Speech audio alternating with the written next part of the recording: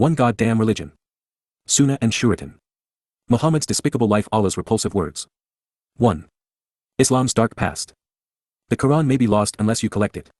How can I do something which Allah's apostle has not done? Bukhari, v6b 60 n 201. There is only one marginally credible source of information regarding Muhammad and the formation of Islam compiled within 2 centuries of the time Allah's messenger terrorized Arabia, and the religion of Islam was chaotically amalgamized from pagan Arab traditions, Judaism's Talmud, and apocryphal Christian legends in largely illiterate and culturally isolated 7th century Arabia. Ibn Ishaq Sirat Rasul Allah path of Allah's messenger stands alone, a singular and tenuous thread connecting us to a very troubled man, place, and time, and to the Quran itself. And yet, as if a reflection on his deplorable recitals, the story of Muhammad's grossly immoral and vicious existence was cobbled together from oral musings already 12 decades stale. As if an exemplar of the religion itself, no one has found a single extant fragment of Ishaq's original collection of hadith oral reports depicting the circumstances surrounding Muhammad's Sunnah and Suratuns because the evidence was incriminating and destroyed. All that exists is a redaction of Ibn Ishaq's 8th century hearsay portrayal, one which was heavily edited in the 9th century because the truth, in Ibn Hisham's words, was too disgraceful to discuss, including matters which too would distress certain people. That is the truth, and neither faith nor rage change it. Even after removing the most damning depictions, the ahadith retained within Hisham's revised version of the Sirat Rasul Allah. The path of Allah's messenger paint a hideous portrait of the non-prophet. He was among the most appalling men who ever lived. The oldest Islamic sources reveal that Muhammad was a sexual pervert, a committed rapist and lifelong pedophile. He was incestuous and polygamous as a womanizer and misogynist. Abu al-Qasim was unethical, ever ready to murder for money, even torture his victims and traumatize the witnesses. He not only became the world's most acclaimed terrorist and slave trader, he mandated that Muslims engage in mass murder, declaring war on all mankind.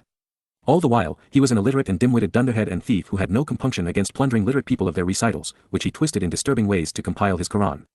And once again, reality is unaltered even when it stands against an ignorant chorus of billions protesting Islamophobia. There is no solution to this problem, because should the Sirat Rasul Allah's disturbing portrait of Muhammad be invalid, then Islam's lone Rasulullah is reduced to legend and Islam to mythology. The Quran remains a jumbled mess, a word salad of irritating ingredients, tossed up chaotically without context or chronology. Those are the facts, and no amount of protestations nor death threats change them. Assassinating me as the messenger, as so many thousands of irate Muslims have threatened, only serves to affirm that I am right and that Islam is wrong. That is not to suggest that Abu al-Qasim/Muhammad didn't exist. Someone corrupted Arabs in the 7th century and inspired them to ravage the world in the names of Muhammad, Allah, the Quran, and Islam. The portrait of the man presented in Ibn Hisham's redaction of Ishaq's 3 biographical hadith provides the best explanation of why this occurred. Moreover, the Sunnah traditions recited by Muhammad and his companions and found in the Sirat Rasul Allah are corroborated by the Quran and echoed by Bukhari, Muslim, and Tabari. While entirely hearsay, these are the only marginally credible sources. And therefore, the portrait they paint is presented throughout goddamn religion to impugn Islam's credibility, beginning with Allah, Muhammad, and their Quran, recognizing that it was a collaborative effort. Muhammad, as he was presented in the hadith, was too dumb to have walked and talked at the same time. Even recognizing that the Quran is remedial, immoral, plagiarized, twisted, jumbled, repetitive, contradictory, and inaccurate, there is too much of it to have come from a single ignoramus. And since the most absurd diatribe is Allah's insistence that he is God, it's obvious that Satan was a significant contributor, particularly considering how much of the Quran is overtly sadistic and demonic. The demented duo had helpers, of course, both then and now, because it is readily obvious that they pilfered portions of the Quran, including the language in which it was recited and then written, from Quraysh custodians of the Kaaba in Petra, the few remaining Nabateans, from Arab converts to monotheistic Judaism among the Sabaeans, and mostly from Jewish rabbis in Yathrib, as well as from pagan folklore, Christian apocryphal sources, and Zoroastrian mythology. However, in the progression of accomplices, recognizing that the Islamic Jibreel/Gabriel was an imaginary prop, we are left with Halal ben Shakar, more commonly known as Satan, in the role of Allah. This realization is affirmed based upon his preoccupation with annihilating and then sadistically torturing everyone who did not believe that he, and he alone, was God. The most logical deduction is that Muhammad told the truth when he claimed through the hadith that he was demon-possessed. He reaffirmed this when he acknowledged in the Quran that all of Allah's messengers spoke for Satan. His confession was repeated again as he neared death. This conclusion is further reinforced by what Yahowah inspired Yashaya to foretell in Isaiah 14, revealing that Halal ben Shakar would seek to rise above the Almighty and be acknowledged as God through Babel, commingling truth and lies to confound and confuse. This prophecy explains why Allah was so insistent upon claiming the Torah and its characters as his own and then twisting their words such that they surrendered to him, swearing that Allah/who/ha was God. The snake who entered the garden and twisted Yahowah's words to beguile Adam and Chawwa slithered into Muhammad's life to torment all mankind. Over the course of 22 years, the non-prophet and his ungod became inseparable and indistinguishable. They were both narcissists, schizophrenic, and psychotic sadists and psychopaths. They traded in lies and ravaged the truth. They celebrated death and ended life.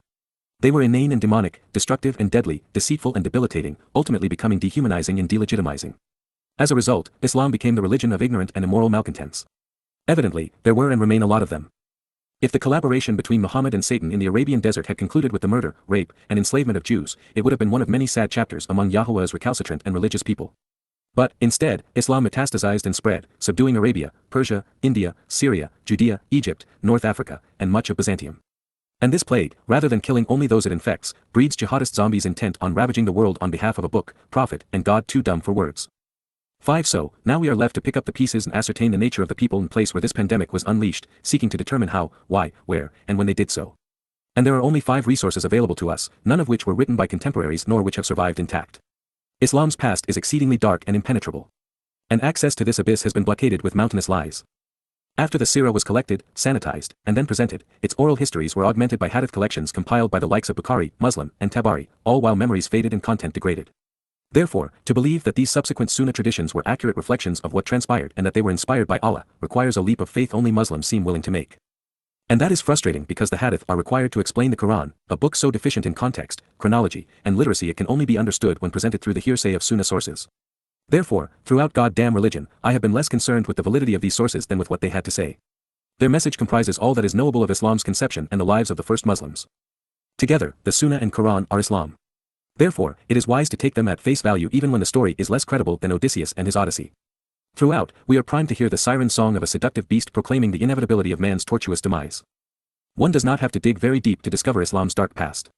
Even a cursory reading of the Quran is sufficient to prove that it is among the worst books ever written, and to such an extent, it is irrational to think that the creator of the universe could have been so inept as to compose a 6 remedial tome devoid of context, and without chronology or intelligent transitions. After all, why would such a creative spirit need to plagiarize? How are we to excuse this God's ineptitude regarding history and science? Would God be as exasperatingly repetitive as is the text of the Quran, as contradictory, or as mean-spirited and sadistic? Why would he defend a book that did not exist? The God who created man wouldn't have expressed great pleasure in torturing him, as Allah does. Nor would he order his slaves to follow his messenger's example and thereby terrorize, mutilate, rob, enslave, and slaughter the followers of other books he claims he revealed. One doesn't need an academic review of the Quranic text to disprove its veracity. It destroys itself. While all of this is obvious, with so many myths being spun by Muslims throughout the centuries, it is time we explore the textual evidence for the Sunnah and Quran. It is one thing to say it doesn't matter and another to realize it isn't valid. We'll begin this assessment with what the Hadith has to say about the Quran's origins. And while there are hadiths that say Bakr tried to assemble the Quran and others that credit Uthman, Muhammad's third successor, relying upon them is like using the uncalibrated results of radiocarbon decay collected by a magician's wand to prove the validity of carbon-11 dating. Nothing computes. In Bukhari's hadith collection alone, we find a sea of disturbing and contradictory claims regarding the compilation of Allah's book. There were differing versions, even in Muhammad's day. And the Sunnah traditions reveal that Muhammad made no preparations for gathering his revelations. He left it up to his followers to sift through the conflicting verbal versions. The one man who tried, Muhammad killed. That's astonishing, while not surprising, because the 7 Quran had already served Muhammad's purpose. He had become the most acclaimed messenger of God and terrorist of all time. Therefore, Islam's lone prophet left his Quran as vapor, sound waves that had long since faded. Bragging one day, the impostor called his confounding and contradictory recitals divinely inspired. Bukhari v6b 61 n 504 Muhammad said, every prophet was given miracles because of which people believed. But what I have been given is divine inspiration which Allah has revealed to me. So I hope that my followers will outnumber the followers of the other prophets. If the book was his miracle, a gift to believers, why didn't he ask someone to write it down and create a book? If he was divinely inspired by a fatalistic God, why did he admit to not knowing the fate of those who believed him? The answer, of course, is obvious. Muhammad knew that his recitals had been situational scriptures designed to satiate his cravings and those of his Lord. They served no other purpose. The Quran was obsolete the moment Muhammad died. After having presented countless retellings of the never-ending argument, all to no avail, it had to be obvious to the non-prophet and ungod that providing a written record of their sadistic taunts would be devastating to them, eliminating the wiggle room the snake needed to avoid being seen as a viper. He was too clever for that, knowing that the freedom to protest would have to be usurped before he could risk a written record. This is why, immediately upon Muhammad's death, the first Muslims, as slaves to Allah, commenced the war of compulsion, attacking and killing any Arab who did not submit. Over the next century, Islam's crusade against humanity in opposition to freedom was only interrupted once, and that was during the Islamic Civil War, fought to determine who would be caliph of the jihadists. All the while, there wasn't a single written copy of the Quran or Hadith, not even among the literate nations that would succumb to this tsunami of terror. There were rivers of blood but not a drop of ink. Prior to compulsion and the elimination of volition, an actual book read by literate people would bury Muhammad and curtail Allah's aspirations. Therefore, that was to be avoided. Muslims would conquer without Quranic support. Muslim, c. 24b20 and 4609, the messenger said, do not take the Quran on a journey with you, for I am afraid lest it would fall into the hands of the enemy. Ayyub, one of the narrators in the chain of transmitters, said, the enemy may seize it and may quarrel with you over it. Muhammad was afraid that someone in an educated and free society would do as I have done. And he knew that since neither he nor Allah could defend what they had claimed, a beguiled and illiterate Arab wasn't going to fare any better. Written testimony isn't malleable and is difficult to deny, making it the least appealing medium for shysters. A number of Bukhari hadiths suggest that the non-prophet's companions tried to remember what they could of what he had said, but there was a problem. Those who believed what Muhammad had recited became terrorists, or at least militants, both of which are dangerous professions. Consider Gaza today. The best reciters, as devoted Islamic mujahideen, were out pummeling Arabs into submission.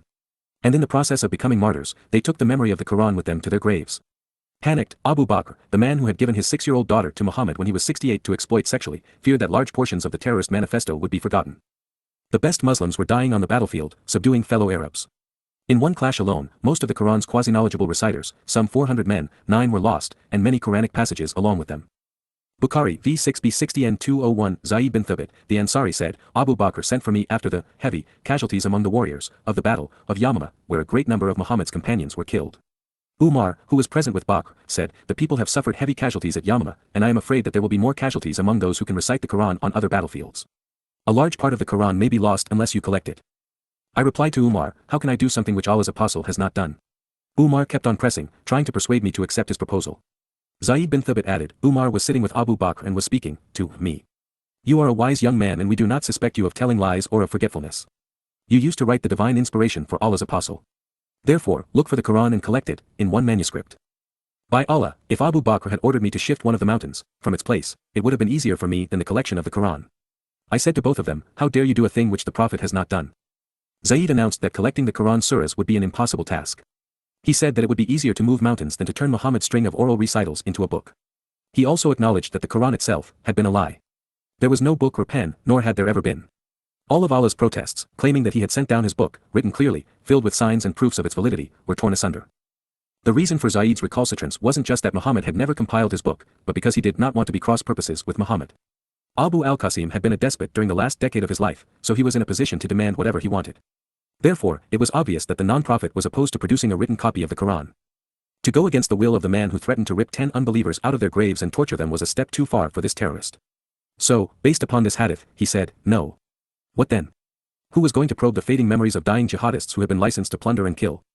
The first Islamic civil war, or more correctly, the War of Compulsion, was raging circa 660 CE. The last battle was being waged in Yemen, attacking the people who had contributed most of the Quran's early surahs. There were also rumors that some phrases had been carved into the leg or thigh bones of dead animals, as well as on palm leaves, skins, mats, stones, and bark. But in reality, there was nothing better than the fleeting memories of the non-prophet's warring companions. In other words, the Quran, like the Hadith, is entirely hearsay. No one had memorized all of the Quran, even most of it, including Muhammad. During his later years, he became preoccupied with the shortest surahs, those comprised of 4 to 6 short verses, and particularly Al-Falaq, the Dawn. It is chilling in its implications, especially when carefully translated from the Arabic with a keen eye to its Hebrew origins. Quran 113.001 Kul speak and say, How do I seek protection from subversion, refuge from perversion, and asylum from falsifying and twisting by Rabbi with exalted Lord and Master, great ruler and controller, prestigious owner and possessor Al-Falaki the dawn, cleft and cracked break of day, fissured and divisive, yet admirable and wonderful cleaver of creation. Quran 113.002 minutes from sharing mean-spirited notoriety and sadism of evil, finding fault to defame while enamored by the flames of fire, makalaka what may or may not be measured and proportioned, originated or fabricated. Quran 113.003 Wa min and from sharing ill-natured infamy, wicked viciousness, and malevolence, casting aspersions and blame to denigrate and slander, captivated by the inferno gasicant 11 darkening and obscuring the shedding tears in an intensely cold and murky outpouring of darkness, this oozing and festering pus of decay Ida when Wakaba it descends, spreads, and enshrouds, invades, penetrates, and prevails, then disappears. Quran 113.004 Wa min and from sharing mean-spirited notoriety and sadistic evil of finding fault to disparage while mesmerized by the fire al-nafathati the satanic inspiration of the occultic endeavor of enchanting by blowing fi and al-akadi the knots, striking a bargain and obligatory pledge of allegiance. Quran 113.005 Wa min and from sharing ill-natured infamy, wicked viciousness, and evil of finding fault to defame while captivated by the flames, hasidin an envious grudge born of jealousy, a hatred that is all-consuming, and a deep-seated desire to deprive others of what is craved, and then hasada he acts out in jealousy and envy, hatefully harboring the desire to deprive others while craving denial. When fully amplified and affirmed by the underlying text, that was a lot to process, most of it dark, disingenuous, and demonic. So, let's trim it down to its essential elements, while adding the required, but missing, definite articles and prepositions. We'll do so because there was a reason this was Muhammad's favorite recital, the one he was obsessed with and repeated over and over again. It provides a window into the non-prophet's mindset while revealing his demonic accomplice's motivations. What it tells us is that Islam was not for mankind's benefit but, instead, for Satan's rise and human demise. Muhammad and Allah knew that the crime they were perpetrating was seditious, rebellious, and treasonous toward God. They were admitting that they were perverting the truth and falsifying their narrative, fabricating the Quran by misrepresenting Yahowah. And yet for the crimes of falsely claiming to be prophet and God while degrading and damning humankind, they sought asylum. This begins with the adversary, in the guise of a rabbi telling his corporal manifestation and alter ego to give 12 voice to their collective psychosis, explaining that they are not to be held accountable for what they have said and done. Quran 113.001005. Speak and say, I seek protection from sedition, rebellion, and treason, refuge from perversion and falsification, along with asylum from fabricating and misrepresenting with the exalted Lord and Master, the great ruler and controller, the prestigious owner who possesses the dawn, the break of day, this divisive and admirable cleaver of creation, from the mean-spirited notoriety and sadism of this evil which finds fault to defame while enamored by the flames, from what he may have originated and fabricated, planned and orchestrated. And from the ill-natured infamy and wicked viciousness of the malevolence of casting aspersions and blame to denigrate and slander, captivated by the inferno by darkening and obscuring the shedding of tears in an intensely cold and murky outpouring of darkness, in this oozing and festering pus of decay when it descends, spreads, and enshrouds, invades, penetrates, and prevails, then vanishes. And from the mean-spirited notoriety and sadistic evil of finding fault to disparage while mesmerized by the fire, this satanic inspiration of the occultic endeavor of enchanting by striking a bargain and obligatory pledge of allegiance. And from the psychotic and delusional sadism of projecting one's faults to slander and defame others while enchanted by the fire, holding an envious grudge born of jealousy, a hatred that is all-consuming, festering deep-seated desires to deprive others of what is personally craved and coveted, acting out in jealousy and envy, hatefully depriving while in denial. When we take into account the malignant and transparent contents of this Suratun, and that Muhammad relished this satanic overture more than any other, we should see it for what it is, an admission of demonic possession and psychosis. The non-prophet and his ungod were pretentious and egomaniacal, knowingly perpetrating this fraud as Satan and the devil's advocate. They were divisive, separating man from God, while dividing the 13th world into Muslims against all others in a pledge of war against all mankind. Through it all, they have been mean-spirited, craving notoriety while lashing out in a sadistic manner, consistently evil, always projecting their faults onto others. This, I am God so fear me as if I were Satan, was the essence of their plan, one orchestrated from the beginning. Throughout it all, they have cast aspersions, blaming others for their maladies and failures. They have darkened our world and denigrated man and God while obscuring their true nature. The Quran from its first to last breath has been an intensely confounding outpouring of darkness, wallowing in the festering decay of what they have invaded and enshrouded. And in the end, they know that it will all be for naught. They will vanish as they are cast into oblivion in Sheol. Sadistic and satanic, disparaging and denigrating, psychotic and delusional, an occultic endeavor and enchanting bargain, culminating in the obligatory pledge to kill. Theirs was a grudge conceived in envy, a jealous hatred of successful and productive people. And so they would deprive all others of life while in denial regarding their own. This is overt, even for the devil, a demonic swan song if you will. The Lord of the Dawn is Satan, which is why Yahowah named him both Baal Lord and Halal ben Shakar arrogant child of the dawn. He is renowned for being evil and is continually associated with darkness. He is a malignant purveyor of the demented and demonic in the guise of religion. Having read this far, you know my affinity for Yahowah, Yehudim, and Yisrael, the Torah, Berith, and Mikra, as well as Hebrew, God's chosen language of revelation. So, I want to use this opportunity in the most revealing of Suratuns to explore the connection between 14 the mother of languages and the miscarriage. Kul is from Kafavlan. In Arabic it is to speak, say, or utter through oral speech. In Hebrew, cow is to vomit up and spew out, while the Hebrew equivalent, cow, is a voice, sound, and noise. This potentially adds a rather unsavory flavor to Allah's constant insistence on, say. And while I have accurately described what followed as verbal diarrhea, I was unaware that Allahi/ha/who agreed. Audu is from Ein Wathal. Arabic dictionaries define it as seeking protection, refuge, or asylum, and to be shielded from harm. In Hebrew, awath is to subvert and overthrow, to be crooked and perverted, to falsify, bend, and twist. Here, it is by augmenting the Arabic with the Hebrew meaning from which it was derived that we better appreciate the nature of the crimes Allah has committed and from which he seeks immunity. Rabbi is from Aribaba. As a result of its use in the Quran, it is incorrectly defined as, to be a lord and master, to possess and own, even to rule over. The proper terminology for these things is Baal and Badown. In Hebrew Rab is great. A Rab speaks of an abundance and multitude. The Rab is the chief or captain, the highest ranking authority. Rabab is to be multiplied in manifold greatness. This is why overtly religious Jews coveted the Rab and applied it to themselves. Then in Yathrib, rabbis evidently thought it would be hilarious to yank Muhammad's chain such that he began his god by their title. I don't suppose they got the last laugh. Falaki is from Efilam Kaf. In Arabic it means to split, crack away and divide, cleaving, fissuring, and fragmenting. And because the break of day is at dawn, that is the implication. While there is no Hebrew word sharing the complete Pelamic Kof root, there are two which are similar. They are Pelek, which is to whirl 15 around something, circumambulating it, and Palak, which is to divide, cleaving and splitting apart. Also, Pala is a sign and wonder. Sheri is from Shinarare. It is commonly rendered simply as evil in the Quran. Although, it also appears as bad, worse, and worst, while showing a fascination with sparks and flames. It means to do evil, be ill-natured and wicked, to find fault and to defame. It conveys being vicious and exceptionally elated by fire. For comparison, Shayar in Hebrew is to split open. Asar is a dreadful tempest and a horrid terrorist. And Shoar describes something that is horrid, disgusting, vile, and offensive. So, there is significant commonality between the languages in this case as there was in the others. Ma is from Mimalith. While it means, are not, so not, and what, in the Quran, it is translated, then are not, and not, but not, none, for not, so not, and most often as, not, then not, or what. In Hebrew, ma is an interrogatory posing a who, what, where, why, when, or how question. It serves as a prefix to many words to encourage us to ponder the implications of what follows. Kalaka is from kh lam kaf. While it means, measured and proportioned, and by implication, devised, fabricated, forged, and formed. In the Quran it is presented as designed, fabricated, created, creation, and creator.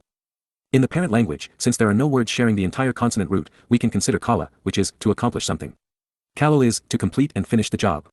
Kale speaks of imprisonment, confinement, and restraint. Even more Islamic, kalam is, to humiliate, insult, confuse, confound, and dishonor. 16 Wa min is obviously from wa and then min nun. Wa is, and, in both Hebrew and Arabic. It is used in both languages to designate the beginning of a new sentence or to connect related thoughts. Similarly, min means, out of, from, or because of, in Hebrew as well as conveying these same connotations in its bastard child, Arabic. Gasikin is from gh shin kaf. It is translated ice-cold darkness, dark, murky, intensely cold, purulence, a festering pus, oozing and foul pus, the discharge from dirty wounds, the corruption flowing from the bodies of the damned, gore, festering blood, decayed and rotten, cold and stinking, and as dark, dirty, and black in the Quran.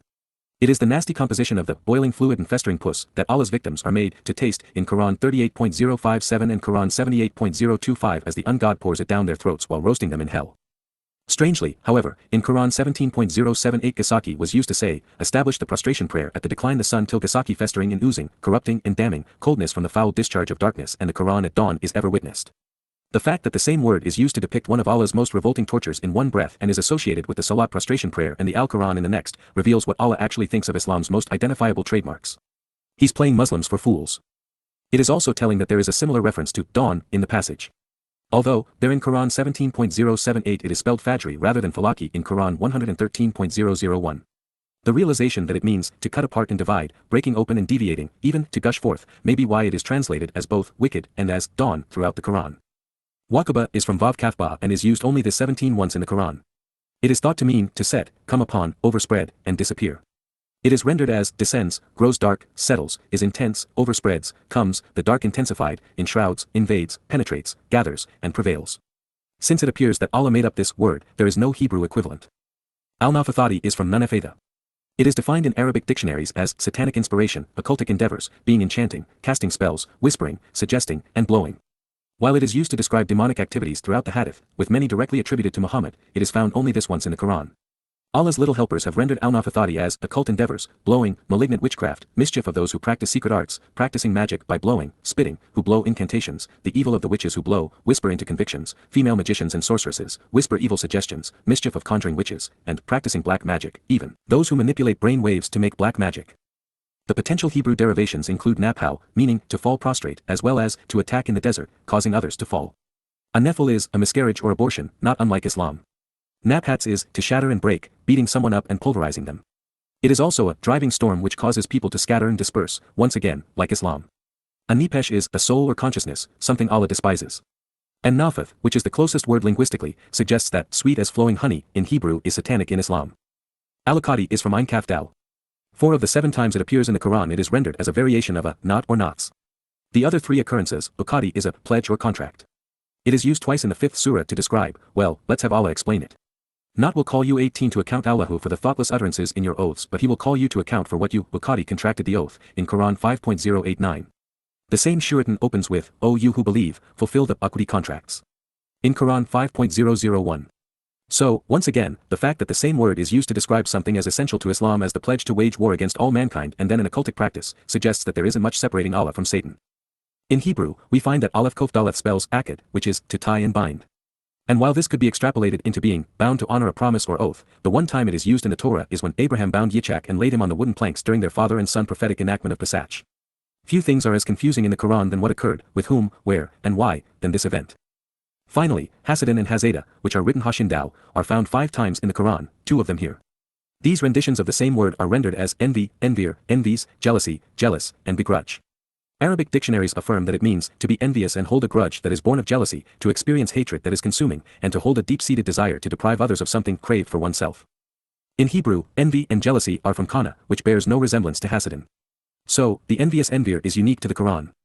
However, Hasidin isn't unique to this Suratun. It is used infamously in Quran 48.015 to say, as soon as you, O believers, are about to set forth on a war that promises booty, those who stayed behind will surely say, allow us to go with you. They would like to alter the word of God. Say, by no means shall you go with us. Allah has declared aforetime, to whom all spoils shall belong. Thereupon they will, surely, answer, nay, but you hasten and jealously begrudge us, our share of booty. Nay, they can grasp but so little of the truth. 19 Then in Quran 2.109 we read, many among the people of the book wish they could turn you, believers, back to disbelief because of their hasad and envy, after the truth has been made clear to them. Pardon and bear with them until Allah delivers his decision. Surely Allah is most capable of everything. So, are we to believe that stealing during terrorist raids is godly and good but that coveting stolen property is ignorant and un-Islamic? Likewise, we were told that the 3 books were all the same but, nonetheless, the first to receive them tried to turn the last to accept one back to disbelief because they were envious after the truth had been made clear to them. More perplexing still, in 2 Suratun's hisad and envy was bad but in the Quran 113, it's something Muhammad relished. As proof that this ode to the devil and his vices was Muhammad's favorite recital, we have this from Aisha, who was 6 when the 68-year-old, based upon the actual date of the year of the elephant when Muhammad was born, non-prophet began abusing her. Bukhari v6b 61 and 535 narrated Aisha, whenever Allah's messenger became sick, he would recite Mu'awwidhat, Surat al-Falaq and Surat an-Nas, and then blow his breath over his body. When he became seriously ill, I used to recite these 2 surahs, and rub his hands over his body hoping for its blessings. Worse still, should that be possible, the Muslim chosen for this impossible task was the one in the best position to plagiarize the Torah and Talmud. And it's obvious he did. Remember, Tabari 7:167, in this year, the Prophet commanded Zayd bin Thabit to study the book of the Jews, saying, I fear that they may change my book. There is another Bukhari hadith which covers similar ground in the beginning but then detours through the spiritual operating room to garner Zayd support. Bukhari v6b 61 and 509 Abu Bakr as-Siddiq sent for me when the people of Yamamah had been killed, i.e., a number of the Prophet's companions who fought against Musaylama. I went to 20 him, and found Umar bin al-Khattab sitting with him. Abu Bakr then said, to me, Umar has come to me and said, casualties were heavy among the Qur'an of the Quran, i.e. those who knew the Quran by heart, on the day of the Battle of Yamamah, and I am afraid that more heavy casualties may take place among the Qur'an on other battlefields, whereby a large part of the Quran may be lost. Therefore, I suggest, you, Abu Bakr, order that the Quran be collected. I said to Umar, how can you do something which Allah's apostle did not do? Umar said, by Allah, that is a good project. Umar kept on urging me to accept his proposal till Allah opened my chest for it and I began to realize the good in the idea which Umar had realized. Then Abu Bakr said, to me, you are a wise young man and we do not have any suspicion about you, and you used to write the divine inspiration for Allah's messenger. So you should search for the fragmentary scripts of the Quran and collect it in one book. By Allah, if they had ordered me to shift one of the mountains, it would not have been heavier for me than this ordering me to collect the Quran. Then I said to Abu Bakr, how will you do something which Allah's messenger did not do? Abu Bakr replied, by Allah, it is a good project. Abu Bakr kept on urging me to accept his idea until Allah opened my chest for what he had opened the chests of Abu Bakr and Umar. So I started looking for the Quran and collecting it from what was written on palm stalks, thin white stones, and also from the men who knew it by heart, till I found the last verse of Surat at-Tawbah, repentance, with Abi Khuzaymah al-Ansari, and I did not find it with anybody other than him. The verse is, verily there has come unto you an apostle from amongst yourselves. It grieves him that you should receive any injury or difficulty, till the end of Surat Bara, at-Tawbah, Quran 9.128 to 129. Then the complete manuscripts, copy, of the Quran remained with Abu Bakr till he died, then with Umar till the end of his life, and then with Hafsa, the daughter of Umar. As is typical of the Islamic traditions, there is no evidence of this being reliable. And with this next hadith, 21 a favorite among Muslims, it comes with a poison pill. Bukhari v6b 61 and 511 Zayd bin Thabit said, I started searching for the Quran till I found the last 2 verses of Surat at-Tawbah with Abi but I could not find them with anyone other than him. They were, verily there has come to you an apostle from amongst yourselves. Quran 9.128, the reason that this is incriminating is because the 9th surah was the second to last revealed. If only one person could remember it, there is no chance those which were revealed 22 years earlier were retained. Furthermore, this tradition contradicts the most highly touted Islamic mantra because most Muslims contend Uthman, not Bakr, ordered the collection of the Quran a decade later. Bukhari v6b 61 and 510 Hudhaifa bin al-Yaman came to Uthman at the time when the people of Sham and the people of Iraq were waging war to conquer Armenia and Azerbaijan. Hudhaifa was afraid of the people of Sham and Iraq, differences in the recitation of the Quran, so he said to Uthman, O chief of the believers, save this nation before they differ about the book, Quran, as Jews and the Christians did before. So Uthman sent a message to Hafsa saying, send us the manuscripts of the Quran so that we may compile the Quranic materials in perfect copies and return the manuscripts to you. Hafsa sent it to Uthman. Uthman then ordered Zayd bin Thabit, Abdullah bin Az Zubair, Sa'id bin al-Az and Abdurrahman bin Harith bin Hisham to rewrite the manuscripts in perfect copies. Uthman said to the 3 Qurayshi men, in case you disagree with Zayd bin Thabit on any point in the Quran, then write it in the dialect of Quraysh, the Quran was revealed in their tongue. They did so, and when they had written many copies, Uthman returned the original manuscripts to Hafsa. Uthman sent to every Muslim province one copy of what they had copied, and ordered that all the other Quranic materials, whether written in fragmentary manuscripts or whole copies, be burnt. There is one thing certain about contradictions, one or the other is not true and likely both. There were, as of 22 this date, no manuscripts or copies, but had there been I'm sure Muslims worldwide would have risen up to protest the burning of Qurans. And who knows what version they finally committed to paper, if they ever did. Bukhari v6b 61 and 513, Allah's Apostle said, Gabriel, when he wasn't blotting out the luminosity of the sun and moon with his 600 wings, recited the Quran to me in one way. Then I requested him and continued asking him to recite it in other ways, and he recited it in several ways till he ultimately recited it in 7 different ways. Assuming Muhammad could count using both hands, this means that there were at least 7 Qurans. The pen had been busy. That wasn't the end of the confusion. In version 2 of Gabriel's recital, Muhammad switched roles with his imaginary friend.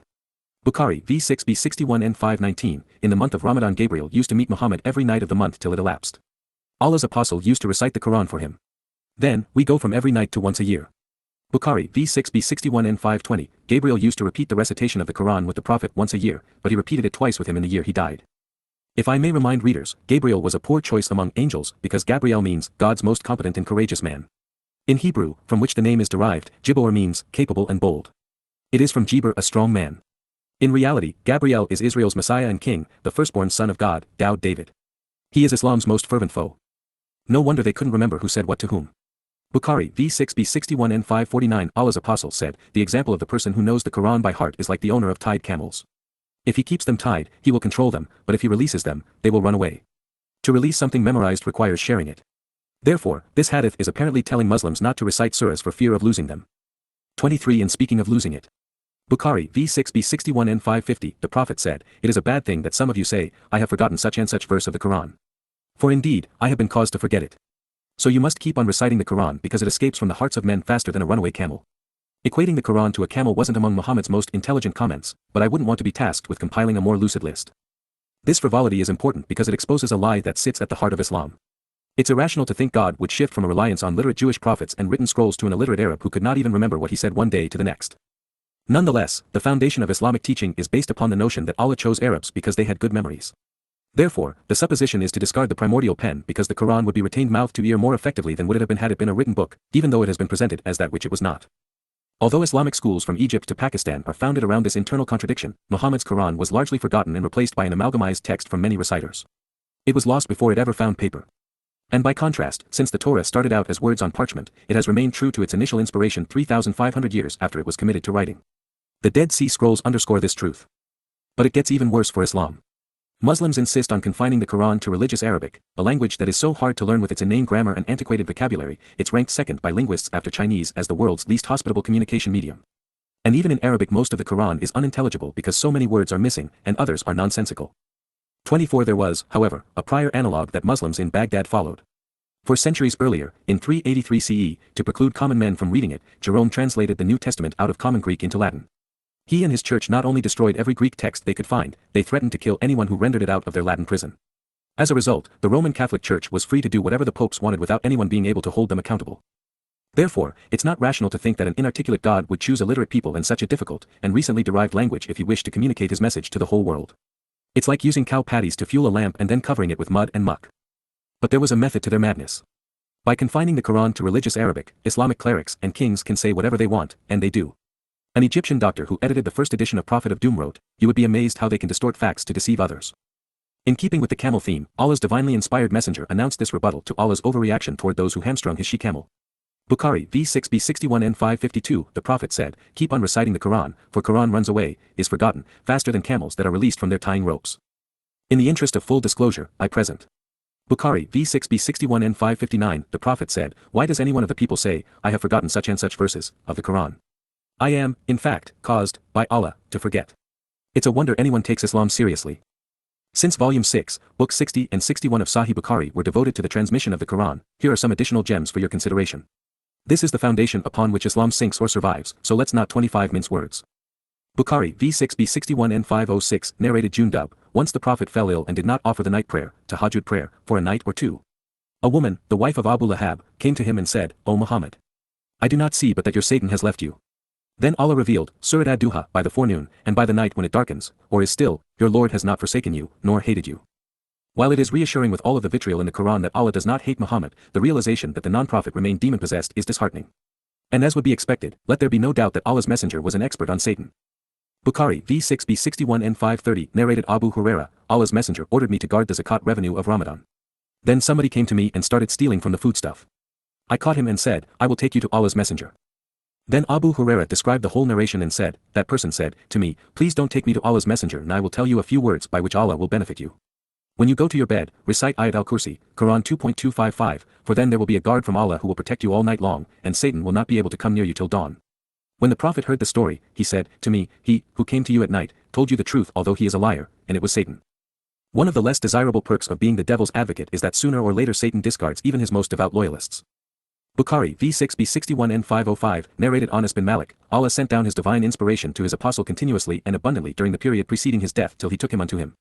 That was the period of the greatest part of revelation, and Allah's messenger died after that. This is an odd statement since the Quranic evidence is to the contrary. Early on, surahs were short and frequent. 26 and in the end they were tediously long and anything but continuous.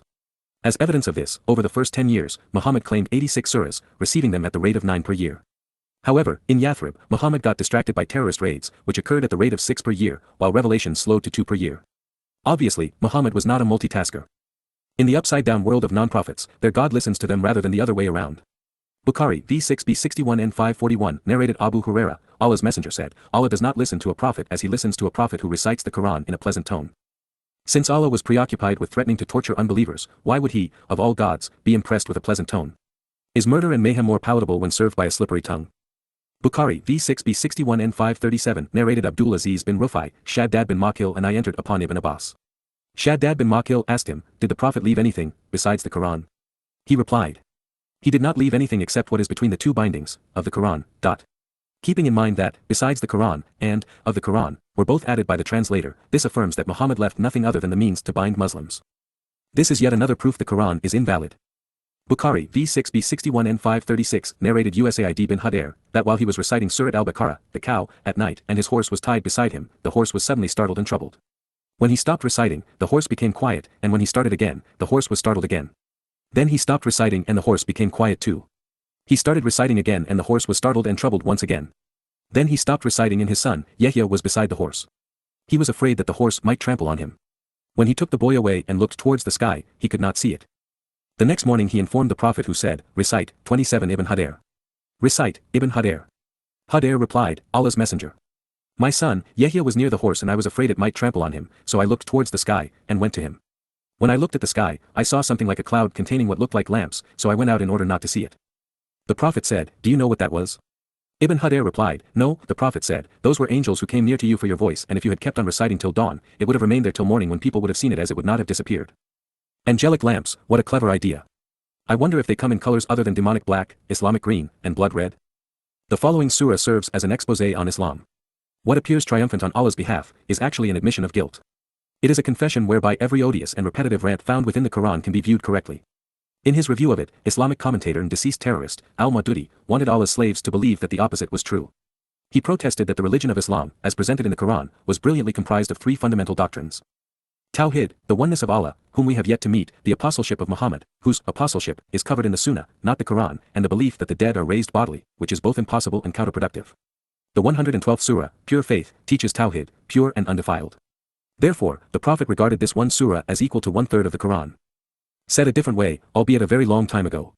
Bukhari v6b 61 and 534 narrated Abu Said al-Khudri, the Prophet said to his companions, is it difficult for any of you to recite 1/3 of the Quran in one night? This suggestion was difficult for them, so they said, who among us has the power to do so, O Allah's messenger? Allah Apostle replied, Allah, the One, the self-sufficient master whom all creatures need, Surat Al-Ikhlas Quran 112.001004, is equal to 1/3 of the Quran.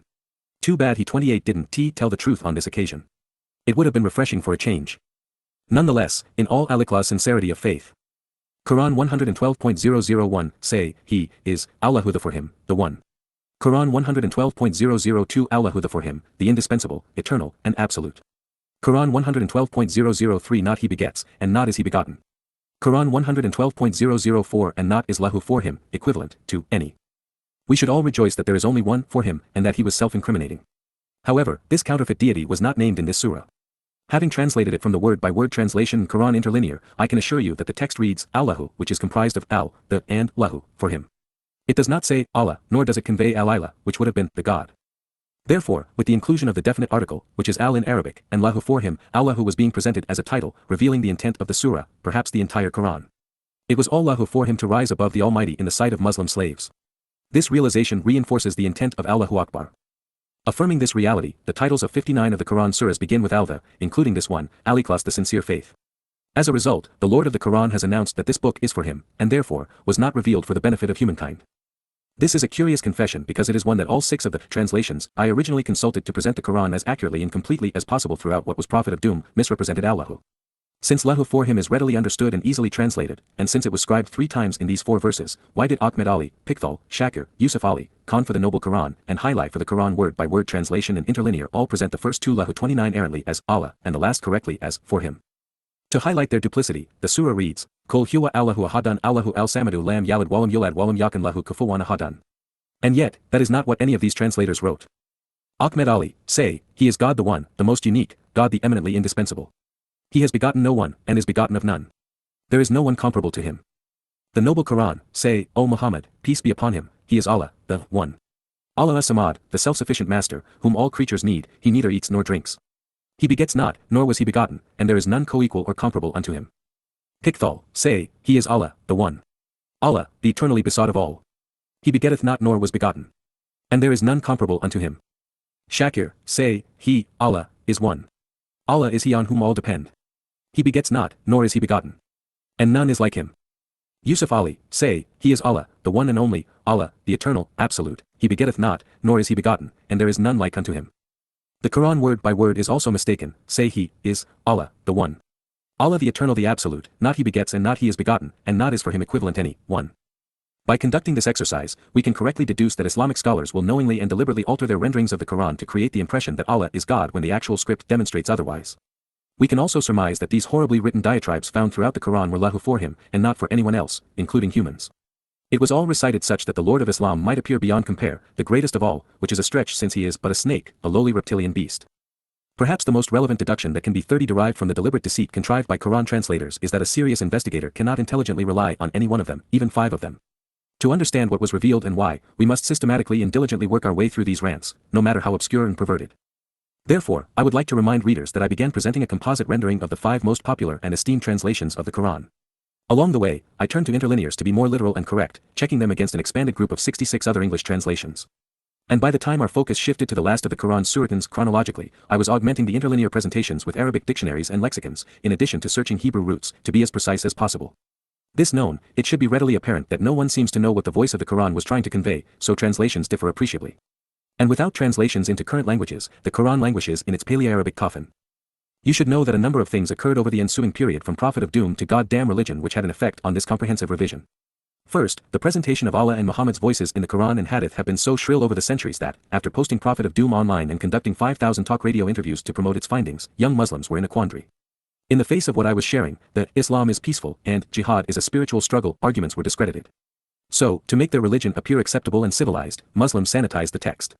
They inserted Allah when the Quran read Allahu/hi/ha, Ila, Rabbi, and Ar-Rahman to dispense with the realization that Allah was a come lately.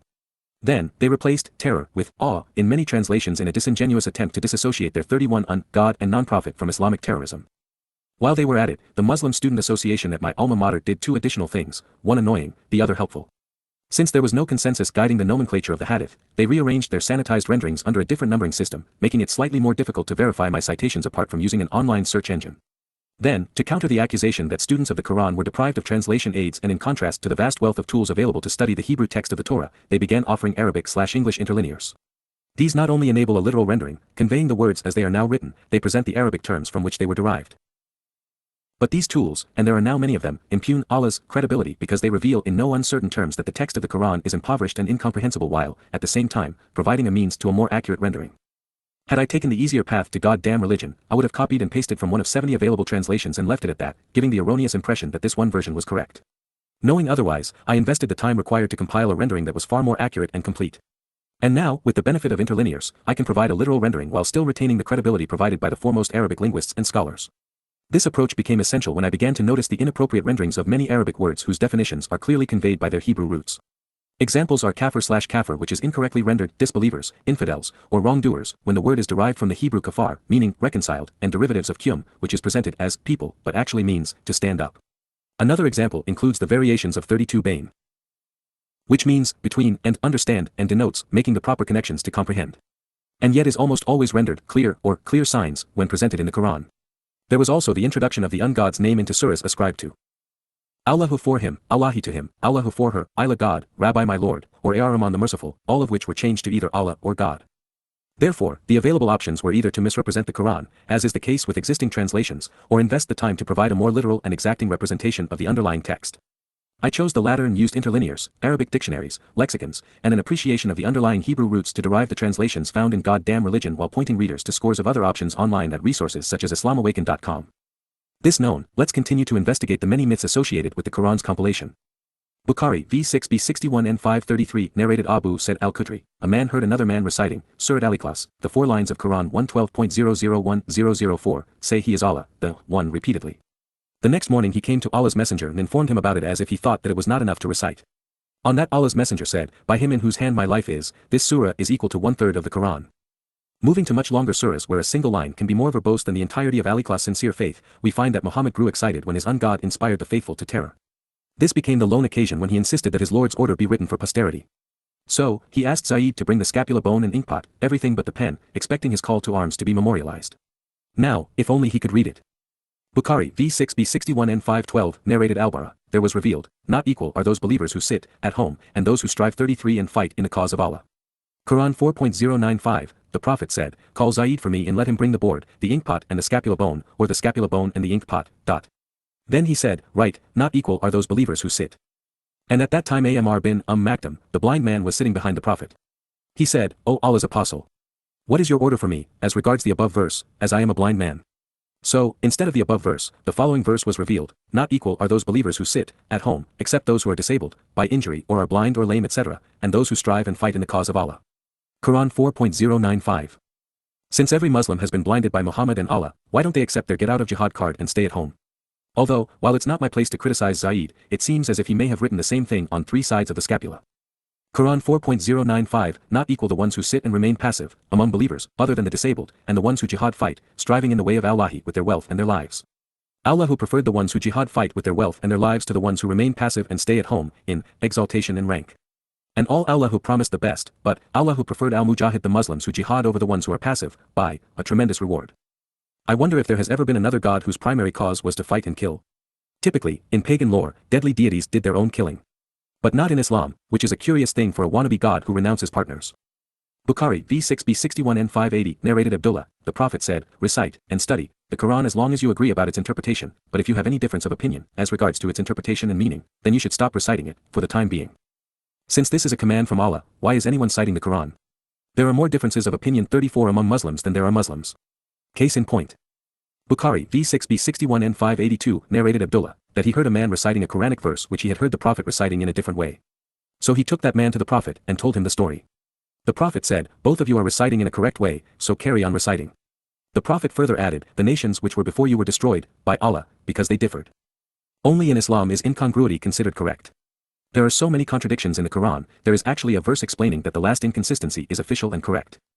Bukhari v6b 61 and 527 narrated Ibn Abbas, Umar said, Ubay was the best of us in the recitation of the Quran, yet we leave some of what he recites. Ubay says, I have taken it from the mouth of Allah's messenger and will not leave for anything whatever.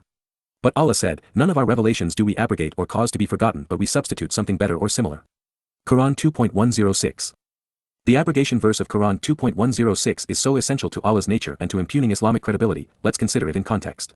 Allah allegedly told Muhammad. Quran 2.099 Verily, we have revealed to you clear signs, which inform in detail about the Jews and their secret plots, and none disbelieve and reject them but those who are perverse miscreants, defiantly disobedient. Quran 2.100 And whenever it is they took an Aden covenant pledge, some party among them threw it away. Nay. Most of them believe not. Quran 2.101 And when came to them a messenger from Allahi confirming that which was already with them, a party of them who were given the writing threw away the writing, book, of Allahi, behind their backs, as if they did not know. Quran 2.102 They follow what Al-Shaytan the adversary, Satan, recited over the kingdom of Sulaiman Solomon. Solomon never disbelieved.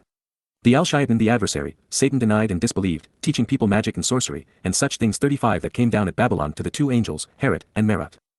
And they both did not teach anyone unless they both said, we are only a temptation and trial, so do not deny or disbelieve. But from those two they learned what causes division with it between the man and his wife. And they could not harm them or profit them except by Allah's permission. And, indeed, they knew that whoever buys it, lahu for him, there is no share in the hereafter. And, indeed, evil is what they sold themselves with if they but knew. Quran 2.103 And if that they had believed, and feared, surely a better recompense from Allah, if they but knew. Quran 2.104 O you who believed. Do not say, Ara'ayna, an ambiguous verb used by Jews which had a derisive connotation in Hebrew, may mean, hear us, listen to us so you become deaf, or our evil shepherd, but say, Unzoma, pay attention to us and listen to us. And for disbelievers a painful punishment. Quran 2.105 Not like those who kafir disbelieve, the earlier revelation, among people of Al-Kitabi the writing, Jews, and not Al-Mushrikin the polytheists, who ascribe partners and co-workers, that be sent down to you any good from Rabbikum your Lord. But Allah the for him chooses for his Rahman mercy whom he wills. And Allah who owner great merit. Quran 2.106 Whatever from ayatin signs or proofs, verses, nansak we abolish and abrogate or nunsiha we cause it, sick, to be forgotten, we bring better than it or similar, to, it. Do not you know that Allah over everything all-powerful? This statement speaks for itself. And while it was critiqued in the anti-Semite chapter of the Slaughter volume of God Damn Religion which focuses on the second surah, suffice it to say for now, Allah announced that he cannot be trusted. This is not only devastating to the wannabe God's credibility, but it also annuls the possibility that the Quran was written long ago and then delivered as a perfect book. Allah remains suicidal. In our quest to learn what the Ahadith say about the Quran, we find this tongue twister of a tongue lashing.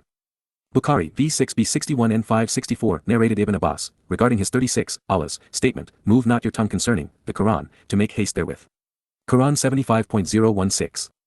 And whenever Gabriel descended to Allah's messenger with the divine inspiration, Allah's messenger used to move his tongue and lips, and that used to be hard for him, and one could easily recognize that he was being inspired divinely. So Allah revealed the verse which occurs in the surah starting with, I do swear by the day of resurrection. Quran 75.001, I move not your tongue concerning, the Quran, to make haste then with. It is for us to collect it, in your mind, O Muhammad, and give you the ability to recite it by heart. Quran 75.016-17, which means, it is for us to collect it, in your mind, and give you the ability to recite it by heart. And when we have recited it to you, O Muhammad, through Gabriel then follow you its recital.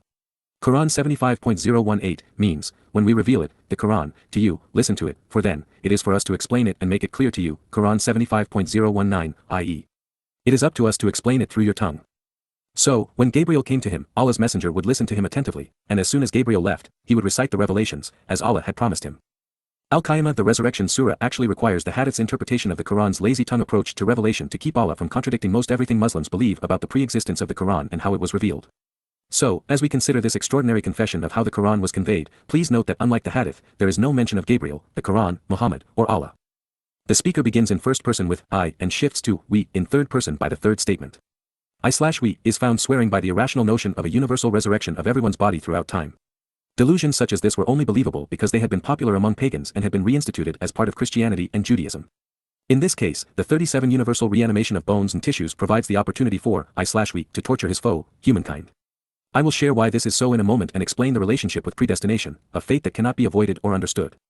From the perspective of the previous hadith suggesting that the 75th surah is addressing how the Quran was revealed to Muhammad, there appears to be an abrupt change of topics from condemning humankind to not moving one's tongue between the 15th and 16th verses, which is exceedingly awkward. But it is needed to salvage Muhammad's reputation because, without Ibn Abbas' explanation in Bukhari v6b61 and 564, everything Muslims believe about their prophet's recitals goes poof. Quran 75.001 I swear by the day of resurrection. Quran 75.002 and I swear by the self-accusing person and reprehensive soul to witness. Quran 75.003 Does man think that we shall not gather and assemble his bones? Quran 75.004 Yes, we are able to put together in perfect order the tips of his fingers. Quran 75.005 Nay. He desires to continue committing sins and to lie about what is before him. Quran 75.006 He asks, when will be this day of resurrection? Quran 75.007 So, when the sight shall be dazed, Quran 75.008 and the moon is eclipsed, Quran 75.009 and the sun and moon will be conjoined, Quran 75.010 On that day man will say, where to flee? Quran 75.011 No, never. There is no refuge or escape. Quran 75.012 Unto your Lord will be the retreat on that day. Quran 75.013 On that day man will be informed of what he sent forward, and what he left behind. Quran 75.014 Nay. Man will be a witness against himself, Quran 75.015 Though he may put forth his excuses. Quran 75.016 Move not your tongue concerning to make haste. Quran 75.017 Lo. It is for us to collect, put together, and recite. Quran 75.018 And when we have recited it to you, follow its recital. Quran 75.019 Then, lo, upon us to explain it. Quran 75.020 But no. You love this fleeting life. Should Muslims contend that Allah has transitioned 38 from condemning humankind to imparting his instructions to Muhammad regarding the process of revealing the Quran, without the Bukhari interpretation, they are toast. Recitals cannot be recited without moving one's tongue, negating Muhammad's perceived role in all of this. Further, since us is collecting it and putting it together, the notion that a book written by the pen prior to creation is torn asunder, as is every hadith claim that the Quran was collected and put together by men. In this surah, Gabriel has been eliminated from the process, negating Muhammad's insistent claim that the supposed angel was responsible for communicating all of it to him. Us are now the reciters, not Gabriel, not even Muhammad, nor the first Muslims. Moreover, it is not for Muhammad or for any man to explain what otherwise appears senseless, only Allah knows, and he isn't sharing. However, Allah isn't actually as clever as he wants everyone to believe. This is one of many confessions, each revealing Satan's agenda. I came to understand that the Quran served as Allah's means to shed his Satan adversary title and present himself as God 22 years ago when initially writing Prophet of Doom. But that realization was insufficient to explain the 75th surah. That would not come until last year when I composed the Babel series for Yada Yahowah. The clearest and most complete presentation of Satan's ultimate scheme is presented in the book of Ezekiel, which serves as the adversary's autobiography. After presenting himself as God, Satan sets his sights on raping, plundering, and annihilating Jews, fantasizing over his 25 torturous ways to eliminate them. After sharing a revisionist portrayal of himself in the garden, Satan debuts his day of resurrection scheme with the Valley of Dry Bones. This leads to the mythical Magog War, followed by the adversary repurposing Jerusalem and 39 building what is essentially a massive concentration camp over it. With Jews eliminated, most of humanity dead, and his trophy placed atop the Temple Mount, the adversary pretends to make his grand entrance, claiming to be God. This is the only way he prevails, and in this regard, I am his principal foe. Satan is clever, not stupid. He knows that his day of doom is actually Yom Kippurim, the day of reconciliations in year 6000 Yah/sunset, October 2, 2033. Yahowah has promised to return with his beloved son, the Messiah, Daud David, for a family reunion with a remnant of Yisrael individuals who engage and endure with God and Yehudim beloved of Yah. If there are none left, Yahowah's plans are thwarted and it is game over for the Berith covenant because there would be no one there to participate, nullifying countless prophecies and God's purpose. Should this occur, Yahowah stays in Shemaim heaven and the Berith's earth remains Satan's sandbox in which he can pretend to be God. My mission is to awaken Yehudim and Yisrael such that Yahowah's return with Daud is celebrated as anticipated and Satan is dispatched to Sheol hell along with his many religious advocates. That is the purpose of Yada Yahowah. It is why I have rewritten Prophet of Doom as goddamn religion at this time. And it is why I've done more than just excoriating Islam. From this perspective, the otherwise incomprehensible and grossly immoral 75th surah is exposed. The day of doom which awaits Satan is transformed into a Nakba catastrophe for humankind with his day of resurrection. The devil even swears by it, and he has elicited the service of the self-accursing person and reprehensible soul as a witness. Accordingly, Ezekiel's valley of dry bones is perceived as real. Worm rot will be reconstituted into people who can be interrogated and tortured. The lesser light of the moon will be eclipsed so that it can be conjoined with the sun, a metaphor derived from the fourth day of creation to turn 40 the adversary into God. In Satan's scheme, there will be no escape from his elaborate concentration camp, with all of its walls and guards, set atop the Temple Mount. Nay, the Lord will be their retreat as mankind serves as a witness against himself. Sure, there will be excuses, but they will not matter, so move not your tongue in defense. Lo! It is for us to collect your bones and put you back together and then recite your fate. We will explain it to you. But wait, the Muslim apologists whine, not everyone is destined to suffer. There are also the beaming faces of believers awaiting their Lord. Of course, without some Muslim slaves worshipping him, how would Satan continue to play God? He is not trying to eliminate everyone, just those who prefer Yahowah over him. Case in point, the Suratun was not over at the 20th verse. Quran 075.001-020. I swear by the day of resurrection, and I swear by the self-accusing person and reprehensive soul to witness. Does man think that we shall not gather and assemble his bones? Yes, we are able to put together in perfect order the tips of his fingers. Nay. He desires to continue committing sins and to lie about what is before him. He asks, when will be this day of resurrection? So, when the sight shall be dazed, and the moon is eclipsed, and the sun and moon will be joined together and conjoined. On that day man will say, where to flee? No, never. There is no refuge or escape. Unto your Lord will be the retreat on that day. On that day man will be informed of what he sent forward, and what he left behind. Nay. Man will be a witness against himself. Though he may put forth his excuses. Move not your tongue concerning to make haste. Lo! It is for us to collect, put together, and recite. And when we have recited it to you, follow its recital. Then, lo, upon us to explain it. But no. You love this fleeting life. Quran 75.021 and neglect the hereafter.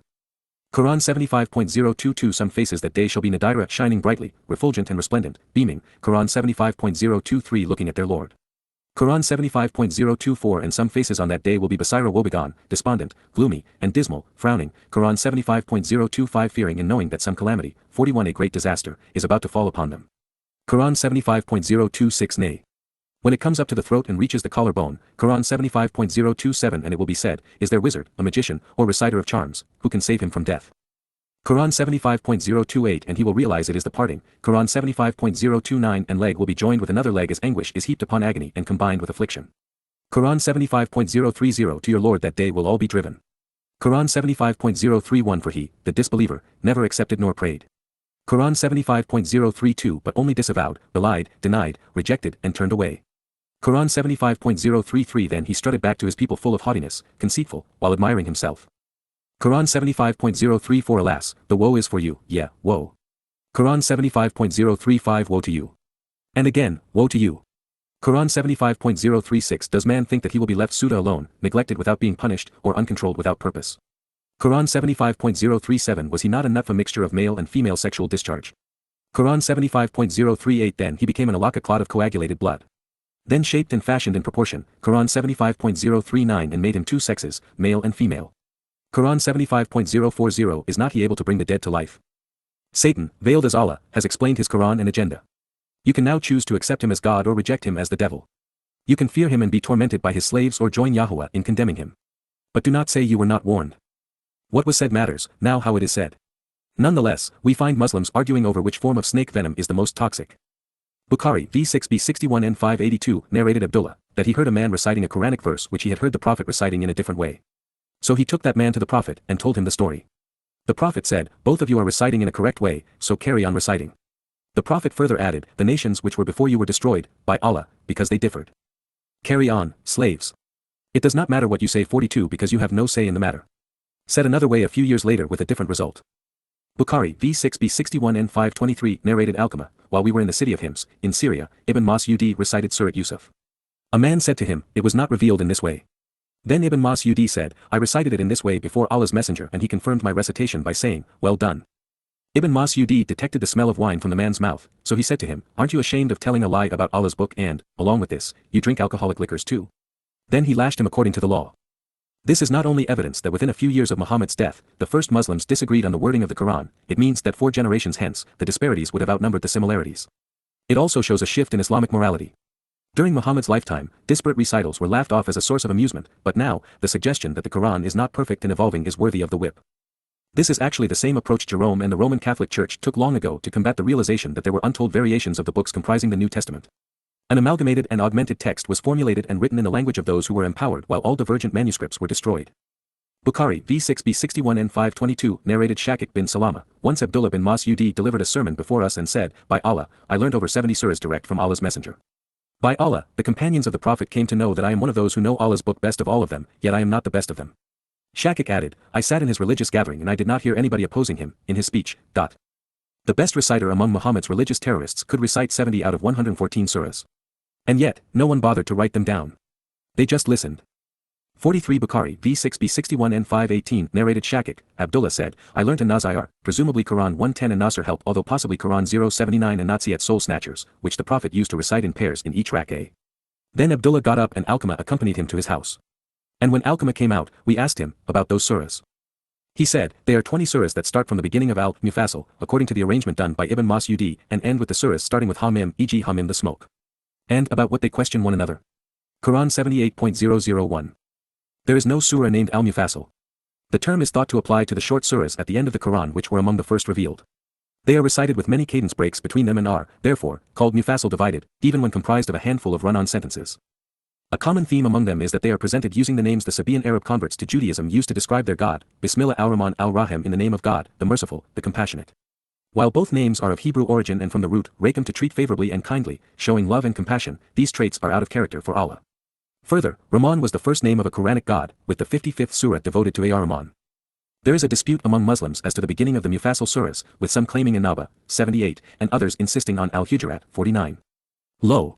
Me knows not nor does me care. However, if a Nazir is a Nasr, then it is the 110th surah. 20 surahs before it would be the 90th Al-Balad the city, and thus not either the 49th or 78th.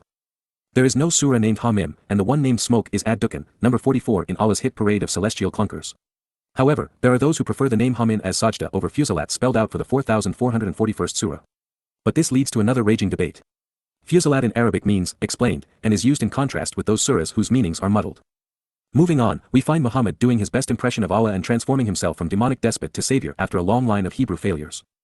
Bukhari V6b60n003 narrated Anas, the Prophet said, on the day of resurrection the believers will assemble and say, let us ask somebody to intercede for us with our Lord.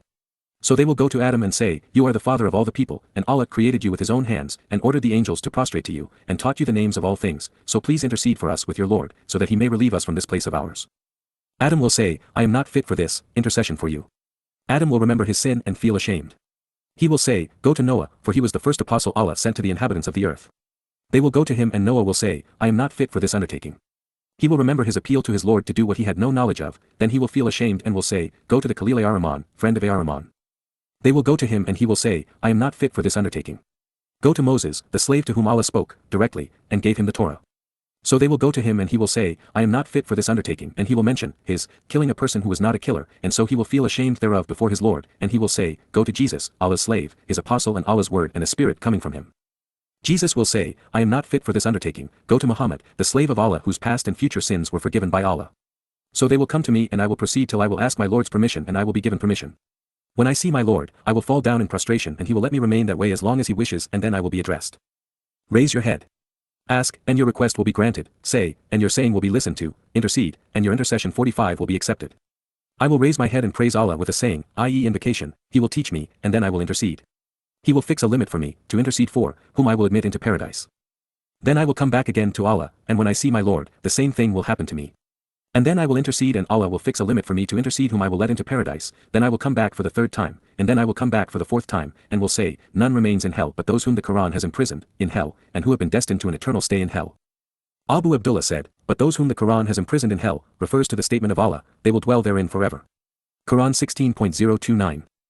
The reprobate rapist, perverted pedophile, preposterous psychopath, tormented terrorist, and mass-murdering megalomaniac, Muhammad, is claiming to be superior to Adam and Noach, even better than the ever-friendly God of the Sabaeans, Ar-Rahman, who perhaps is being substituted for Abraham to get around the covenant. When it comes to intercession, he would have Muslims believe that he is a superior savior to Moses or the mythical Jesus, therefore positioning Islam above Judaism and Christianity. He, of course, forgot to mention Yahowah's choice of savior, Daud, because, well, he just doesn't measure up. There was also no mention of the micro-EY which provide the means to salvation according to Yahowah. But to be fair to Islam's non-prophet, it's obvious that he did not claim any of this. His attention span was not nearly this long and he had a passionate aversion to chronology. So, we can credit Anas for the story. As for explaining the 16th surah, not so much. We covered it in Goddamn Religion Snake. Picking it up with the nifty invention of the stabilizers, we read.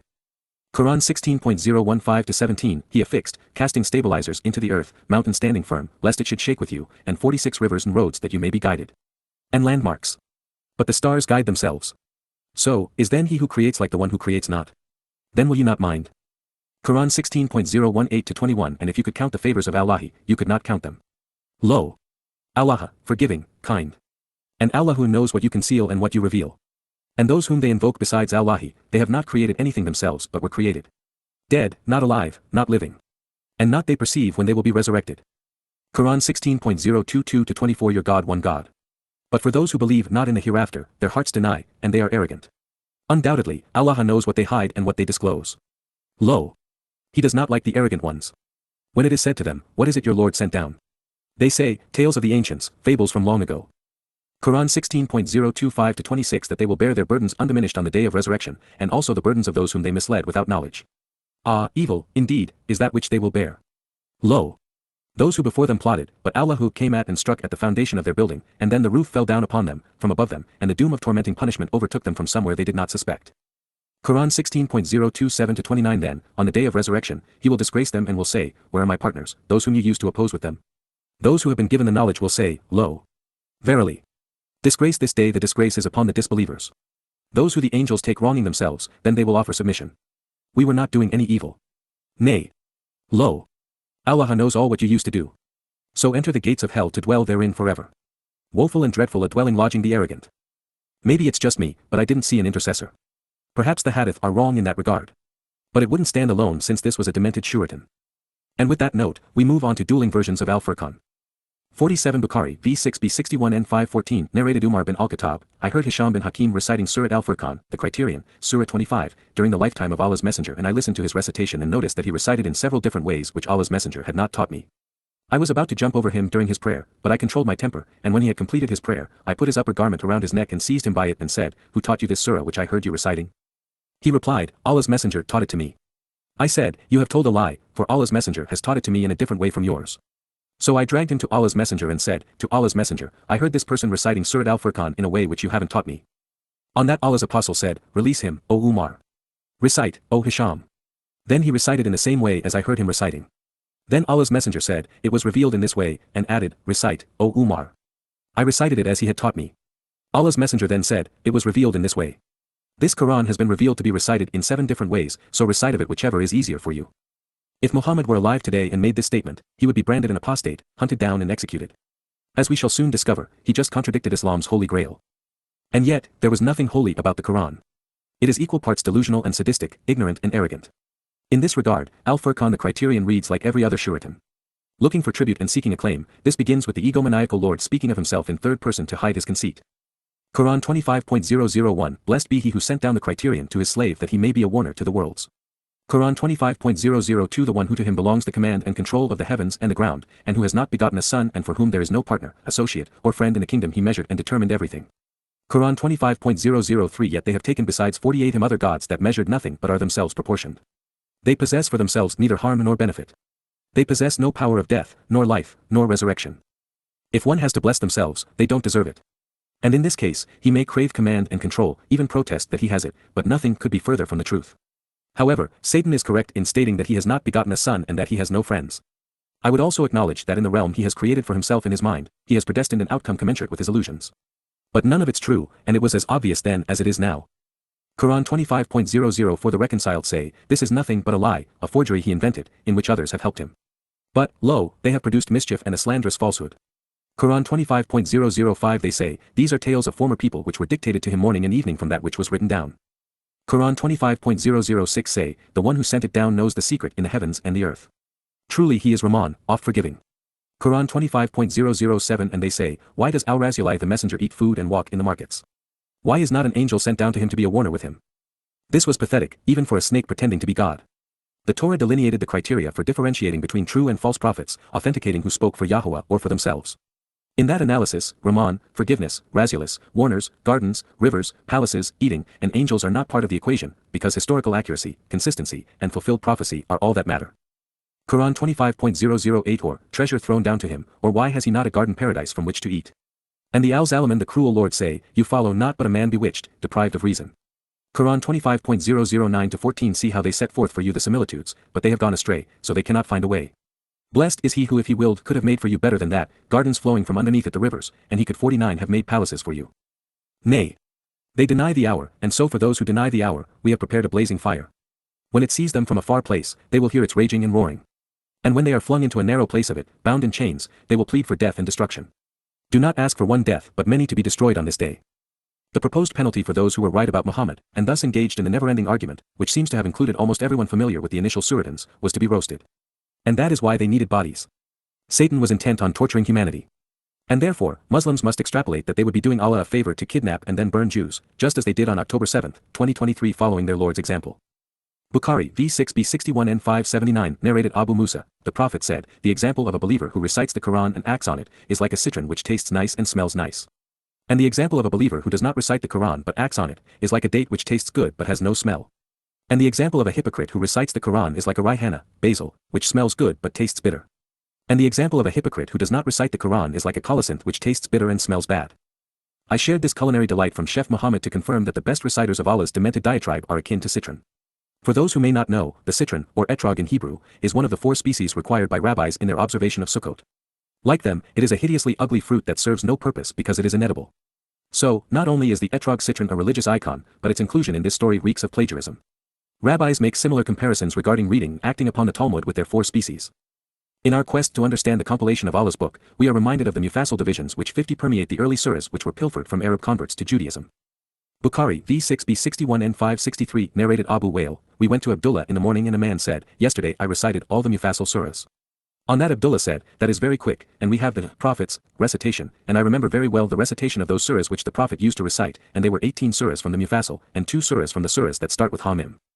We did this math earlier and determined that rather than being 20 surahs, or in this case, 18 plus 2, between An-Nasr, the 110th surah and either the 49th or 78th surahs, Al-Hujurat or An-Naba, depending upon your preference in this raging debate, is either 32 or 61 by my count, even using Arabic numerals. And should you think that debate was contentious, we are now entering the realm of Mukam. Bukhari v6b 61 and 555, narrated Sa'id ibn Jubair, Ibn Abbas said, I have learnt all the Mukam surahs during the lifetime of Allah's Messenger. I said to him, what is meant by the Mukam? He replied, the Mufassal. Jubair is confused. Mukam addresses surahs which are considered clear and thus non-existent. It is contrasted against the mutashabi ambiguous surahs, which would comprise the rest of the Quran. Mufassal speaks of divided, of which there are a specific number in unidentified locations. Bukhari v6b 61 and 577, narrated Ali, I heard the Prophet saying, in the last days of the world, there will appear young people with foolish thoughts and ideas. They will give good talks, but they will go out of Islam as an arrow goes out of its game, their faith will not exceed their throats. So, wherever you find them, kill them, for there will be a reward for their killers on the day of resurrection. No more Mr. Nice Guy. Good Muslim jihadists have been ordered to kill the talkative ones. Do so and win a 51 prize. Pay for slay evidently was not invented by the PLO Fatah Pakistanians, although they have honed their craft. Continuing to consider what the Ahadith reveal about the Quran, we discover that the first copy wasn't in Muhammad's preferred dialect, necessitating translation. Bukhari v4b 56 and 709, Uthman called Zayd, Abdullah, said, and Abi Dirman. They wrote the manuscripts of the Quran in the form of a book in several copies. Uthman said to the three Qurayshi persons, if you differ with Zayd bin Thabit on any point of the Quran, then write it in the language of the Quraysh, as the Quran was revealed in their language. So they acted accordingly. Because there was such confusion, Uthman ordered competing versions to be burned. But by destroying the evidence, he destroyed the Quran's credibility. Now, all Muslims have is wishful thinking. Since faith is not a substitute for knowing, and since the Islamic Ahadith are more conflicting than helpful, we may want to consider evidence and reason to ascertain what is true and what is not. But first, let's establish what Muslims believe so that we can direct our attention to determining whether or not it is plausible. As evidenced by the official Islamic introduction to the Noble Quran, Islamic scholars contend. The Quran is one leg of two which form the basis of Islam. The second leg is the Sunnah of the Prophet. What makes the Quran different from the Sunnah is its form. Unlike the Sunnah, the Quran is quite literally the word of Allah, whereas the Sunnah was inspired by Allah but the wording and actions are the Prophet's. The Quran has not been expressed using any human words. Its wording is letter for letter fixed by Allah. Prophet Muhammad was the final messenger of Allah to humanity, and therefore the Quran is the last message which Allah has sent to us. Its predecessors, such as the Torah, Psalms, and Gospels have all been superseded, sick. Funny thing, though, the Allah-inspired Sunnah just confirmed that the Quran used human words, and that it 52 was and fixed letter for letter by Allah. Muslims ought to read their own scriptures. Despite all evidence to the contrary, Islamic scholars contend that today's Quran is an identical copy of Allah's eternal tablets, even so far as the punctuation, titles, and divisions of chapters are concerned. Maududi, one of the most esteemed Quranic interpreters, said, the Quran exists in its original text, without a word, syllable, nor even letter having been changed. Towards understanding Islam, Maududi, that's embarrassing since it is grammatically incorrect and only occasionally lucid. Abu Dhabi, another leading Muslim apologist, claimed, no other book in the world can match the Quran. The astonishing fact about this book of Allah is that it has remained unchanged, even to a dot, over the last 1400 years. No variation of text can be found in it. Basic principles of Islam, that's factually untrue, every word of it. But facts don't matter in matters of faith. The Quran says of itself, nay, this is a glorious Quran, inscribed on a preserved tablet. Quran 85.201. A scripture book, whereof the verses are explained in detail, a Quran in Arabic. Quran 41.003. We have coined for man in this Quran. It is a Quran in Arabic, without any crookedness therein. Quran 39.027. Richard Nixon tried that line, too. It didn't work any better for him than it does for Allah. Over the course of these pages, we'll discover why. This review of Islam's dark past follows 3,000 pages of Islamic scripture, all punctuated by my analysis. So now, at least for the remainder of this section, 53, we are going to shift gears and try a different approach. The following presentation of the Quran's veracity will be driven by more recent Islamic scholarship, and by those with the intellect and fortitude to apply rigorous academic standards to the ether of religious mythology. And while their findings are shocking, at least you have been warned. One of the most succinct explanations over the past 4 decades of scholarship was provided in 1995 by Dr. J. Smith. He holds a PhD in Islamic studies. In a debate at Cambridge University, he reported, most Westerners have accepted Islamic claims at face value. They have never had the ability to argue their veracity because the claims could neither be proved nor disproved, as their authority was derived solely from the Quran itself. There has also been a reticence to question the Quran and the Prophet due to the adverse response directed upon those who were brave enough to attempt it in the past. So Westerners have been content to assume that Muslims have some evidence to substantiate their beliefs. We are about to discover that apart from the hadith we have just reviewed, they have no such evidence. And what they possess only serves to destroy Islam's credibility. One of the more interesting assessments of the Quran's opaque past was produced by the world's foremost authority on Quranic paleography, Arabic calligraphy and orthography, Dr. Gerd Puin. Professor Puin lectures on the Arabic language and literature at Saarland University in Saarbrücken, Germany. He is the co-author of The Hidden Origins of Islam with Karl-Heinz Ohlig. In his assessment, the Quran is a cocktail of texts that were not all understood even at the time of Muhammad. Many of them may even be 100 years older than Islam itself. Even within the Islamic traditions there is a huge body of contradictory information, including a significant Christian substrate. One can derive a whole 54 Islamic anti-history from them if one wants. The Quran claims for itself that it is mubin, or clear, but if you look at it, you will notice that every fifth sentence or so simply doesn't make sense. Many Muslims and Orientalists will tell you otherwise, of course, but the fact is that a fifth of the Quranic text is just incomprehensible. This is what has caused the traditional anxiety regarding translation. If the Quran is not comprehensible, if it can't even be understood in Arabic, then it's not translatable. People fear that. And since the Quran claims repeatedly to be clear but obviously is not, as even speakers of Arabic will tell you, there is a contradiction.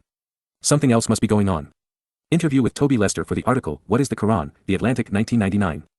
Among the first to challenge the authenticity of the Quran and Hadith was David Samuel Margoliouth, an English Orientalist. He was Laudian Professor of Arabic at the University of Oxford from 1889 to 1937. Margoliouth was educated at Winchester College and at New College, Oxford, where he won numerous prizes in Oriental languages. He was fluent in Arabic, Persian, Turkish, Armenian and Syriac, in addition to Hebrew and English. He received a Doctor of Letters degree from New College, Cambridge, in 1902. Dr. Margoliouth's scholarly articles on the history of Islam became the standard treatises in English, including Muhammad and the Rise of Islam, published in 1905, The Early Development of Mohammedanism, composed in 1914, and The Relations Between Arabs and Israelites Prior to the Rise of Islam, written 1924. Professor Margoliouth, among the most brilliant translators of Arabic, became a member of the Council of the Royal Asiatic Society and served as its director. His most famous theory, that the poems considered pre-55 Islamic were actual forgeries of a later Islamic period, was postulated in his The Origins of Arabic Poetry in 1925. And since Islam is dependent upon criticizing them to demonstrate the superiority of Islam, his research serves as another fatal blow to the religion. As a result, his analysis has been attacked in typical Islamic fashion, not upon its veracity, but because it was seen as a campaign to cast aspersions on the relevance and reliability of the whole corpus of classical Arabic literature of the Jahiliyyah period of ignorance preceding the enlightenment of Islam, according to Pakistani apologist, Javed Gamidi. Mizan, 2014. In his Muhammad and the Rise of Islam, Margoliouth wrote, the language of the Quran was thought by experts to bear a striking likeness to that of the early poetry, and though for us it is difficult to pass an opinion on this point, seeing that the early poetry is largely fabrication modeled on the Quran, we may accept the opinion of the Arabs. In an article in the Encyclopedia of Religion and Ethics, Margoliouth stated, the relation of this Quranic style to the verse and rhymed prose of classical Arabic is an enigma which cannot at present be solved. Sir William Muir was a Scottish Orientalist from the Universities of Glasgow and Edinburgh. Beyond academia, he also served as a colonial administrator, becoming the Lieutenant Governor of the northwestern provinces of British India. He was knighted in 1867. Returning to academia, in 1885 he was elected principal of the University of Edinburgh, succeeding Sir Alexander Grant, and held the post till 1903, when he retired. During this period of Sir Muir's illustrious life, he became the most acclaimed scholar of Islam for his era. His chief area of expertise was the history of Muhammad and the early caliphate. His books include A Life of Muhammad and History of Islam to the Era of the Hijra, Annals of the Early Caliphate, The Caliphate, Its Rise, Decline and Fall, 56, which as an abridgment to Annals, takes readers to the onset of the Mongols, the Quran, its composition and teaching, and the Mohammedan controversy.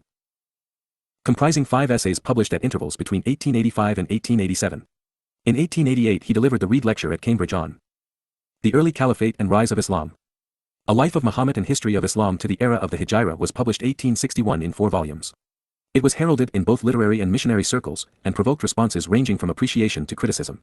It would eventually evoke a rebuttal from the Indian Muslim philosopher Syed Ahmad Khan, who advanced the notion of the two-state solution, this one calling for Muslim Indians to have their own state in Pakistan since they could not coexist with Hindus. Contemporary reviewers uniformly praised him for his knowledge of Arabic. Contemporary historian E. A. Freeman called his thesis a great work, yet questioned its conjectural methodology, particularly Muir's conclusion that Muhammad was inspired by Satan. Another contemporary, Alois Sprenger, criticized Muir for ascribing Islam's origins to the devil, even though Muhammad, himself, admits to as much, and the Quran confirms it. The British Quarterly Review of 1872 criticized his approach as, he is treading ground whither the historian of events and creeds must refuse to follow him. When the truth hurts, evidently, it is best not said. Muhammad Hussein Heikel regarded Muir's work as an argumentum ad hominem fallacy. That, of course, is illogical because Muhammad is indistinguishable from Islam. If Satan inspired him, which he admits, then Islam is satanic. Aaron W. Hughes, much later in 2012, opined that Muir's work was part of an European Orientalist tradition that sought to show that Islam was a corruption, a garbled 57 version of existing monotheisms. He meant it as an insult, but Muir's conclusion is, nonetheless, both obvious and accurate. Clinton Bennett, who wrote In Search of Muhammad in 1998, would laud Muir's work as a detailed life of Muhammad more complete than almost any other previous book, at least in English, noting, however, that besides placing the facts of Muhammad's life before both Muslim and Christian readers, Muir wanted to convince Muslims that Muhammad was not worth their allegiance. He thus combined scholarly and missionary purposes. Once again, just because it is true, and the truth discredits Muhammad, it does not impugn Muir's motives. But Clinton Bennett had an agenda of his own, having tried to advance interfaith dialogue between Islam and other religions. Consider the following passage from Muir's Life of Muhammad. It is incumbent upon us to consider this question, and to ask whether the supernatural influence, which acted upon the soul of the Arabian prophet, may not have proceeded from the evil one. Our belief in the power of the evil one must lead us to consider this as at least one of the possible causes of the fall of Muhammad, into the meshes of deception. May we conceive that a diabolical influence and inspiration was permitted to enslave the heart of him who had deliberately yielded to the compromise with evil. As a result of his evaluation of the Arabic texts, in the final chapters of Life of Muhammad, Muir concluded that the main legacy of Islam was a negative one, and he subdivided it into three radical evils. First, polygamy, divorce, and slavery strike at the root of public morals, poison domestic life, and disorganize society, while the veil removes the female sex from its just position and influence in the world. Second, freedom of thought and private judgment are crushed and annihilated. Toleration is unknown, and the 58 possibility of free and liberal institutions foreclosed. Third, a barrier has been interposed against the reception of Christianity. While he was correct on all three issues, the final point is germane to this discussion because, while wrong about many things, Christian influence on society has been superior to Islamic oppression. Compare North America and Europe to the Middle East and Northern Africa. Muir's Life of Muhammad and the Caliphate are still considered reliable monuments of scholarship. He displays an impressive antipathy toward the caustic influence of Islam. However, according to Edward Said, a progressive anti-Orientalist, his attitude towards his subject matter was fairly put by him when he said that the sword of Muhammad and the Quran are the most stubborn enemies of civilization, liberty, and the truth which the world has yet known. Progressive platitudes such as this remain as ignorant as they are immoral, and as irrational as they are irresponsible. Not only was Sir Muir correct, but we are witnessing the result playing out around the world. Sir Muir's annals was received with fewer reservations. In fact, it was annals that established Muir's reputation as a leading scholar on Islam in the West. Nevertheless, his earlier hypercritical Life of Muhammad was used as a poster child by contemporary Muslim commentators to dismiss all criticism of their religion emanating from Western scholars. Syed Emir Ali, for example, went as far as to declare Muir Islam's avowed enemy. We should all strive to be distinguished as such. American commentator on foreign policy in the Middle East, Daniel Pipes, is wrong about almost everything pertaining to Islam. He claims to have investigated the origin of the phrase satanic verses, and opined that despite Salman Rushdie's claim that he had borrowed the phrase from Al-Tabari, the earliest traceable 59 occurrence is in Muir's Life of Muhammad. If Pipes were not a propagandist for Islam, he would do well to read volume 6 of Al-Tabari's Tariq, beginning on page 101 through page 118, Ibn Ishaq Sirah beginning on page 130, and then the 22nd and 53rd surahs of the Quran. Dr. John Wansbrough was among the most intrepid Orientalists willing to venture into Islam's dark past. He earned his Ph.D. from Harvard University and, as a professor, taught at the University of London School of Oriental and African Studies where he was vice-chancellor from 1985 to 1992. He is credited with founding the revisionist school of Islamic studies as a result of his rigorous criticism of the religion's unfounded historical claims. He devoted his academic career to ascertaining a more historically credible version of Islam's beginnings, arguing in favor of methodological skepticism of the early Islamic sources. Professor Wansbrough argues that the Quran was collected and written over a 200-year period and cannot be dated to the 7th century in Arabia but, instead, to the 8th and 9th centuries, which represent the 2nd and 3rd centuries AH, after Hijra. He also attests that the Quran was first compiled in Abbasid, Iraq, not Mecca or Medina. While he passed away in 2002, he left a living legacy. Among his students were Andrew Rippin, Patricia Crone, and Michael Cook, along with Norman Calder and Gerald Hawting. And they have become bright lights in a dark world. Dr. Wansbrough's research affirms what I have stated repeatedly, that Muslim literature, specifically the Hadith collections of Ishaq, Bukhari, Muslim, and Tabari, is late, dating to more than a century and a half after the death of Muhammad. Furthermore, after studying early Islamic manuscripts of the Quran, he realized that those texts addressed an audience that was familiar with Jewish and Christian literature. He realized that the sharp criticisms of infidels was addressed, not to idolaters and pagans, but 60 to monotheists who did not meet newly imposed criteria. Since those observations did not fit the Islamic narratives, he reasoned that Islam did not begin within a polytheistic Arab society. John Wansbrough was among the first to determine that early Muslim legal arguments did not refer to the Quran or Hadith, which now comprise Islamic Sunnah and Sharia. As a result, it became obvious that there wasn't a written canon of scriptural texts in the Rashidun and Umayyad eras. And this indicates that the Quran and Hadith, as a source of law, had been backdated. John Wansbrough analyzed the Islamic narratives that had been previously ascribed to 150 to 200 years after Muhammad died using established academic methods, particularly literary criticism. This led to the realization that the texts were not historical accounts but later literary constructions whose actual historical core is, at best, tenuous, and cannot be detected. On that basis, he developed the technique of using what he referred to as conjectural provisional and tentative and emphatically provisional to demonstrate that neither the Quran nor Islam was a product of Muhammad or even Arabia. He also concluded that the original Arab conquerors of the Umayyad Empire were not actually Muslims. He postulated that Islam did not emerge as a new religion but was derived from Jewish and Christian sources. The person of Muhammad, he claimed, was a later invention. His only function, he reasoned, was to provide the new religious movement with a role model fashioned loosely after a prophet in the style of the Hebrews. Bereft of any archaeological witness, and hardly attested in pre-Islamic Arabic or external sources, it was Professor Wansbrough's conclusion that the Quran became a source for biography, exegesis, jurisprudence, and grammar 261 centuries AH in Abbasid Iraq rather than in 7th century Western Arabia as traditionally dated and located. Specifically, Wansbrough thought it must have been completed by Ibn Hisham around the time he edited Ibn Ishaq's Sirah of Muhammad. John Wansbrough argued that the Quran was not derived from various recollections of ancient texts, but the outcome of conflicting interpretations. He wrote that variants in the form of multiple versions of the same story within the text of the Quran are present in such quantity that they rule out the theory of an urtext, original text, or even that of a composite edition produced by deliberations in committee. He also reasoned that classical Arabic was developed later than the colloquial forms, and contemporaneously with the codification of the Quran. It is hard to argue with Wansbrough's findings because the first century of Islam is characterized by a river of blood without a drop of ink. All we know for certain is that someone turned isolated, impoverished, and illiterate nomadic Arabs into formidable killing machines. And with no other viable explanation, reason dictates that the heinous man and deplorable God depicted within the Quran and Hadith were responsible for this diabolical plague. Moreover, while nothing they claimed was true, and nothing they accomplished was moral, what matters regarding Islam is that all good Muslims are terrorists because they believe it.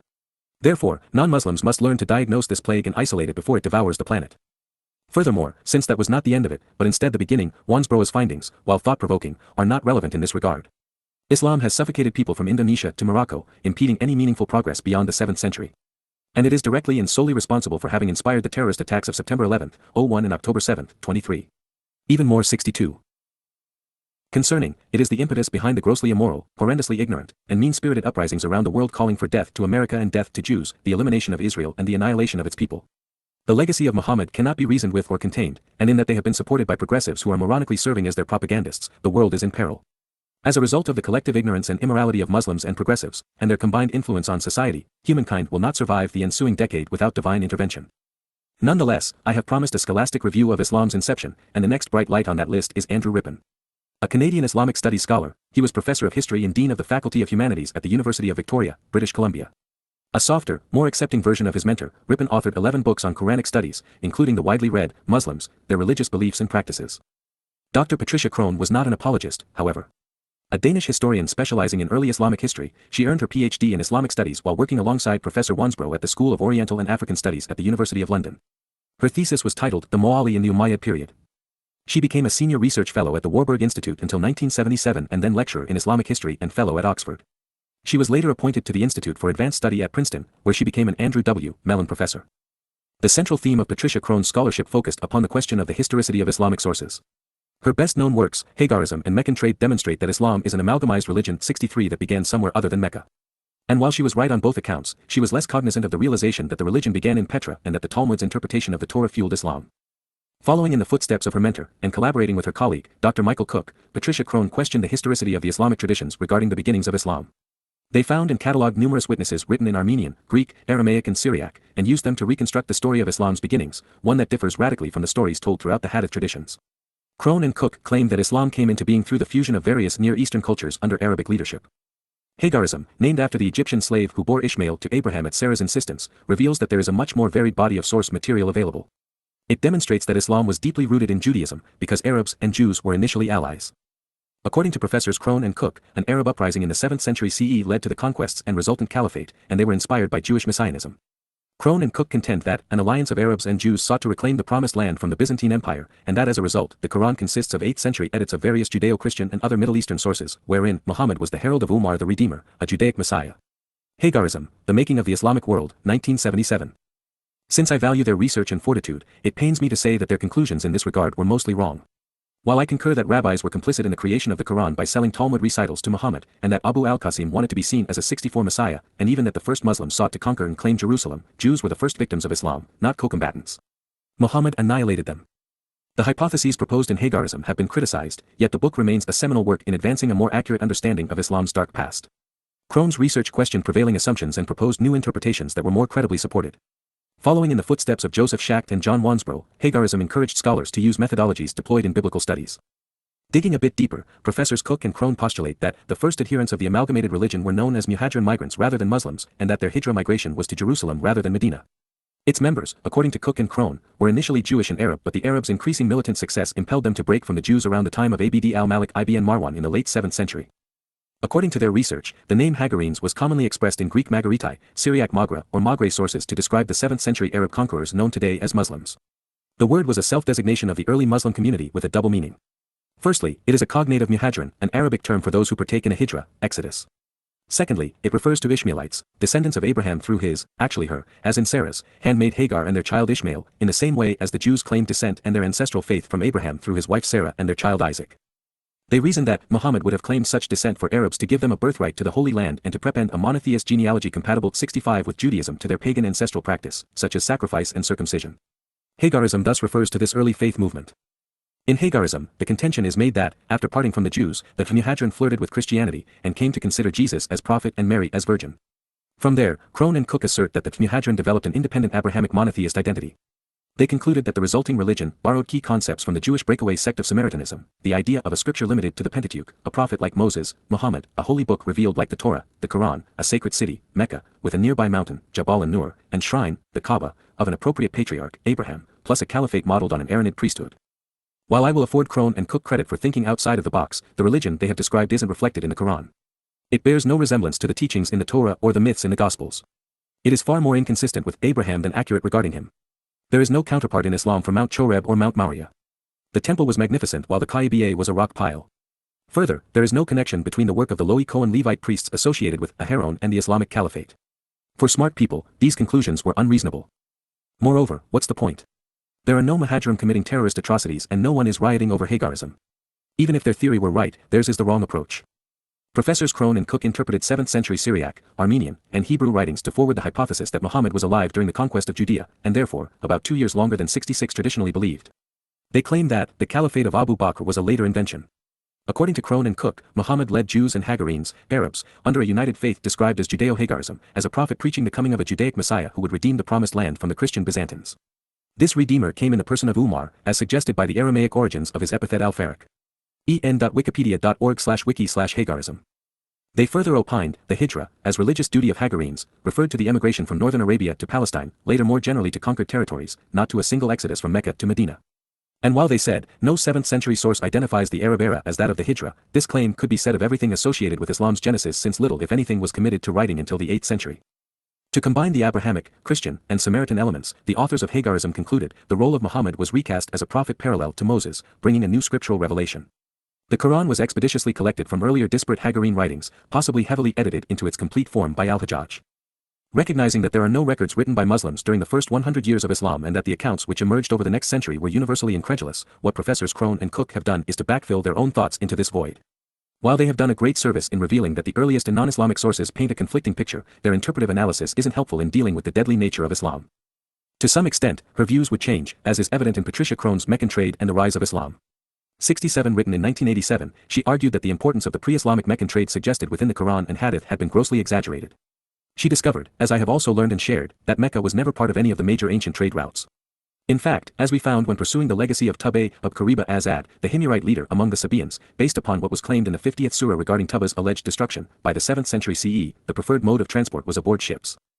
Therefore, Dr. Crone suggested, while Muhammad never traveled much beyond the Hijaz, internal evidence in the Quran, such as its description of his opponents as olive growers, might indicate that the events surrounding Muhammad took place nearer the Mediterranean than in Mecca. As a result, her Meccan trade was considered a devastating critique of the Islamic accounting of the rise of the religion.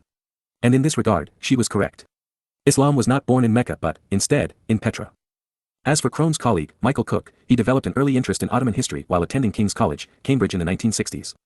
He joined Patricia Crone while conducting his postgraduate studies at the School of Oriental and African Studies of the University of London.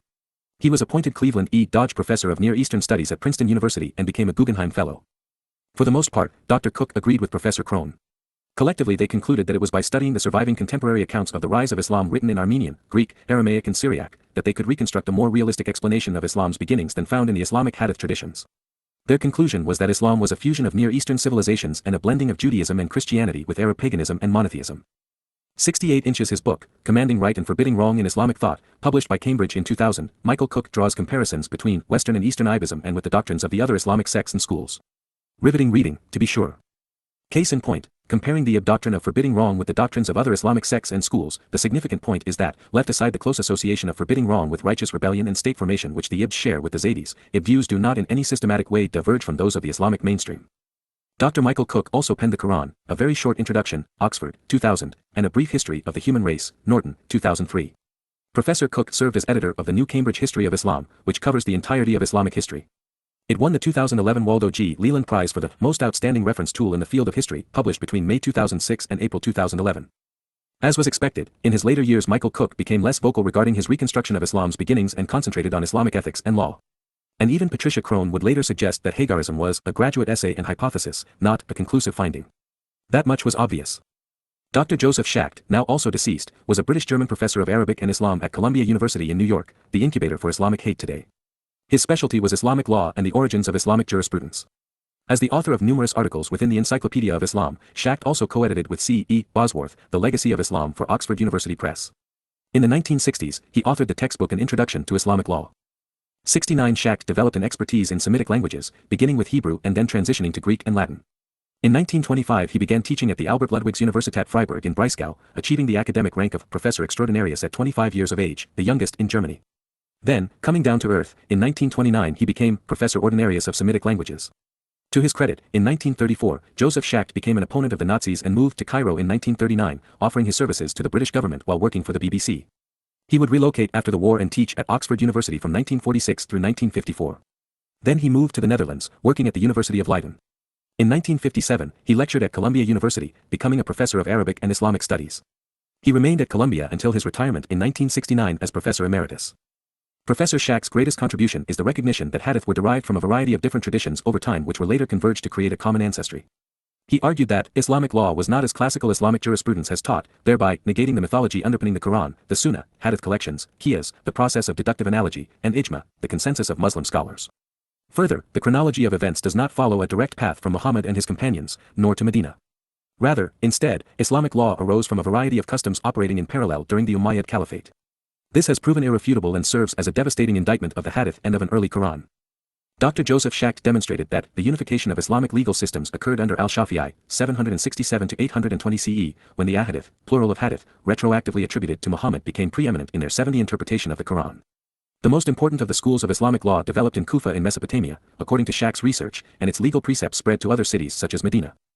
Beginning around 100 AH, 720 CE, Schacht demonstrated that ahadith attributed to Muhammad began to be fabricated, forming the Islamic Sunnah as it is known today.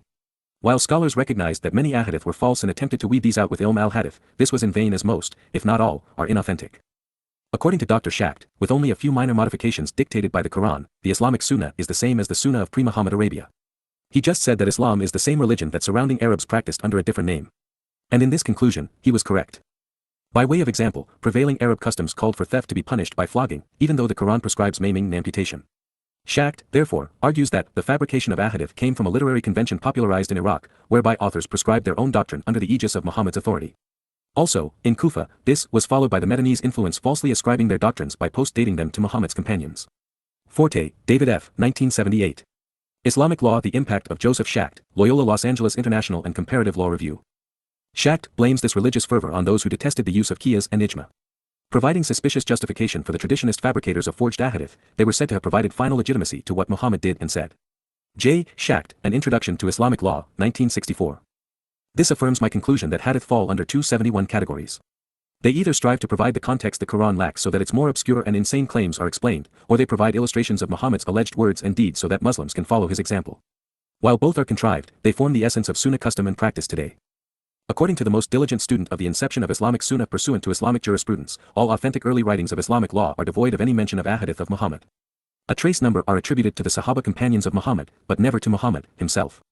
Schacht correctly reasoned that the best way of proving that a tradition did not exist at a certain time was to show that it is not used as a legal argument in a discussion which would have made reference to its imperative if it had existed.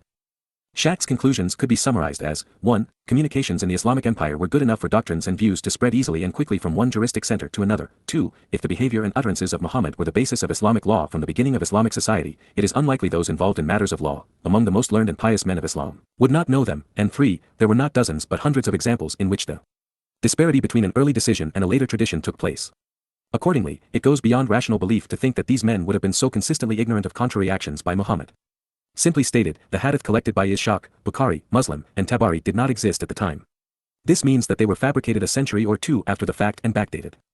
Professor Joseph Schacht, through the application of Islamic law, was able to deduce that the origins of Ilm al-Hadith in the 8th and 9th century CE coincided with the development of Islamic legal reasoning among the newly 72 emerging professional traditionalists, muadith, and jurists, faqih, classes in the urban centers of the Middle East. He further stated, because the Quran has relatively few verses pertaining to fiqh, al-Shafi'iyya system meant that the great bulk of the rules of Islamic law were derived from ahadith. Al-Shafi'i repeatedly insisted that nothing could override the authority of the Prophet, even if it was attested only by an isolated tradition, and that if a hadith was well authenticated, going back to Muhammad, it had precedence over the opinions of his companions, their successors, and later authorities. Following in the footsteps of 19th century Hungarian scholar Ignác Yitzhak Yehuda Goldziher, Schacht argued that it was al-Shafi'i who first elevated the Sunnah and constituent hadith traditions to legal prominence. The material importance of the Quran and Hadith thereafter enjoyed an unassailable status because such well-established traditions invite no debate as to their validity, their truth simply imposes itself upon the human mind, leaving no room for doubt or speculation. Building on this point, Schacht contends that, far from constructing the standards of a legitimate epistemic enterprise, al-Shafi'i's science of ath amounts to little more than an uncritical acceptance of prophetic traditions which justified his own legal preferences. He also stated that there was in fact a large-scale fabrication of prophetic isnads in the generation preceding al-Shafi'i's teacher, Malik ibn Anas, d. 795 CE. Even Malik's esteemed golden narrative chains include suspicious gaps and obvious substitutions. For these reasons modern scholars cannot be optimistic about the historical analytic value of hadith literature as were medieval Muslims. The only refutation of Professor Schacht's findings is self-incriminating. Muaf al-Alam and Wael Halak argue that Schacht mistakenly assumed that medieval Muslims held hadith to be apodictically true.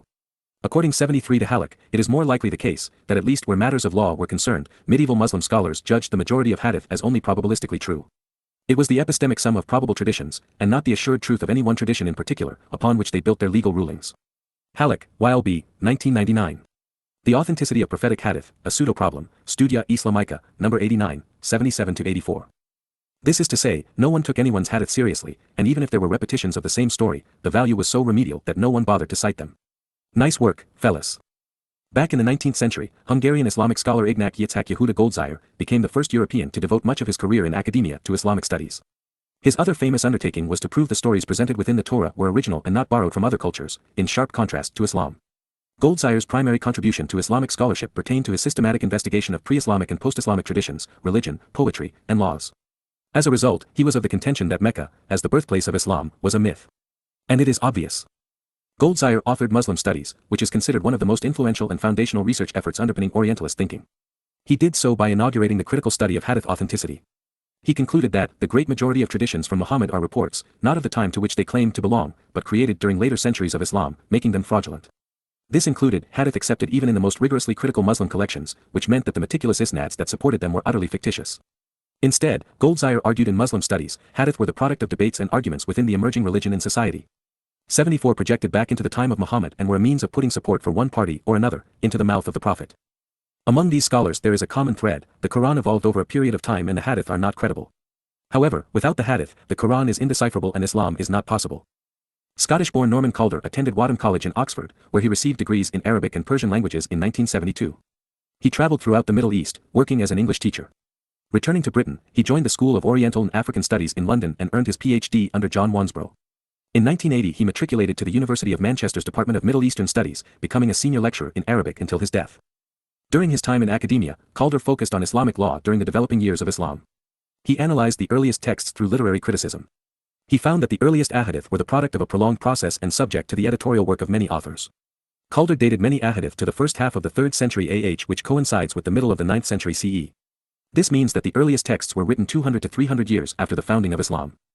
Yet another Orientalist piercing the heart of Islam is Gerald Hawting. He has the distinction of being taught by both Bernard Lewis and John Wansbrough. He received his PhD in 1978 and became Emeritus Professor for the History of the Near and Middle East at the School of Oriental and African Studies in London. Professor Hawting studied the environment in which Islam was conceived, analyzing all available resources pursuant to the Arabian Peninsula in the 3rd through 7th centuries. Hawting's conclusions were similar to my own, 75 inches that Islam did not develop within a world of polytheism as is reported by the Quran and Hadith, all of which were written 150 to 200 years after Muhammad's death. Instead, Islam was an amalgamation of monotheistic beliefs among local Arab, Jewish, and Christian communities. It was Dr. Hawting's assessment that the religion of Islam was not codified prior to the Umayyad dynasty, decades after Muhammad's death. Arthur Jeffery was an Australian professor of Semitic languages at the School of Oriental Studies in Cairo, and, from 1938 until his death in 1959, at Columbia University. He is the author of numerous studies of Middle Eastern Islamic manuscripts. His important works include materials for the history of the text of the Quran, the Old Codices, which catalogues all surviving documented variants of the Orthodox Quran text, and the foreign vocabulary of the Quran, which traces the origins of 318 foreign, non-Arabic, words found in the Quran. And in actuality, when the Hebrew roots of words like Quran and Arab are considered, almost every important concept within the Quranic text is of foreign origin. F.E. Peters was considered to be one of the 21st century's most learned scholars on the subject of early Islam. He was professor and chair of the Department of Near Eastern Languages, Literature and History at New York University. He has authored 4 insightful books on Islam. Francis Edward Peters strove to become a Jesuit and spent 4 years at their novitiate at St. Andrew on the Hudson. He earned his Ph.D. in Islamic Studies at Princeton University and then taught at NYU from 1961 to 2008 and chaired their Middle Eastern Studies Department until his death in 2020. His expertise was in comparative religions, particularly Judaism, Christianity, and Islam. As a result, he wrote Islam: A Guide for Jews and Christians. In it, he explains that the Quran contains copious references 76 to the Torah and Gospels. Arch. Stephen Humphreys is an American historian financed by the Saudis. He was the Abd al-Aziz al-Saudi Professor at the University of California, Santa Barbara, and is now an emeritus professor at UCSB. Humphreys received a Ph.D. from the University of Michigan in 1969 in Islamic and Middle Eastern history. His Between Memory and Desire, The Middle East in a Troubled Age has been widely reviewed and cited as an introductory assessment of the world of Islam. He has also written a history of the Ayyubids, from Saladin to the Mongols, published in 1977. He composed a biography of the first Umayyad Caliph, Muawiyah ibn Abi Sufyan, From Arabia to Empire, released in 2006. He wrote Islamic History: A Framework for Inquiry, which was published in 1991. It presents a bibliography and systematic review of the resources available to those studying the birth of Islam. His expertise is in the formative period of Islam from 600 to 900 CE. Dr. J. Smith is an outlier on this list. Like the rest, he is well-schooled, earning his Ph.D. in polemics from the Melbourne School of Theology. He holds a Master's of Divinity from Eastern Baptist Theological Seminary in Apologetic and another in Islamic Studies from the Fuller Theological Seminary. Born in India, he moved to Senegal and then London, continuing his education at the School of Oriental and African Studies. He has elevated his stature in this field through his formal debates with leading Islamic scholars and apologists, including Omar Bakri Muhammad, Azam Tamimi, Shabir Ali, Anjem Choudhury, Abdur Rahim Green, and Edip Yüksel. And this is the reason I find him interesting. He published the evidence and reasoning he prepared for his debates, making a wide cross-section of Islamic scholarship more readily available. This composite 77. Of the research conducted by Gerd Puin, David Samuel Margoliouth, Sir William Muir, John Wansbrough, Patricia Crone, Michael Cook, Joseph Schacht, Andrew Rippin, Yehuda Goldziher, Gerald Hawting, Yehuda D, Nevo, Ibn Warraq, and Arthur Jeffery, Dr. Smith revealed, almost universally, independent scholars studying the Quran and Hadith have concluded that the Islamic scripture was not revealed to just one man, but was a compilation of later redactions and additions formulated by a group of men over the course of a few hundred years. The Quran which we read today is not that which was in existence in the mid-7th century but is a product of the 8th and 9th centuries. It was not conceived in Mecca or Medina, but in Baghdad. It was then and there that Islam took on its identity and became a religion. Consequently, the formative stage of Islam was not within the lifetime of Muhammad but evolved over a period of 300 years. While these are strong words, rest assured that the referenced scholars prove their case. Virtually nothing is known about the formation of Islam and the creation of the Quran. It is as if they were conceived in the least civilized place on earth, a place completely devoid of intelligent and literate individuals, even moral ones. Dr. Smith would report, source material for this period of Islam's formation is sparse. The only manuscripts available to historians are from Muslim sources. What is more, outside the Quran, the sources are all late. Prior to 750 CE, and Ibn Ishaq Sirat Rasul Allah Path of Allah's Messenger, we have no verifiable Muslim documents which can provide a window into Islam's formative period. Even then, his manuscript has been lost, so we are dependent upon one abridged by Ibn Hisham in 830 CE. No independent secular document exists with which to corroborate any hadith. As a result, it becomes evident that it was not until the 9th century that Islamic sages in 78 Baghdad attempted to describe Islam's beginnings from their viewpoint. But much like an adult writing about their great-great-grandfather's childhood, the account is colored and biased. The picture that Islam was fully developed religiously, politically, and legally by an illiterate man in one of the most primitive places on earth isn't feasible, Smith attested in his Cambridge debate. Sure, Muhammad's testimony often bordered on insane, equal parts delusional, dim-witted, and demented, regurgitated, plagiarized, and twisted, as repetitive as it was contradictory. However, there was too much of it to have been comprised and retained in the vacuum of the Hijaz. Central Arabia wasn't part of, or even known to the civilized world at the time. Further, the Islamic traditions themselves refer to this period as Jahiliyyah, or period of ignorance, implying its backwardness. Arabia did not have an urbanized culture, nor could it boast of having the sophisticated infrastructure needed to create, let alone maintain, the scenario painted by the later traditions. There is no historical precedence for such a scheme, Smith explained before the Oxford audience. Dr. Ibn Warraq may not be a scholar along the lines of Wansbrough and Schacht, but he is brilliant and courageous as the author of the best-selling Why I Am Not a Muslim, written nearly 30 years ago. Ibn Warraq is the pen name of the anonymous author who is also the founder of the Institute for the Secularization of Islamic Society. At one point in his life, he was a senior research fellow at the Center for Inquiry, focusing on Quranic criticism. The nom de plume Ibn Warraq, son of a papermaker, was chosen due to his concerns for his personal safety. Warraq stated, "I was afraid of becoming the second Salman Rushdie." It is a name that has been adopted by dissident authors throughout the history of Islam. It refers 79 to the 9th century skeptical scholar Abu Isa al-Warraq. Under this pen name, Warraq has written historiographies of the early centuries of the Islamic timeline and has published works that question Muslim conceptions of the period. As a result, Muslim apologists hate him and launch all manner of ad hominem attacks to slander his credibility. His books begin with Why I Am Not a Muslim, 1995, and include The Origins of the Quran, 1998, The Quest for the Historical Muhammad, 2000, What the Quran Really Says, Language, Text and Commentary, 2002, Defending the West, A Critique of Edward Said's Orientalism, 2007, Which Quran, Variants, Manuscripts, and the Influence of Pre-Islamic Poetry, 2008, and Why the West is Best, A Muslim Apostate's Defense of Liberal Democracy, 2011. Warraq studied Arabic and read the Quran as a young man, expecting to become a follower of the Islamic faith. However, his father decided to send him to a boarding school in England, which, in Warraq's opinion, was to circumvent a grandmother's effort to push an Islamic religious education on his son at the local madrasa. Obviously open-minded, at 18, Warraq took part in the Bridge in Britain exchange in Israel and spent 6 months working on a kibbutz. While the scholarship embarrassed his father, the experience made him more aware of the perceptions of Islam in different cultures.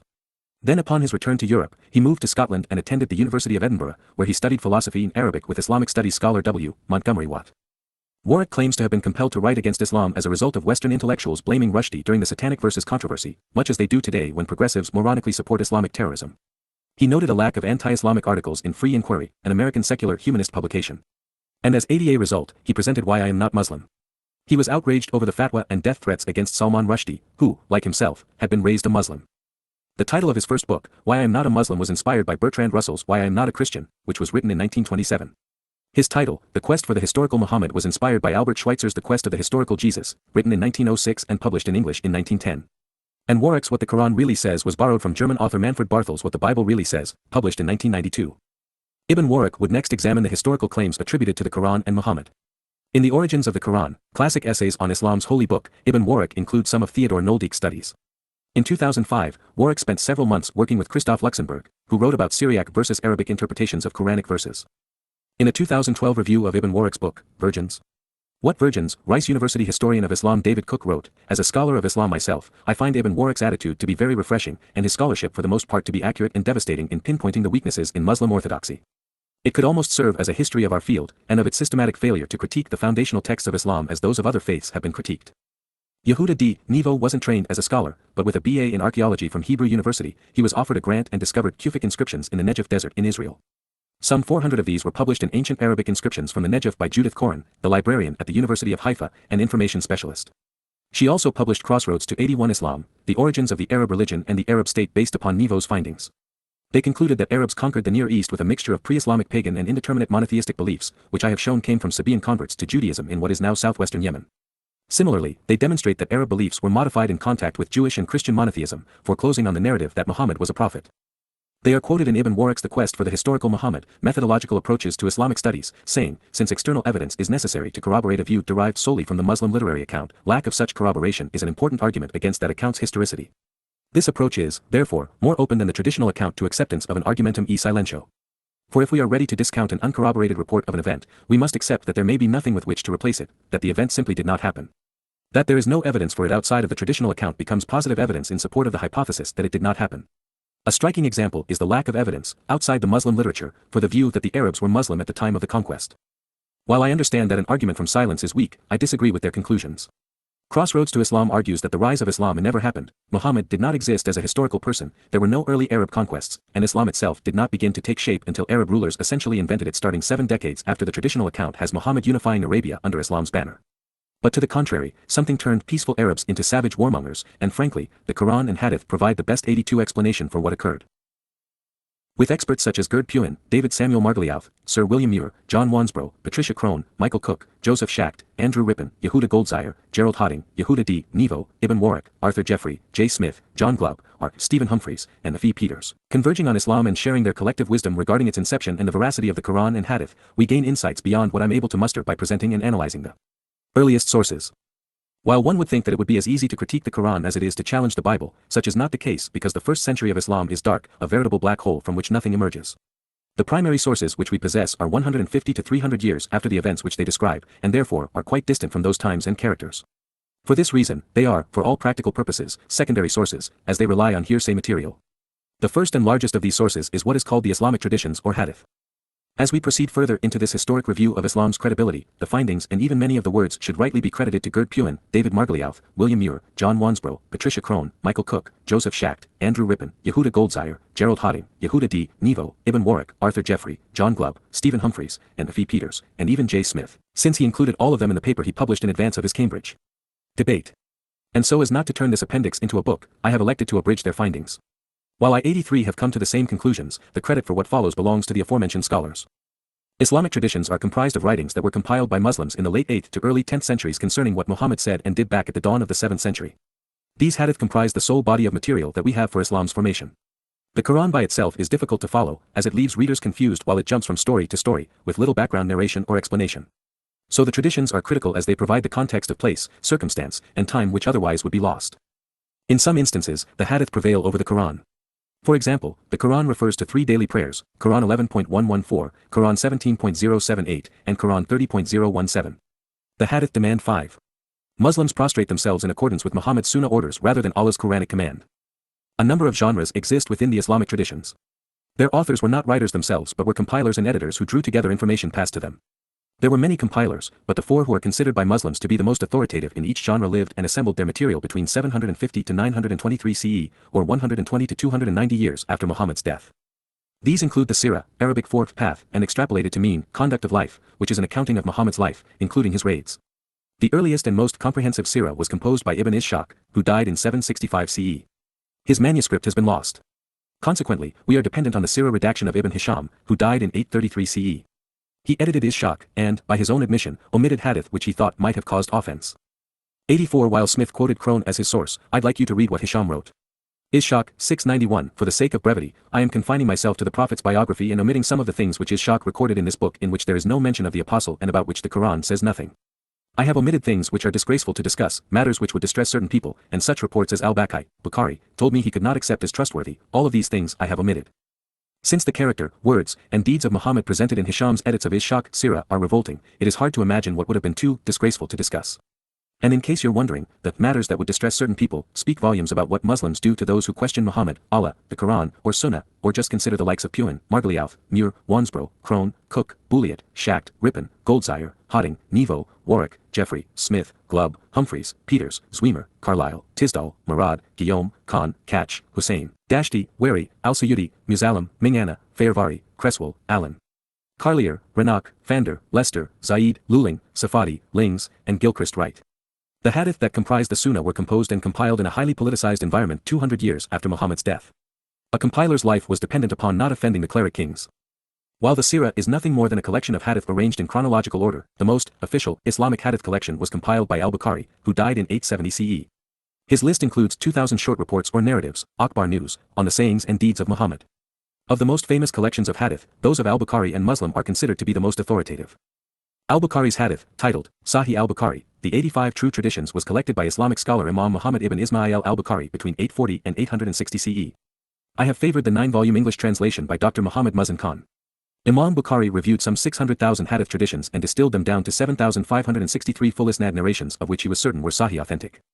Trimmed of duplications and contrasting accounts of the same episode, there are 2,600 hadith in his collection, each shedding light on Muhammad, Allah, the Quran, and the formation of Islam. Muhammad al-Bukhari began his research in the Masjid al-Haram in Mecca before moving to the al-Masjid an-Nabawi in Medina, establishing the final collection in 846 CE, 232 AH, where it was thoroughly examined and verified by the most celebrated Islamic scholars of the day. The oldest surviving partial copy of his manuscript dates to 984 CE/340 AH and a complete copy to 1155 CE/550 AH. But at this point, the verbal reports in his collection would have been passed along orally for 10 generations. Sahih Muslim, a 9th century topical hadith arrangement of Sunnah, was collected by Persian scholar Muslim ibn al-Hajjaj al-Naysaburi. An advocate for the newly emerging science of the Isnad, he reduced 300,000 oral reports emerging from Allah's Messenger and his companions down to 4,000. The subsequent hadith collection is compiled into 56 books and presents 3,033 independent narratives. Sahih Muslim is among the most valued books in Sunni Islam alongside Sahih al-Bukhari. Muslim ibn al-Hajjaj, along with Muhammad ibn Ismail al-Bukhari, comprise the most important Kutub al-Sittah and are considered Sahihain, the 2 authorized Sahihs. The Tariq, which means history in Arabic, provides chronologies of the Prophet's life and the 86 formation of Islam. The earliest and most famous was written by al-Tabari, who died in 923 CE. The history of al-Tabari was compiled by Abu Muhammad bin al-Tabari between 870 and 920 CE. Tabari's history is comprised entirely of Islamic hadith. Some portions of Ishaq's original manuscript, discarded by Hisham, were retained by Tabari. Of particular interest is Ishaq's recording of Muhammad's insane Islamic creation accounts and his entanglement in the idolatrous indulgence and satanic verses. As such, the Tariq, or History of al-Tabari, is the oldest surviving and censored account of Muhammad and Islam. According to Islamic scholars, tafsir, which means explanation or interpretation in Arabic, comprise the fourth most reliable Islamic source documents. They are commentaries and exegeses on the Quran. The earliest, most universally respected, and best known was also written by Tabari. As an interesting aside, I am routinely threatened by Muslims who assail my character in colorful ways. They claim that I know nothing about Islam and that my words are offensive, repulsive, disgraceful, bigoted, hateful, intolerant, mean-spirited, and $$ and star. But little do they know, they are not my words. All I have done is report what Islam has to say about itself. Apart from the Sirah, Tariq, and categorical Hadith collections of Bukhari and Muslim, nothing is known about Muhammad or Islam. The Quran disintegrates without them, since it is devoid of context and chronology and filled with historical inaccuracies and copious contradictions, therefore it is rendered gibberish. This puts Muslims in a hellish predicament. If the Hadith compilations of Ishaq, Tabari, Bukhari, and Muslim are true, their non-prophet was among the most reprehensible men who ever lived, a bloodthirsty thief, a ruthless terrorist, a sadistic mass murderer, and a sexual 87 pervert. His Islam was nothing more than the profitable prophet plan. Allah was just one of many moon rocks. That's not good. But if the Hadith compilations of Ishaq, Tabari, Bukhari, and Muslim are not true, Islam evaporates. Obviously, we must ask why these traditions were written so late, 150 to 300 years after the fact. We simply do not have any account from the Islamic community during the initial 150 years. Not a single document has been found that can be traced to the period between the first Arab conquests of the early 7th century and the appearance of the Sirah, Tariq, and Hadith collections of Bukhari towards the late 8th and 9th centuries.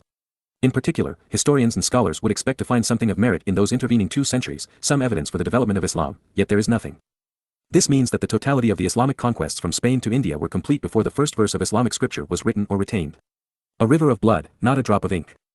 A few Muslims disagree, maintaining that there is evidence of an earlier tradition called the Muwatta by Malik ibn Anas. He died in 795 CE.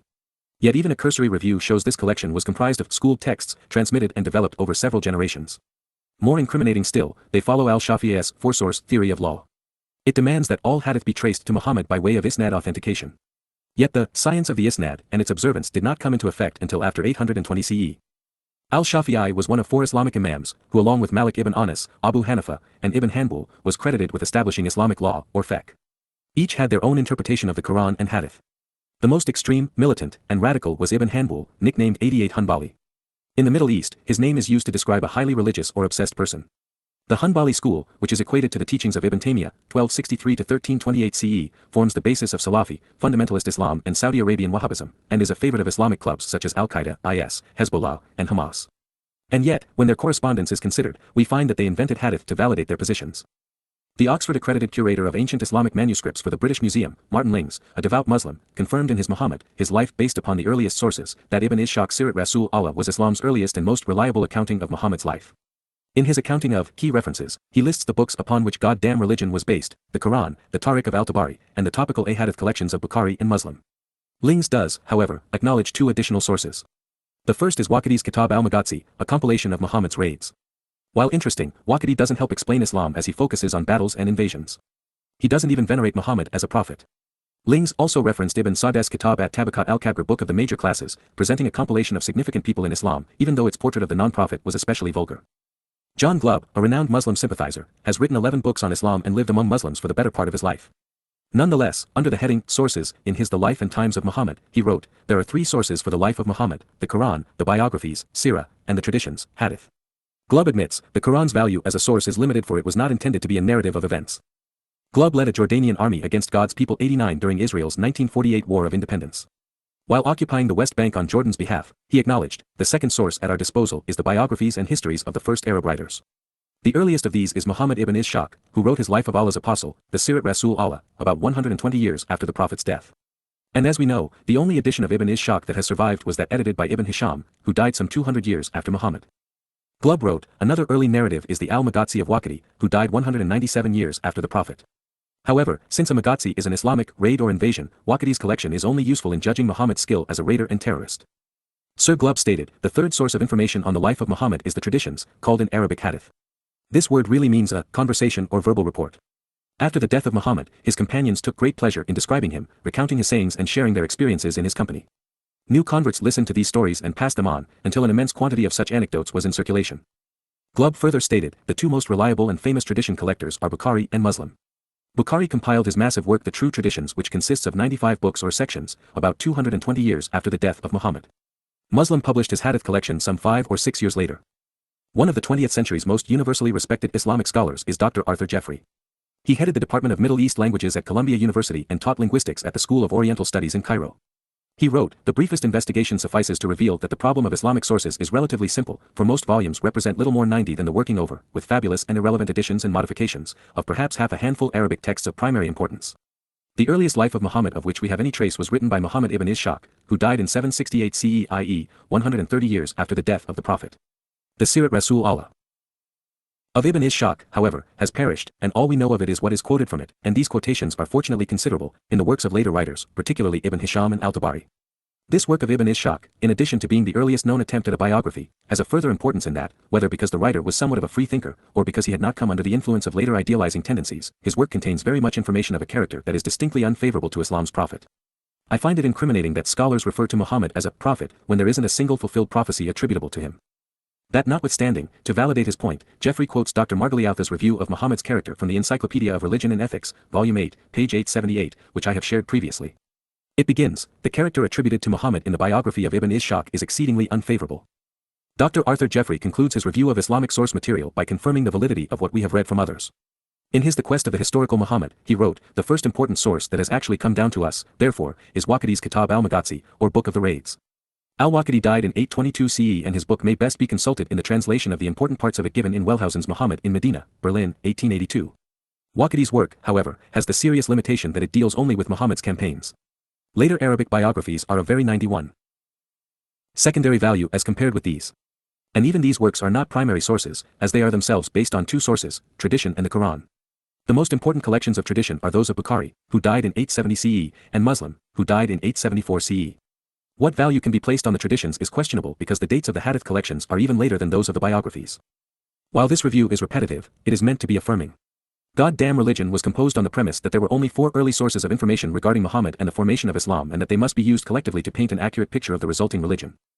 For a more contemporary view, let's review the sources used by F. E. Peters, as he was considered to be one of the 21st century's most learned scholars on the subject of early Islam. As a professor and chair of the Department of Near Eastern Languages, Literature and History at New York University, he authored 4 books. Recognizing that the process of defining the sources that comprise Islam is less than inspiring, Peters put his source evaluation in an appendix at the end of his Muhammad and the Origins of Islam. In it we read, the earliest integral example we possess of a biography is the life of the Apostle of Allah. Composed out of earlier materials, hadith, or oral traditions, by the Muslim scholar Ibn Ishaq, d. 767. In some ways this, by now standard Muslim life, looks like a gospel, but the appearance is deceptive. Ibn Ishaq's original, before a certain Ibn Hisham, d. 833, removed the extraneous material from the work, was more in the nature of a world history than a biography. The story began with creation, and Muhammad's prophetic career was preceded by accounts of all the prophets who had gone before him. This earlier, discarded, section of Ishaq's work can to some extent be retrieved. 92. It was not all lost. Ishaq's discarded hadith depicting Islamic creation and Muhammad's presentation of the Torah as patriarchs were retained in volumes IV of the History of Al-Tabari.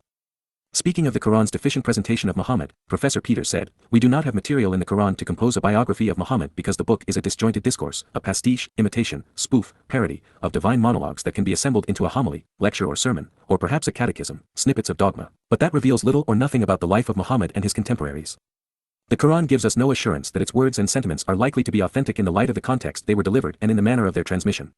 There are no clues as to when or where or why these particular words were being uttered. The Quran is of no use whatsoever as an independent source for reconstructing the life of Muhammad. The Quran is not terribly useful even for reconstructing the Meccan milieu, much less the life of the man who uttered its words. It is a text without context. Dr. Peters debunks the myth that the formation of Islam was played out in the clear light of history.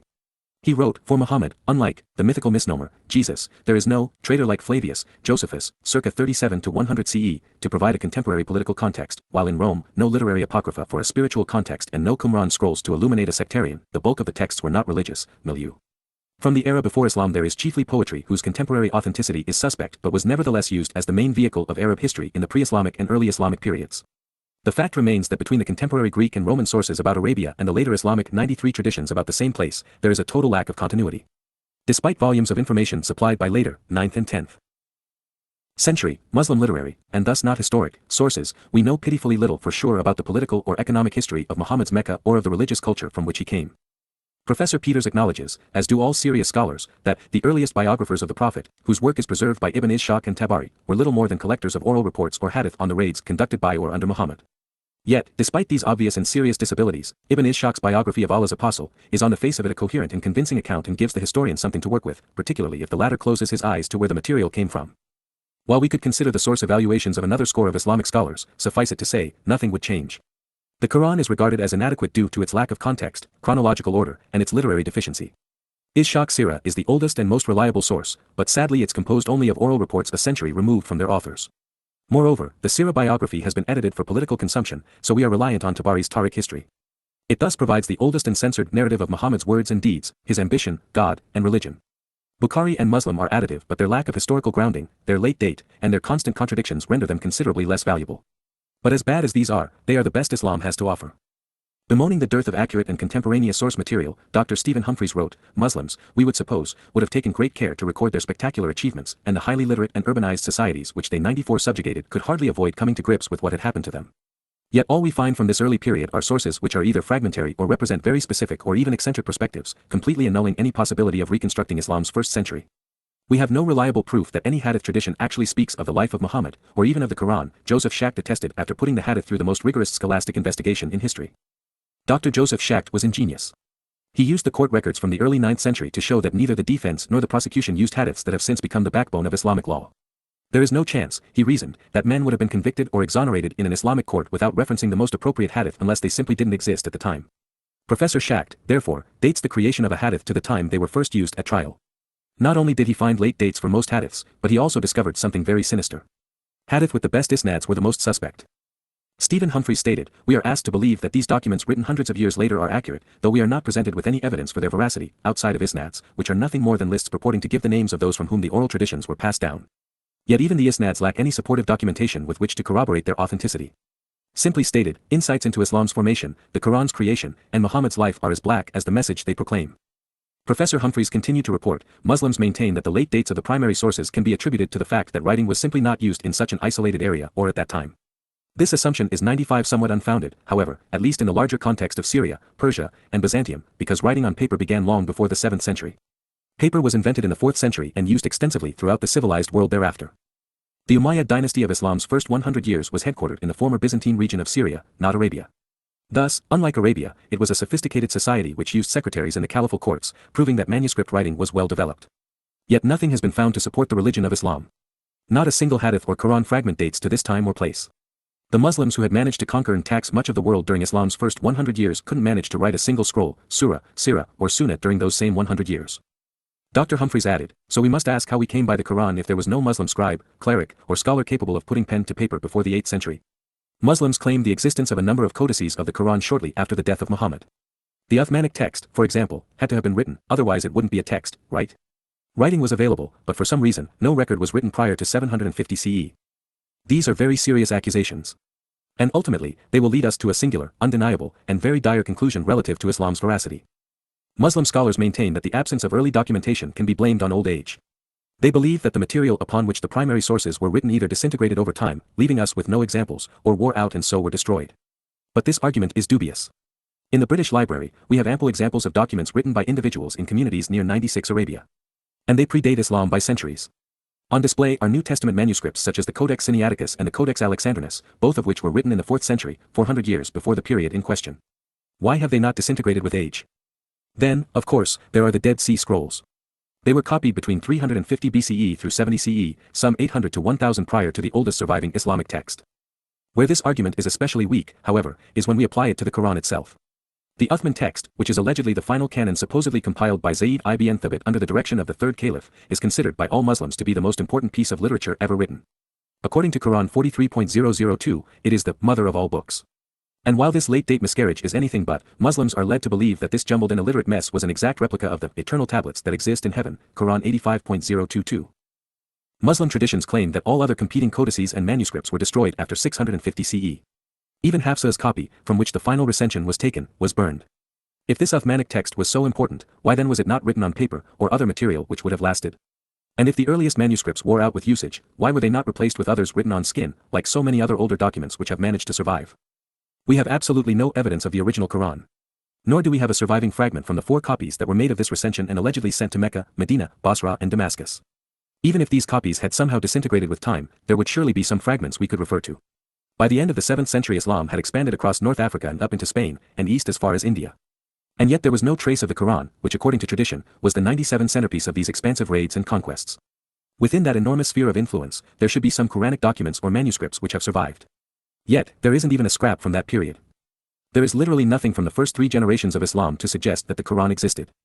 According to Josh McDowell in Evidence That Demands a Verdict, Christianity can claim more than 5,500 known Greek fragments and manuscripts of the New Testament, 10,000 Latin Vulgates and at least 9,500 other early versions, adding up to 25,000 New Testament sources still in existence, most of which were written between 25 to 350 years after the death and resurrection of the mythical misnomer, Christ, or between the 1st and 4th century CE, while Islam cannot provide a single manuscript.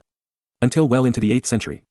If Christians could retain so many thousands of ancient documents, all of which were written centuries earlier, at a time when paper had not yet been introduced, forcing the dependency on papyrus which disintegrated more rapidly, then one wonders why Muslims were unable to forward a single manuscript from this much later period.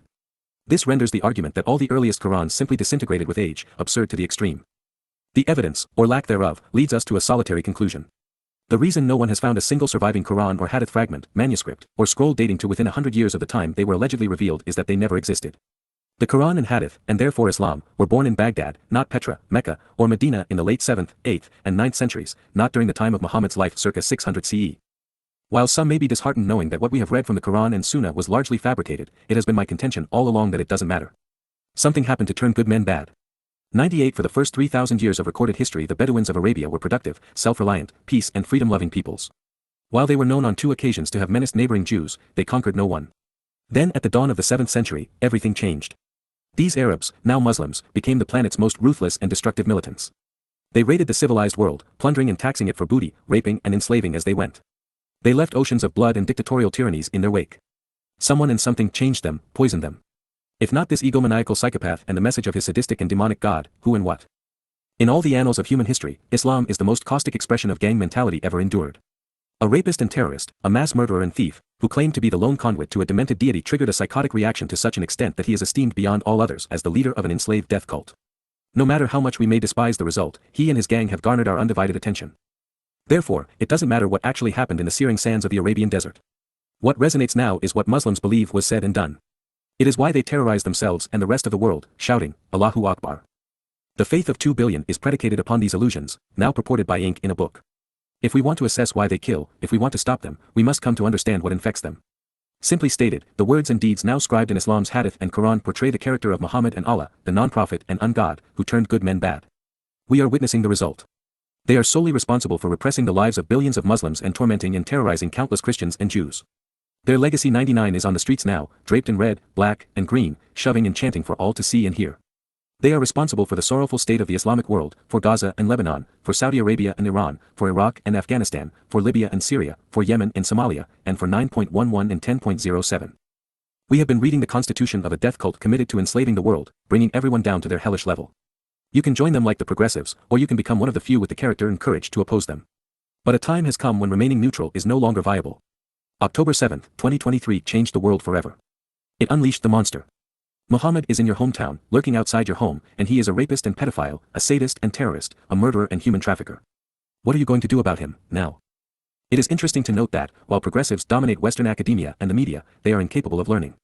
The overwhelming majority of those kidnapped and killed in Israel on October 7, 23 were progressives, comprised of young liberals, aging socialists, multiculturalists, and peace activists who advocated on behalf of Muslims and who wanted to integrate Pakistani Ghazans into Israeli society, while also rewarding their terrorist culture with an independent state. One of them actually rebuked Yahya Sinwar, the head of Hamas, for abducting and killing the very people who were advocating for him and his cause. So, even when they are proven wrong and abused by a draconian death cult comprised of rapists and child molesters, kidnappers, and mass murderers, progressives remain unfazed by reality. Preferring to be responsible, I have taken the Quran and Sunnah at face value, sharing the Hadith as if it were an accurate accounting of Muhammad's words and deeds. I have exposed the Quran as if Muhammad actually recited 100 it. I did this for many reasons. It is the only means we have to understand the motivation for terror. The words contained in these books are sufficient in and of themselves to demonstrate the deceitful, hateful, intolerant, immoral, and vicious nature of Muhammad, Allah, and Islam. Therefore, by reviewing them we have killed 3 beasts with the same stone. We have shown that Islam is without merit. In response to these assertions regarding Islam's dark past and the gloom it has now cast on humankind, Muslims contend that they have a number of the Uthman Qurans, original copies from the 7th century, in their possession. I have heard Muslims claim that there are originals in Mecca, Cairo, and almost every ancient Islamic settlement. I have often asked them to furnish the evidence which would substantiate their antiquity, a task which, to date, nobody has been able to accomplish. During his 1995 debate against Islamic apologists at Cambridge on the notion, is the Quran the Word of God, Dr. J. Smith correctly surmised, there are two documents which hold some credibility, and to which many Muslims refer.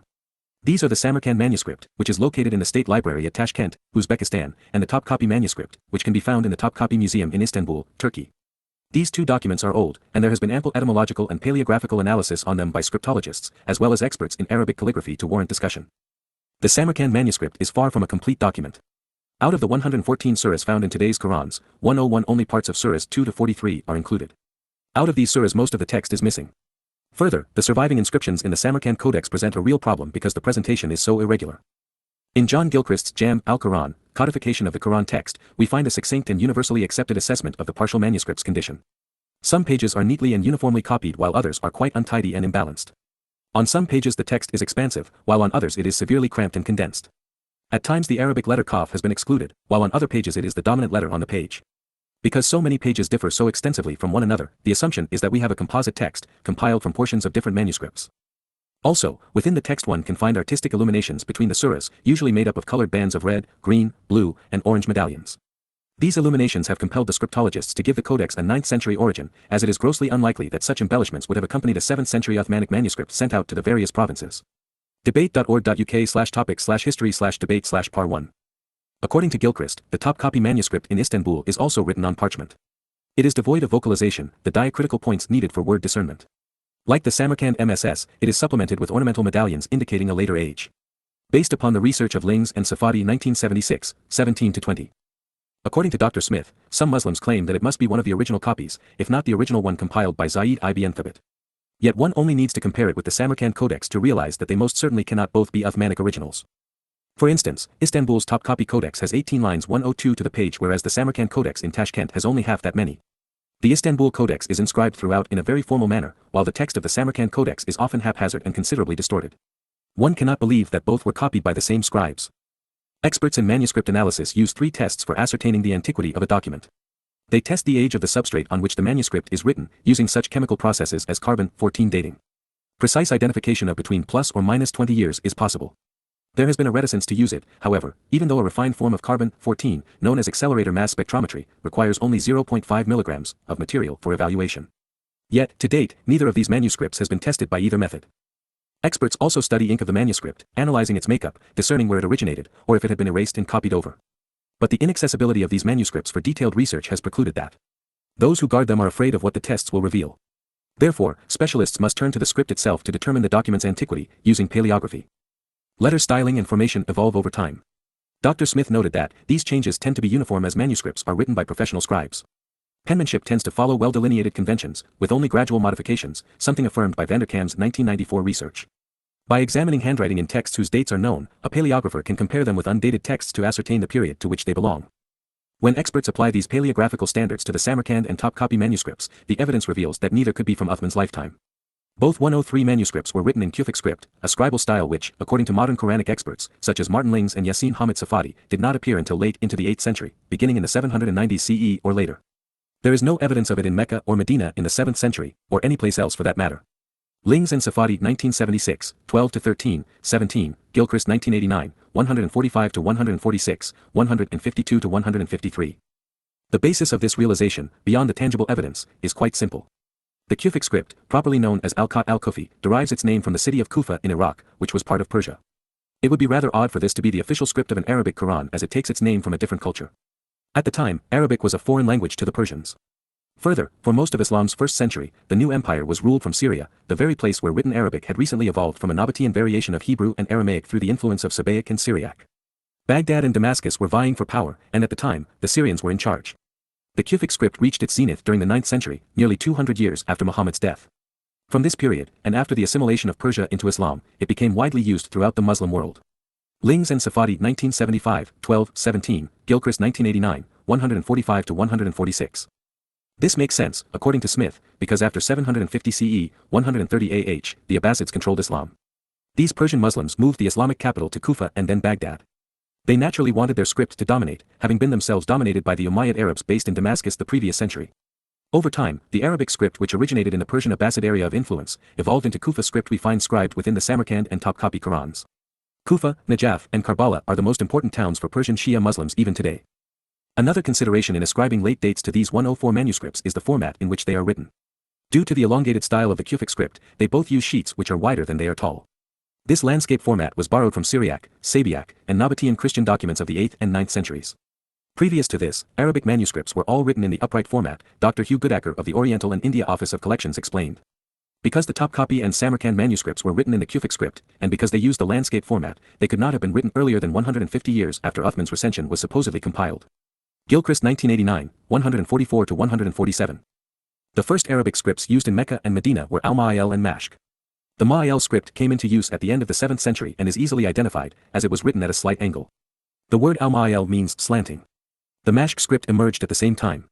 It is more horizontal and can be distinguished by its cursive style. Gilchrist 1989, 144. From this, Dr. Smith postulated, if a Quran had been compiled in Mecca or Medina in the waning days of the 7th century, it would have been written in the Ma'il or Mashq style. As it would transpire, there is a Quran written in the Ma'il script.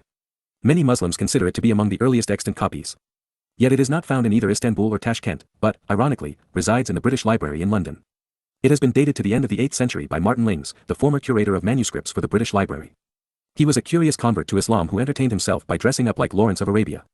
That notwithstanding, using paleography, scholars are certain that there is no known manuscript of the Quran that can be dated to within a century of Muhammad's death in 632 CE.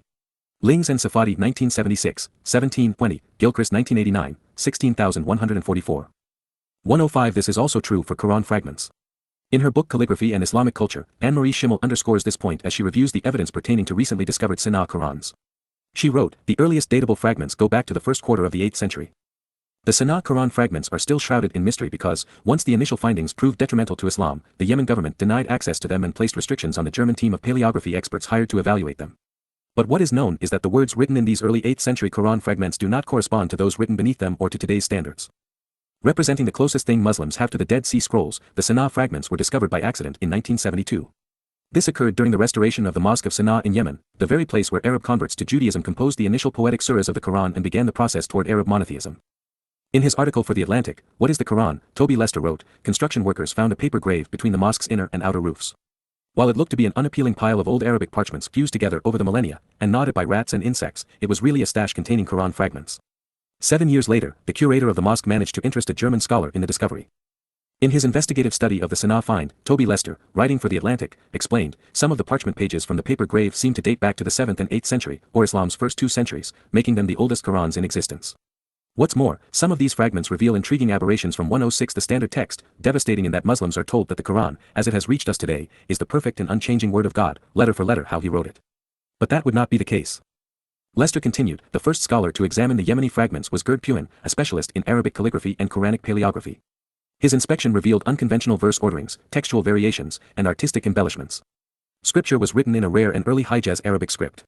And newer scripts were very clearly written over earlier, worn-out versions, proving that the text evolved. Based upon what he was witnessing, it could not have been revealed in its entirety to Muhammad in 612 CE, as alleged. More than 15,000 fragments of the Yemeni Qurans have been flattened, cleaned, sorted, and assembled. They await further examination in Yemen's House of Manuscripts. Yet that is something Islamic authorities have been reluctant to allow, initially trying to preclude publication. Dr. Puin suggests they want to keep this thing low profile, as we do, although for different reasons. Puin and his colleague, Graf von Bothmer, an Islamic historian, have published short essays on what they discovered. They continue to feel that when the Yemeni authorities realize the implications of the find, they will refuse further access. Von Bothmer, however, in 1997 shot 35,000 microfilm pictures of the fragments and brought the pictures back to Germany. Those photographs have now been scrutinized and the findings have been published, albeit without Yemeni support. Gerd Puin wrote, so many Muslims have this belief that everything between the 2 covers of the Quran is Allah's unaltered word. They like to quote the textual work that shows that the Bible has a history and did not fall straight out of the sky, but until now the Quran has been 107 out of this discussion. The only way to break through this wall is to prove that the Quran has a history too. The Sannah fragments will help us accomplish this. That, and the fact that the Quran is the worst book ever written. In his article on the Yemeni fragments, Toby Lester quoted scholars I have referenced. They are important because we are navigating perilous waters. One such expert was Dr. Andrew Rippin, a professor of religious studies at the University of Calgary, and a man at the forefront of Quranic studies. He said, the impact of the Yemeni manuscripts is still to be felt. Their variant readings and verse orders are very significant. Everybody agrees on that. These manuscripts say that the early history of the Quranic text is much more of an open question than most have suspected.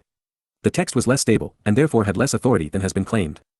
Dr. Stephen Humphreys, professor of Islamic studies at the University of California at Santa Barbara, wrote, "To historicize the Quran would in effect delegitimize the whole experience of the Muslim community.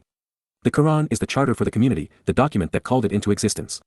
If the Quran is a historical document, then the whole Islamic struggle of 14 centuries is effectively meaningless.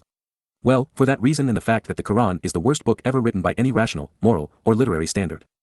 The prospect of Muslim rage has not completely deterred the critical rebuke of the Quran. In 1996, the Quranic scholar Gunter Luling wrote for the Journal of Higher Criticism, "The wide extent to which both the text of the Quran and the official Muslim account of Islamic origins have been distorted has been unsuspectingly accepted by Western Islamicists until now." In 1994, the journal Jerusalem Studies in Arabic and Islam published a study by Yehuda Nevo of the Hebrew 108 University, detailing 7th and 8th century religious inscriptions on stones in the Negev desert. Yehuda Nevo found, these pose considerable problems for the traditional Muslim account of the history of Islam. That same year, and in the same journal, Dr. Patricia Crone, a historian focusing on early Islam at the Institute for Advanced Study, in Princeton, published an article in which she argued that elucidating problematic passages in the Quranic text requires abandoning the conventional account of how the Quran was born. Patricia Crone collaborated in the book she co-authored with Michael Cook, called Hagarism, The Making of the Islamic World. They discovered that the Quran came into being later than is now believed. There is no hard evidence for the existence of a Quran in any form before the last decade of the 7th century, and that only includes inconsistent and sparse quotations from inside the Dome of the Rock. And as one might expect, for pronouncing the obvious, Hagarism came under immediate attack from Muslims who despised its reliance on non-Islamic sources. However, the citations from inside the hideous shrine to Islamic terror do not match the Quran and are not correctly dated to the end of the 7th century. And as such, we are back to the realization that untested partial manuscripts in the late 8th century Kufic script are the oldest witnesses to a troubled time and horrific message. As presented previously, Gerd Puin was cited saying, "My idea is that the Quran is a kind of cocktail of texts that were not understood even at the time of Muhammad. Many may even be 100 years older than Islam itself. Within the Islamic traditions there is a huge body of contradictory information." Professor Crone agreed, stating, "The Quran is a scripture with a history like any other, except we don't know this history and tend to provoke howls of protest 109 when we study it. Nobody would mind the howls if they came from Westerners, but Westerners feel deferential when the howls come from other people. Muslims shout, 'Who are you to tamper with our legacy?' After studying the Quran and Hadith and then witnessing the trauma Islam has inspired, I share Sir William Muir's perspective. He wrote, 'The Quran is the most stubborn enemy of civilization, liberty, and truth which the world has yet known.' While he is right, I would add that the Quran is the enemy of Yahowah, Yehudim, Yisrael, the Torah, Nabi, Berith, and to life itself. But Muslims would rather be indoctrinated than investigate. The truth frightens them, as do facts and rational thought. They routinely reject all non-Islamic approaches to the Quran. Unable to refute the assault on their book with facts, history, or reason, they simply assail the messengers of news they do not want to hear." An Egyptian doctor who edited Prophet of Doom explained, "Their response is psychological. It is what you'd expect from someone who has been told that their religion is a delusion. The revelation triggers a defense mechanism of anger. This is what I faced every time I tried to discuss Islam with them. Our only hope is that Muslims learn to contain their anger and then make use of their minds. But I'm afraid that will not be tolerated by those who benefit from imposing Islam. If Islam suddenly disappears, Muslim clerics and kings, dictators and terrorists would lose their power and funding. 1,000,000 Islamic clergy, dictators, and terrorists would instantly be out of work." Here is an example of how they respond. In 1987, in the Muslim World Book Review, an Islamic apologist, Parvez Manzoor, wrote, "The Western enterprise of Quranic studies is a project born of spite, bred in frustration and nourished by vengeance. The Western man, 110. Coordinating the powers of the state, church and academia, now there's a delusional thought, launched his most determined assault on the citadel of Muslim faith with arrogance, reckless rationalism, and a world-domineering fantasy of sectarian fanaticism. This boy would have done well to have gazed in a mirror, joined in an unholy conspiracy to dislodge the Muslim scripture from its firmly entrenched position as the epitome of authenticity and moral unassailability. The ultimate trophy that the Western man sought by his daredevil venture was the Muslim mind itself. Yes, we would like to open it. In order to rid the West forever of the problem of Islam, Muslim consciousness must be made to despair of the cognitive certainty of the divine message revealed to the Prophet. Only a Muslim confounded of the historical authenticity or doctrinal autonomy of the Quranic revelation would abdicate his universal mission and hence pose no challenge to the global domination of the West. Such, at least, seems to have been the tacit, if not the explicit, rationale of the assault on the Quran. That may be the most delusional rant I've read, apart from the Quran and Hadith. Muslims have a vivid imagination and are particularly susceptible to conspiracy. Like their non-prophet and ungod, they perceive conspiratorial plots being hatched everywhere, and typically blame them, rather than Islam, for their impoverished lives. Muslims have become so proficient at deceit that they have become paranoid and delusional. It is woven into the fabric of their lives. When Western doctors inoculate Muslim children against disease, imams preach that they are infecting them with HIV. When Americans deliver food to feed starving families, the clerics claim the food is drugged so as to make Muslims barren. When it doesn't rain, it's a CIA plot. It's pathetic. Yet, to believe a scheme as deceptive and delusional as Islam, one's mind has to be corroded, so it's not surprising. 111 inches away, Manzoor was right. The motivation for exposing the Quran has been spite, bred in frustration and nourished by vengeance. Muslim World Book Review, 1987, as an example, I deplore what Muslims did to Jews on October 7, 2023, and I'm frustrated that countless millions of Muslims around the world condone the rape, mutilation, kidnapping, and savage murder. I want to hold Islam accountable because the carnage is not limited to Hamas any more than the Islamic suicide bombings of September 11, 2001 were constrained to Al-Qaeda. The problem is Islam. Another Muslim scholar, Abu Zaid, protests, the Quran is a literary text, said the kindergartner to the first grader, and the only way to understand, explain, and analyze it is through a literary approach. This is essentially a theological issue. No. There is nothing remotely theological or literary about the Quran. It is both demonic and inane. While Zaid may not like goddamn religion, I have systematically analyzed the Quran based on its claims and word choices. However, free speech is not tolerated in Islam, nor are contrarian views. In 1995 Abu Zaid was officially branded an apostate, a ruling that was upheld by Egypt's highest court. Yet, Zaid steadfastly maintains that he is a pious Muslim. Toby Lester incorporated the public shunning of Zaid into his article, writing, Abu Zaid sought to refute the charges of apostasy, but in the face of death threats and relentless public harassment he fled Cairo for Holland, calling the affair a macabre farce. Sheikh Yusuf Badri, the cleric whose preaching inspired much of the opposition to Zaid, was ecstatic. We are not terrorists, we have not used bullets or machine guns, but we have stopped an enemy of Islam from poking fun at our religion. No one will even dare to think about harming Islam again. Sorry Sheikh, not everyone is so easily dissuaded. 112 According to Lester, Abu Zaid was justified in fearing for his life and fleeing Egypt for Europe. In 1992, the Egyptian journalist, Farag Foda, was assassinated by Islamists for criticizing the Muslim Brotherhood. In 1994, the Nobel Prize-winning novelist, Naguib Mahfouz, was stabbed for writing an allegorical novel, structured like the Quran, while presenting heretical conceptions of Allah and Muhammad.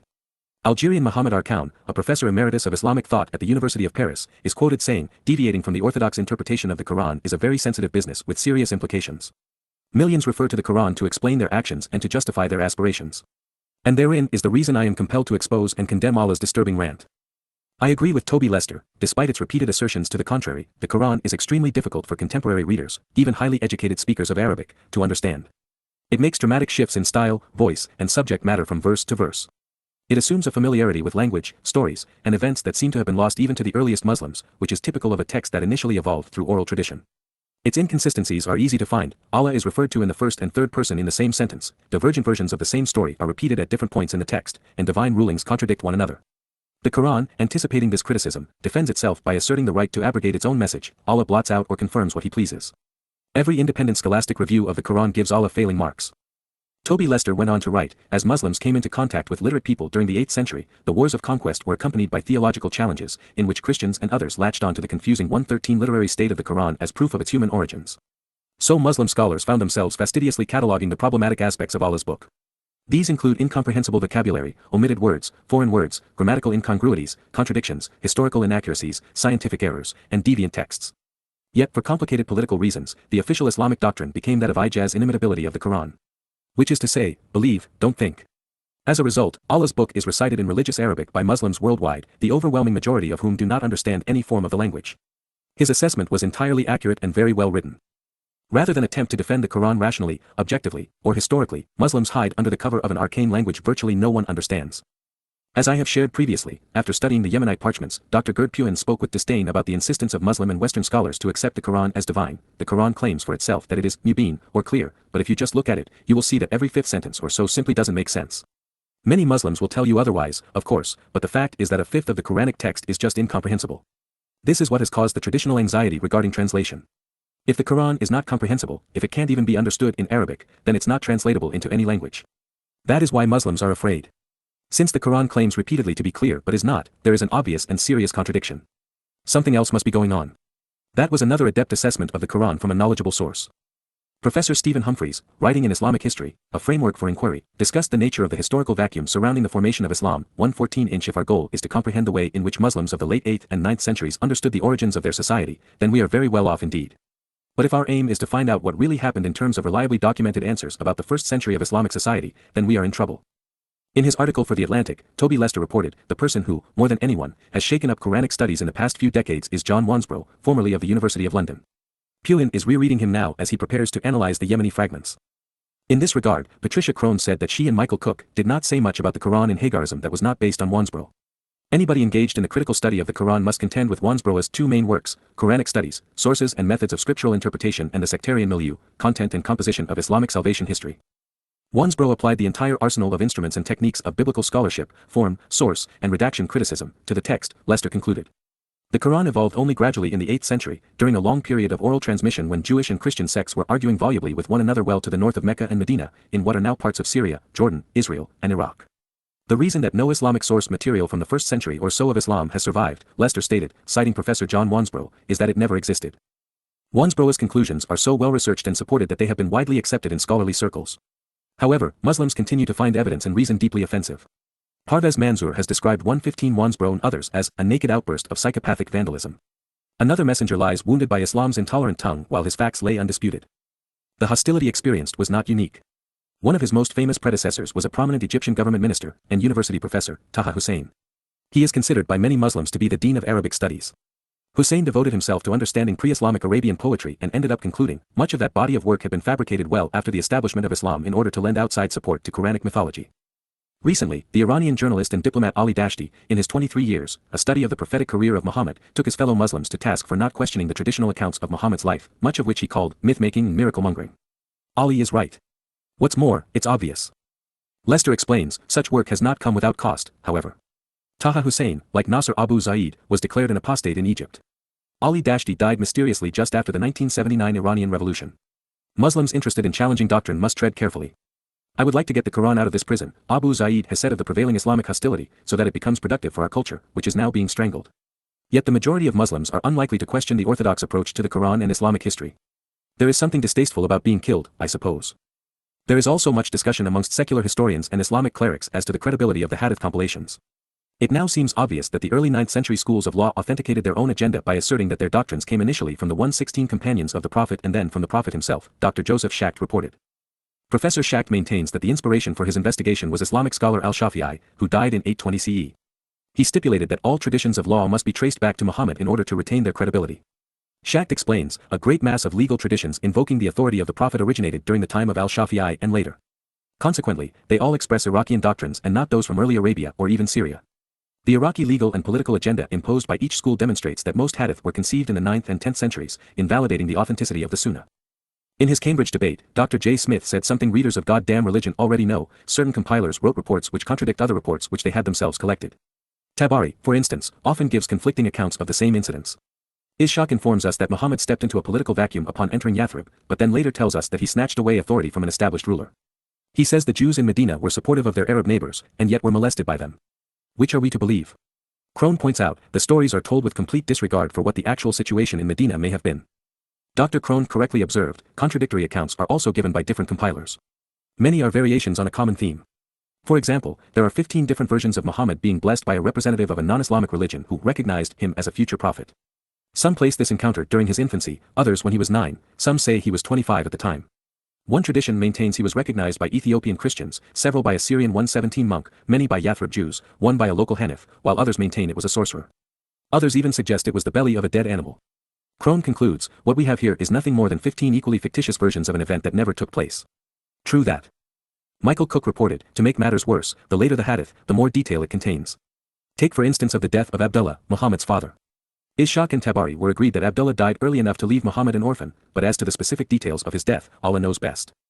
Waqidi, who wrote a half-century later, tells us not only when Abdullah died, but how he died, where he died, what his age was, and the exact place of his burial. Therefore, according to Michael Cook, this evolution in the course of 50 years from uncertainty to a profusion of precise detail suggests that a fair amount of what Waqidi knew was not knowledge. This is rather typical of Waqidi. He was always willing to give precise dates, locations, names where Ishaq had none. But given that this information was all unknown earlier to Ishaq, its value is doubtful in the extreme. And with spurious information accumulated at this rate in the 3 generations between Ishaq and Waqidi, it is hard to avoid the conclusion that even more must have accumulated in the 4 generations between Muhammad and Ishaq. The sheer number of hadith that suddenly appear create a good deal of skepticism. Bukhari claims that by 850 CE, there were 600,000 hadith about Muhammad. They were so numerous, the ruling caliph asked him to pick the true sayings of the Prophet out of the sea of false ones. But if he had done so, neither the Quran nor the hadith would exist. Bukhari never spelled out the criteria that guided his choice, except for vague pronouncements of unreliability 118 or unsuitability. In the end, he retained only 2,602 hadith, 9,082 if one includes the repetition of the same story presented with a different isnad, a mere 0.5%. Of the 600,000 ahadith, 597,398 were admittedly false and had to be scrapped. The others were simply suspect. Thus, by the time they were collected, 99.5% of the oral traditions upon which Islam was based, including the Quran and Sunnah, were considered spurious. Muslims now maintain that the primary means for choosing between potentially authentic and clearly spurious hadith is found in the chain of oral transmission called the science of the isnad. This, Muslims contend, must have been the undisclosed process which Bukhari, Tabari and other 9th and 10th century compilers deployed to authenticate their compilations. They included a list of names, which supposedly traced back the oral communication from mouth to ear through the generations to Muhammad himself. For them, an isnad was considered essential, because it provided a veneer of authenticity to fourth-generation hearsay. However, there is no evidence that the isnads were legitimate, and even if they were, they do not legitimize hearsay. Rather it seems that isnads were simply applied to hadith that approved or outlawed matters of interest to the Iraqi community in generations after Muhammad had died. Those believed to be complicit in the scuttlebutt were canonized, and the hadith were supposedly authenticated. Therefore, from a legal standard, isnads, which affirm hearsay, actually weaken that which they sought to confirm. We are left with the realization that without anything being committed to writing between the early 7th century, throughout the 8th century, and into the 9th, Islam's Sunnah is nothing more than the children's game of whispers run amok with imaginary players. Called Chinese whispers or telephone, this internationally popular children's game is conducted by 119 whispering a few simple sentences to the first person in a circle of 5 or more. They quietly convey that message to the next person down the line until the last child announces it amidst laughter. The result typically bears little resemblance to the original, making about as much sense as the Torah's characters do in the Quran. Over the course of 5 people, and a minute's time, with just a few sentences, the message becomes as garbled as the Sunnah and Suratun. Humphreys asserts, the science of isnad set about to authenticate chains of reporters in the 9th and 10th centuries, long after the fact, and they are without relevance. Consequently, the larger the list, which includes the best-known historical names, the more suspect its authenticity. From a credibility standpoint, the hadith are only slightly more credible than the Quran. And this is because at least there is an attempt to identify those participating in the hearsay process. And yet, if one's preference is for fact over faith, there isn't so much as a trace of it coming out of Islam's 1st century. Archaeologists haven't found a scrap of paper, a papyrus sheet, a parchment scroll, or even a rock carving to suggest a single Suratun or Sunnah was coined within a century of Muhammad's death. Then, all of a sudden and out of thin air, after the passage of another 1 to 200 years, there were 600,000 oral reports from a time long past. This leads to a singular rational explanation: the hadith were comprised of legends, fables of old. The Islamic Sunnah upon which Islam is based, upon which the 5 pillars are comprised, upon which suicide bombers blast their way into infamy is a farce. Like the Suratuns, the Sunnah was created in Baghdad long after the fact. And truth be known, they did a lousy job, one would have expected better. But that does not mean that they are completely disconnected from reality. Some of what has come down 120 to us in the Sunnah and Suratun is indicative of Muhammad's rancid existence. It is inconceivable that Islamic clerics slathered their lone Rasulullah with such hideous misadventures. Moreover, somebody conquered and suppressed Arabia, Yemen, Persia, India, Syria, Israel, Egypt, Libya, Algeria, and Morocco, and something transformed Arabs into Muslims before doing so. Somebody and something inspired nomads and Bedouins to ride out of Arabia wielding swords while shouting slogans justifying rape and robbery. No matter how many scholarly theories are postulated, the portrayal of Muhammad presented in the Ahadith provide the most cogent explanation of what caused the first Muslims to behave so badly. While his hand was first raised in Petra, the glove was woven in Yathrib, and it was embellished in Baghdad. The fist that fits inside belongs to Muhammad. Attributing grotesque acts of mutilation and mass murder, rampant pursuits of genocide and human trafficking, multiple gang rape and pedophilic abuses, the systematic plunder and torture of thousands which became millions, and a life of relentless terrorism, to a religious messenger is hard to fathom if not true. After all, who in their right mind would attempt to establish a religion's credibility on the life of a person guilty of such horrendous abuses, unless they were so flagrant, they could not be denied? And since they did, how can anyone discount them? The only thing less believable than the hadith describing Muhammad as the purveyor of these atrocities is the notion that he never did them and they were claimed of him to ravage his credibility. After all, most people find terrorism, mass murder, rape, plunder, and the slave trade unbecoming. Well, with the exception of Muslims. Based 121 upon the protests now seen around the world, they celebrate the very things moral people abhor. And lacking morality, progressives agree with them. Yet terror. For the rest of us, we are confronted with the abominable portrait of a man who claimed to have been demon-possessed, jumping in bed with a 6-year-old, flying away on a winged ass, participating in an idolatrous indulgence, justified by satanic verses, declaring war on all mankind. He raided his kin at Badr, inspired the Qurayza genocide, and eliminated the Khaybar community in an act of ethnic cleansing while renouncing his wannabe god at Hudaybiyah. It's too gruesome and embarrassing to have been applied to Muhammad if not true. The Persians were way too smart for that. But what were they to do? The Quran was insufficient religiously, so someone had to come up with tafsir explanations. And so they made Muhammad indistinguishable from Allah, Satan's corporeal manifestation. The hadith would fill in the gaps and offer context, provide miracles, rituals, and dogma, the kind of stuff the ruling elite in Baghdad needed to control and fleece those who were now under their spell. There would even be hadith which would claim the superiority of the Quran. They would even overcome the Quran's own admission in Quran 10.03728, 2.023, or 17.088 that those who witness its revelation realized it was not to be trusted. Will they say Muhammad has forged it? Answer: bring therefore a surah like it, and call whom you may to your assistance, besides Allah, if you speak truth. This boast is echoed in the hadith, Mishkat al-Masabi, the Quran is the greatest wonder among the wonders of the world. This book is second to none in the world according to the unanimous decision of the learned men in points of diction, style, rhetoric, thoughts and soundness of laws and regulations to shape the destinies of mankind. The Quran and insanity evidently run hand in hand, but good judgment is irreparably estranged. 122 Incredibly, Muslims believe that since there is no literary equivalent to the worst book ever written, the Quran is a miracle sent down from their God. And because Allah was insistent that he had no partners, there was no need for the likes of Moses, Daud, or Yahshua. It is this inimitability, or uniqueness, termed ijaz in Arabic, which Muslims believe proves its divine authorship and thus its status as the holiest of books, even though there was no book and the recitals were uniquely awful. The Quran's most repeated theme is the moronic never-ending argument which rapidly devolves into taunts of hellish tortures. The remainder of Allah's rant is grossly inaccurate historically and scientifically, nauseatingly repetitive, and obviously plagiarized. It promotes terrorism. It condones rape, incest, thievery, kidnapping for ransom, the slave trade, mass murder, and worst of all, genocide of Jews. It is so contradictory, it explains how to deal with incongruities. And it's a literary disaster with grammatical errors, missing words, and meaningless phrases. 1 out of every 5 verses is incomprehensible. The speaker ducks in and out of first, second, and third person and doesn't know if he is one or many. He doesn't even know his name. There are no intelligent transitions. And it is a jumbled mess, lacking any presence of sensible organization by subject, context, or chronology. It's little more than a childish outburst revealing the immature and ignorant nature of its author. Nearly 200 years ago, Karl Fander reported, "It is by no means the universal opinion of unprejudiced Arabic scholars that the literary style of the Quran is superior to that of other books in the Arabic language. Many doubt whether in eloquence and poetry it surpasses the Mu'allakat by Imr al-Qays, or the Makamat of Hariri, though in Muslim lands few people are courageous enough to express such an opinion." Fander explained by comparison, when we read the 123 Old Testament in the original Hebrew, scholars hold that the eloquence of Isaiah and the Psalms, for instance, is far greater than that of any part of the Quran. Hardly anyone but a Muslim would deny this. It's like comparing Earth's oceans to a mud puddle. A contrast between the Torah and Nabi brings other problems to light. When anyone familiar with Yahowah's testimony begins to read the Quran, it becomes immediately apparent that Allah's recital is an entirely different kind of presentation, whatever its poetic merits. Whereas God provides a historical context for everything, the Quran contains none. Whereas Yahowah goes out of his way to explain unfamiliar terminology or territory, the Quran remains silent. In fact, the very structure of the Torah, Nabi, wa Mizmor, is consistent with many prophetic books scribed over a millennium, reveals that it is ordered according to chronology, subject, and theme. The Quran, on the other hand, reads more like a jumbled and manic collection of statements that bear little relationship to preceding verses. Scholars admit that the Quran is so haphazard in its makeup it requires the utmost sense of duty for anyone to plow through it. French-German secular scholar, Salomon Renac, wrote, "From the literary point of view, the Quran has little merit.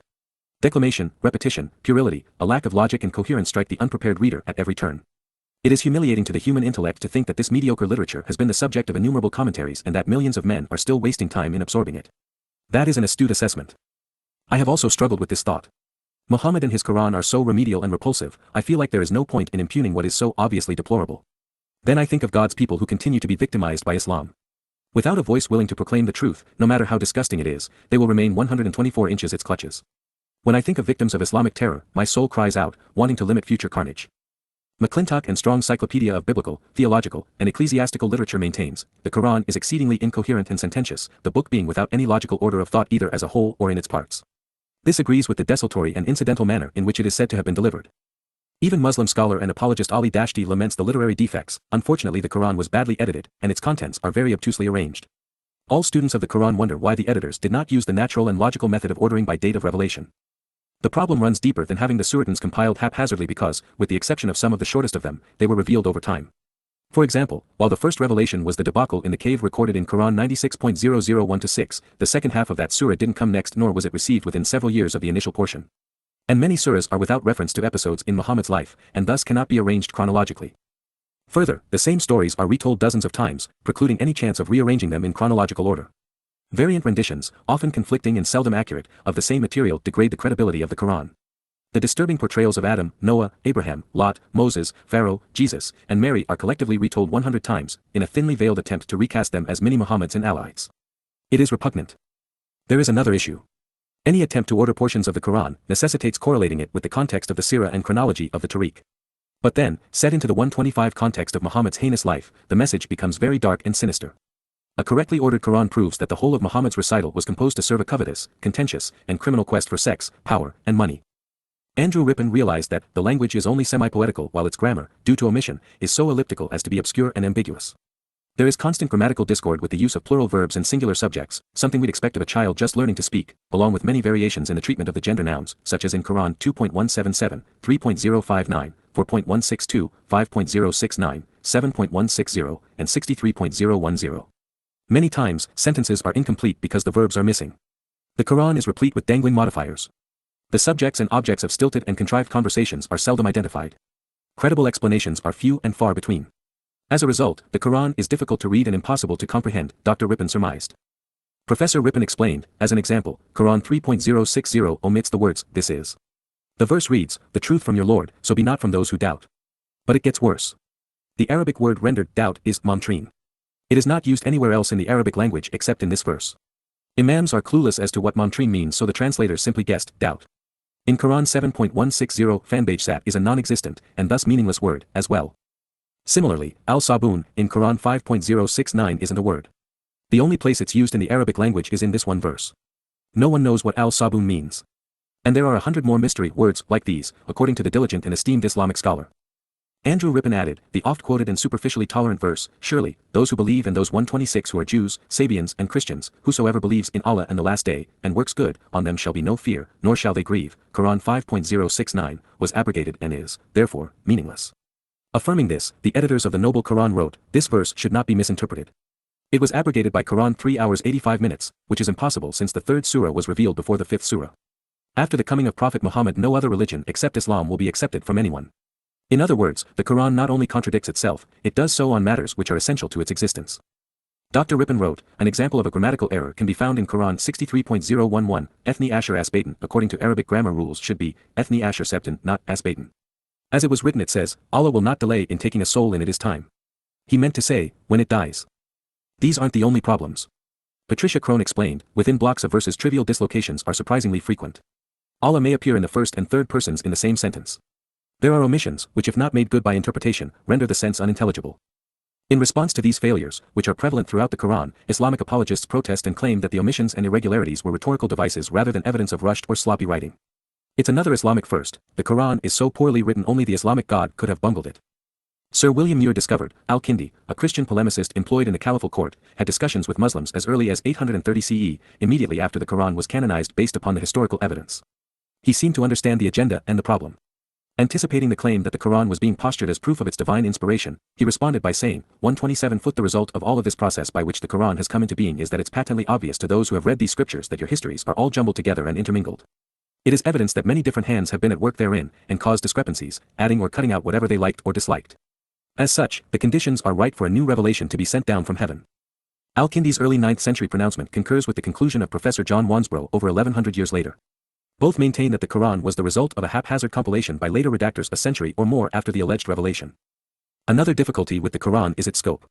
Some verses state that it is a book only for Arabs, such as in Quran 14.004, 42.007, 43.003, and 46.012, while others imply that it is a revelation for all mankind, citing Quran 34.028 and 33.040. This also speaks to the problem of choosing Arabic. If God wanted to effectively communicate with humankind in the 7th century, continuing in Hebrew or changing to Aramaic, Greek, Latin, Syriac, or Coptic would have been vastly superior choices. Insightfully, Dr. Patricia Crone realized there were other people in existence at that time, who lived close by and have left us material which we can use to evaluate the Quran. The non-Muslim evidence is found in Greek, Syriac, Armenian, Hebrew, Aramaic, and Coptic literature from the time of the conquests in the 7th century onwards. To this, Yehuda Nevo added, we also have a large body of Arabic inscriptions which predate the Muslim traditions. Yet, these materials all contradict the Islamic Hadith and Quran. This evidence devastates the Quranic claims of divine inspiration. If Muslims wish to promote Islam outside of its core constituency, they will need to come up with an 128 explanation for these historical repudiations. Attacking the messengers who prove them wrong while putting their heads in the sand will not suffice. For example, Patricia Crone discovered, a papyrus dated to the mid-7th century CE addresses the year 22, suggesting that something happened in 622 CE. This coincides with the year of the Hijra according to Islamic traditions. By demonstrating that a pseudo-Arabic form of writing existed within 4 or 5 decades of Muhammad's exodus from Petra to Yathrib, it demonstrates that a fragment could have survived from that period. So, Dr. Crone asked, since we have this meaningless fragment, why don't we have even a single document referencing the supposedly much more meaningful Quran or Hadith? Addressing Patricia Crone's and Michael Cook's research during his Cambridge debate, Dr. J. Smith announced, Crone found interesting support for a hijra outside Arabia. She documented 57 attestations that came from within and without the Muslim tradition, which point to a hijra, or exodus, not from Mecca to Medina, but from more prominent places to garrison cities in the north. And much of what we have learned in the interim, parallels and corroborates her findings. The Sunnah and Quran are not the only things that disappear as we probe the sands of time. There is no evidence from Mecca either. According to archaeological research carried out by K.A.C. Creswell and James W. Allen in their examination of early Muslim architecture, and confirmed by Crone and Cook, the floor plans of the Umayyad mosques in Iraq, one built by the governor Hajjaj in Wazid, the oldest surviving mosque, and another attributed to roughly the same period near Baghdad, have qiblas, the direction the mosques face to accommodate prayer, which do not point to Mecca, but are oriented far to the north. The Wazid and Baghdad mosques are off by 33 and 30 degrees, respectively. 129 The Qibla of the first mosque in Kufa, Iraq, which was constructed around 670 CE, lies to the west when it should have pointed almost directly south. The original floor plan of the Fustat Mosque of Amr al-Az, outside Cairo, shows a Qibla pointed too far north. In fact, there is no early mosque with a Qibla pointing to Mecca. They are all directed south of Jerusalem in the vicinity of Petra. Yet Muslims, ever ready with an excuse, say one should not take these findings too seriously as many mosques have misdirected Qiblas. But if the first Muslims were so incapable of ascertaining directions, why would they all point to a singular location south of Jerusalem? We find further corroboration for this direction of prayer by the Christian traveler Jacob of Edessa, who wrote in Syriac as early as 705 CE. In a letter, which can be found in the British Museum, he refers to the Maghreb, the name applied to Muslims before the creation of the Quran and Hadith in the 8th century, saying, "It is clear that it is not to the south that Jews and Maghreb here in the regions of Syria pray, but towards Jerusalem their Ka'bah, the patriarchal places of their races." This is devastating for Islam. If there is no historical or archaeological evidence for the existence of a 7th century Quran ordaining Mecca, or even evidence of a 7th century Mecca, what is left of Muhammad and Islam besides blood, taxes, fables, and folklore? Research carried out by Patricia Crone on the Umayyad Caliphal summer palaces notes that the mosques at these palaces also had qiblas pointing south of Jerusalem. According to Dr. Gerald Hawting, who lectures on Islam at the University of London, no mosques have been found from the 7th century which face towards Mecca. And yet, the Quran devotes a score of verses on the importance of what is assumed to be Mecca as the only acceptable qibla, but then calls that change of qibla to Mecca sometime later a difficult test for Muslims. 130 According to Crone, Cook, Carlier, and Hawting, Creswell, Allen, and Fayervari, the archaeological evidence from Iraq along with the literary evidence from Syria and Egypt points unambiguously to a sanctuary just south of Jerusalem and well north of Mecca. And this means that they point to the crumbling relic of Petra. Muslims may argue that perhaps the early Muslims didn't know the direction of Mecca. But weren't these desert traders caravanners? Wouldn't their livelihood be dependent upon navigating the desert which has few landmarks or roads? They should have known how to follow the stars since their lives depended on it. Surely they knew the difference between north and south. Furthermore, the mosques in Iraq and Egypt were built by civilized societies that had been adept at orienting shrines to precise astronomical directions for several thousand years. If they miscalculated their qiblas by so many degrees they couldn't have performed the obligatory Hajj. Muslims maintain that Mecca, or Bakka, as the case may be, is the center of Islam and the center of history. It's Allah's home on earth. According to Quran 3.096, the first sanctuary appointed for mankind was at Bakka, full of blessing, a guidance for men and jinn. So why, do you suppose that this name is spelled Bakka if Mecca is so important, particularly when Bakka in Lebanon was so well known? In Quran 6.092, the book and the town are so essential that Allah forgot to provide either name.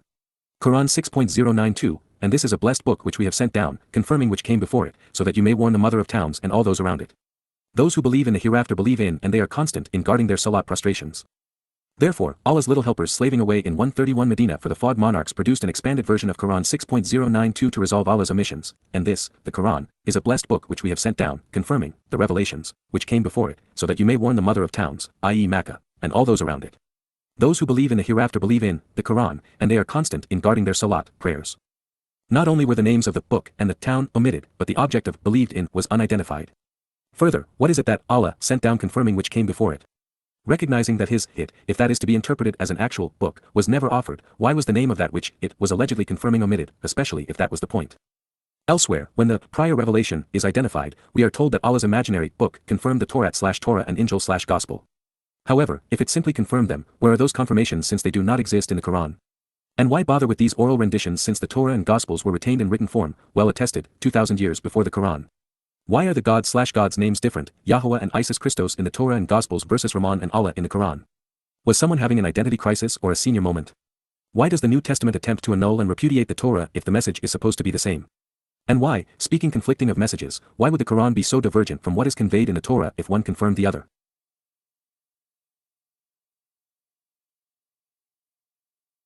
The scholars we have been considering typically take one of two approaches regarding the myths associated with Mecca. Some simply parrot the Quran's claims since they 132 are so meaningless, while others are careful to note that a town of this description didn't exist in the early 7th century. Since we are committed to knowing what can be deduced from the Quran, it was in the 3rd Suratun that we were told that Islamic Ibrahima set up the first house for mankind in Bakata, and that it was a blessed guidance for the worlds. But since this sounds too grandiose and delusional even for the snake-playing God, let's check it out in context. This section of the surah begins chastising the Jews who had sold the non-prophet the recitals he was using to comprise his suratuns. Quran 3.078 Lo, among them, verily, a group they distort their tongues in the writing book, so that you may think it from the writing book, and not it from the writing book. And they say, it from Allahi, but not is from Allahi. And they say about Allahi the lie while they know. When we read something this ridiculous, we are left to wonder whether Allahi was brazen and didn't care if anyone fact-checked his recitals by comparing them to the original written text. Was he this unaware of the credibility difference between an oral and written account, or did he think Muslims would remain oblivious? Even if the Jews had misread their books to Muhammad, it wouldn't have been an excuse since their religious fables were integrated into the Quran. Further, when we see how the twisting of their stories universally served Islam by replicating Muhammad's ordeals in 7th century Arabia, it is unlikely to the point of being absurd to think that they were altered by the rabbis rather than the non-prophet. As the adversary, with a long history of working against God's people, Allahi should have known what was actually written in the Torah and, therefore, been able to accurately replicate it. But he didn't, and since the pro-Islamic deviations from the older written texts are 133 ubiquitous throughout the Quran, it means that the gross perversions were deliberate. And worse, rather than accept responsibility for their misappropriations, indeed, shenanigans, Satan and the devil's advocate shirked responsibility in cast aspersions against the genesis of their malfeasance. Quran 3.079 Not is for a basar human, flesh, or meat that gives him Allahu the writing, book, and al-hukmah the restrainer and authority in command, the wisdom, and the prophethood. Then he says to the people, be worshippers of me from besides Allahi, but be worshippers of the Lord because you have been teaching the writing, book, and because you have been studying. Quran 3.080 Not he will order you that you take the angels and the prophets arbaban lords. Would he order you to the disbelief after when you Muslims? Quran 3.081 When took Allahu mithaka binding contract the prophets, lo, whatever I given you of writing, book, and al-hukmah the restrainer of authority in command, wisdom, then comes to you a Rasulite confirming that which with you must believe in him and you must help him. He said, do you affirm and take on that Isri my criminal burden? They said, we affirm. He said, then bear witness and I with you among the witnesses. Quran 3.082 Then whoever turns away after that, then those the defiantly disobedient. Quran 3.083 So is other than religion of Allahi they seek. While Lahu to him Aslama submitted whatever in the heavens and the earth willingly or unwillingly. And towards him they will be returned. Since Satan doesn't want Muslims to realize that he isn't actually God, he claims a lot of ridiculous things such as being the Almighty, all-hearing, all-seeing, all-knowing, and all-powerful on everything, the Lord of the worlds, and, of course, no God but he. So now that he has made a mess of the Talmud stories he included within the Quran, he is pretending that, as a God, his recitals could not have come from the Jews he accused of selling them to him. But perhaps that was his ploy in calling Jews apes and swine, such that they would not have been human. One can only guess what be worshippers of me from 134 besides Allahi might mean, especially when attributed to those who were teaching from the book he was misappropriating. Adding insult to injury, the dumbest god in the long history of pretend deities insisted that he had the Jews' mithaq fettered and bound to a contract with the prophets, even though he cannot provide a single prophecy for his special Rasulai. He even has the audacity to propose that he gave the book to those he terrorized so that Muslims could rape, rob, enslave, and annihilate them. And yet, he cannot produce a single written sentence for his messenger. He even proposes that his perverted rants confirm the written record he has twisted to serve his proprietary interests. Is the Islamic ungod insane, stupid, or deliberately beguiling? En route to the back of Ali, Allahi wants to weave the Islamic Abraham into his story. However, he bungles that too because the message revealed to him and his son, Yitzhak, and grandson, Yaakov, and to us through them, is that we were created to participate in the Berith covenant family with Yahowah. It represents the means to approach Yahowah and benefit from him. In the YYV5C1 Genesis presentation, we learn that there are 5 conditions which are rewarded by 5 benefits. At the same time, we discover that Ishmael, Esau, and Satan do not belong. Quran 3.084 say, we believed in Allahi and what revealed on us and what was revealed on Ibrahima and Ismaila, and Ishaqa, and Yaquba and the descendants and what was given Musa and Isa and al-Nabiyuna the prophets from Rabbihim their Lord. Not we make distinction between any of them and we lahu to him Muslimuna submissive Muslims. Quran 3.085 And whoever seeks other than al-Islami the Islam religion, then never will be accepted from him and he in the after from the losers. There is no al or Allahi/who/ha or rabbi mentioned in the Torah, although his depraved character and propensity to misappropriate God's testimony, as he is 135 doing here, is introduced through the Nachash serpent in the garden. As a statement of fact, everything that can be known, deduced, and understood about Abraham, Yitzhak, and Yaakov pertaining to the Berith family covenant relationship was revealed in YYV5C1 Genesis, the opening book of Yahowah's Torah guidance. In that it is the most frequently read and best maintained book of antiquity, Satan should have been able to convey their story correctly and present their names accurately, especially recognizing that Arabic is a bastardized version of Hebrew. And yet, one of the most relevant lessons was lost on him. The first to be expressly and irrevocably excluded from the covenant was Ishmael. God listen to me, the forefather of Islam, followed by Esau. Harry, which is Caesar in Latin, serving as a harbinger of Rome and Roman Catholicism. This is a dual problem for Islam because Muhammad claimed to be a descendant of Ishmael and the Quran cannot decide which son Ibrahim brought with him, where he took him, or why, while Yahowah is emphatic. Second, the Quran's misnomer, Isa, is an Arabic transliteration of Esau, the first man Yahowah openly despised for his attitude and choices. The Quranic order was wrong as usual. Yahowah provided Nabi prophets from 1447 to 447 BCE, from Moses to Malachi. There were none immediately preceding nor following the mythos associated with Jesus. The reason Ilahi wants his Rasulullah to say that we make no distinction between any of them is because they have replaced them with Islamic counterfeits, forgeries. By changing every individual purloined from the Torah into mini Muhammads in Arabia, they are the same. Ilahi turned them into Muslim Yuna, his submissives in the Dina religion of al-Islami, capitulating and surrendering as submissive slaves. He would take the children of Yisrael back into bondage. 136. This next statement affirms that Islam had lost its appeal after the debacle at Uhud, just as it had following the war of words leading to the slaughtering statement, idolatrous indulgence, satanic verses, and the fabled flight of the donkey mule to Al-Aqsa Mosque. Muslims were fleeing like lice on a camel carcass burning in a fire. Quran 3.086. How guide Allahu a people disbelieved after their belief and witnessed that Al-Rasulullah true and came to them the clear proofs. And Allahu not guide the people Al-Zalim cruel lords and oppressive tyrants. Quran 3.087. Those, their recompense that on them curse Allahi and the angels and the people altogether. Quran 3.088. Abide forever in it. Not will be lightened for them the punishment, and not they will find a reprieve or intermission. Quran 3.089. Except those who repent from after that and reform themselves. Then, lo, Allah oft forgiving, Rahim. Quran 3.090. Verily, those who disbelieved after their belief then they increased disbelief. Never will be accepted their repentance, and those who have gone astray. Quran 3.091. Verily, those who disbelieved and died while they disbelievers then never will be accepted from any one of them full earth, of gold, and if he offered as ransom it. Those for them a painful and agonizing punishment, and not for them any helpers. Quran 3.092. Never will you attain the right until you spend from what you desire. And whatever you spend of a thing, then lo, Allah of it knowing. The object of Allah's scorn has migrated from the Christians and then Jews who rejected him to apostate Muslims. The ungod was in a devilish predicament. If he didn't coax his surviving slaves back into submission, such that they were funding and fighting his war against humankind, all of the bragging and blood would be for naught. So, he lied all the more and then threatened believers, cursing the Muslims who didn't want to die murdering for booty. But in Islam, morality would not be tolerated. Ethical people exercising good judgment would be punished along with disbelievers. Then, as was his propensity, Ilahi contradicted 137 himself and said he would readmit submissives who recanted their freedom. The dark spirit would eat crow because he needed malcontents to spread the poison and envenomate others for him. But since this admission made him appear impotent and needy, in the next line, he recanted his reprieve because he was too conceited to accept anyone who didn't swoon and prostrate in his presence. Hypocritically, the ungod claimed that he wouldn't accept a planet of precious metals as a ransom from the dead while at the same time, begging the living for money. He denied helpers while pleading for them. As the consummate thief, he told those who had plundered others with his permission that they must surrender what they stole to him. Then, in the midst of a mental hiccup, he lost track of what he had been harping on and scolded the children of Yisrael for being kosher. Quran 3.093. All the food was lawful for children Israel except what made haram unlawful Israel upon himself from before that revealed al-Tawratu the Tawrat. Say, so bring al-Tawrati the Tawrat and recite it if you are truthful. There is no such thing as lawful food in the Torah, nor did the notion of haram exist prior to Islam. Yahowah presented a number of animals that could be safely consumed and were good to eat, and some, like swine and shellfish, that could be hazardous to our well-being. His advice has proven wise. The Lord of Lies lies about lying. If it were not for delusions and deceptions, the Quran wouldn't exist. And the biggest lies of all are the absurd notion that Allah is God and that his Quran confirms the Torah. Quran 3.094. Then whoever fabricates about Allahi the lie from after that, then those they al-Zalim cruel lords. Quran 3.095. Say, spoken the truth, Allahu, then follow religion Ibrahima upright and not was of al-Mushrikina the polytheist criminals. This was untrue and it was followed by another lie. Abraham had a father and son relationship with 138 Yahowah, he was not religious. In fact, the only reason that he was invited to participate in the covenant was because he had walked away from Babel, the intermixing of religion and politics permeating Babylon. Further, Islam's Ibrahim was a polytheist and criminal according to what was said about him in the Quran and Hadith. So, Allah was continuing to lie about lying. This becomes ever more apparent as we move on to the next verse because there was but one Baka, also transliterated Bika, Baka, and Bika, in the vicinity, the Bika Valley in northeastern Lebanon. It was known to the Yisraelites because Dowd had written about it.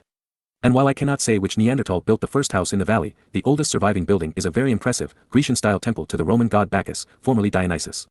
It was erected in various stages between 300 BCE and 150 CE on the foundation of an older temple in, of all places, Baalbek, which means Lord and Master of Bika. The temple of Jupiter Baal resides in the same complex. It is colossal, the largest Roman temple in the world. It was built 6 centuries before Allah was invented and 700 years before the Kaaba appeared in Mecca. While Allah's house is a puny and unimpressive cube, 10 to 12 meters at its base and 15 meters tall, without any distinguishing features, the largest of the ancient Roman temples was an attractive 88 by 44 meters at the base and was flanked by 24 monoliths and 58 columns 20 meters tall. The apex of its elaborately carved pediment was 44 meters above the floor of the court. The staircase alone dwarfed Allah's rock house, measuring 48 by 88 meters. Therefore, the home of the Lord Baal in Baka predated the Kaaba by at least 600 years and was so massive, the Kaaba by comparison would have served as an outhouse. Allah is out of his league. The Kaaba is so uninspiring, it has to be hidden behind black drapes. It has 139. The architectural appeal of a misshapen rock pile. The Baka Valley was an important pilgrimage site in the ancient world, serving devotees of the sky god Baal the Lord and his consort, Astarte, also venerated as Eshira, the Queen of Heaven and Mother of God in the Phoenician religion. Allah, of course, refers to himself as the Lord. Muhammad venerated Eshira D, and the goddess is the basis of the mythology attributed to Mary, Blessed Mother of Jesus, in Christianity and Islam. So, this is yet another enormous blunder. Even worse, since Allah is represented by a shattered black stone of modest size, by comparison, there are 6 Baalbek stones which are characterized as megalithic gigantism of unparalleled antiquity in the Roman iteration of the temple to Jupiter Baal on the Heliopolitan Zeus. They weigh up to 3 million pounds apiece, representing the largest stones ever quarried by man.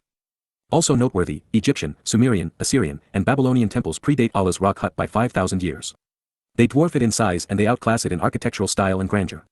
Nonetheless, Quran 3.096 Lo, first house set up for the mankind, the one which at Bakata. Blessed and a guidance for the worlds. Quran 3.097 in its signs clear standing place Ibirahima, and whoever enters it is safe. Until Allahi upon the mankind Hiju al-Bayti Hajj the house who is able to it away. And whoever disbelieved then lo, verily Allah free from need of the universe. Abraham wasn't in Baka, Mecca, Petra, Yathrib, or anywhere else Satan wants to place him. He went to Maria to affirm the covenant with Yahowah. There was no Islamic Hajj to Baka either, or any association with Allah.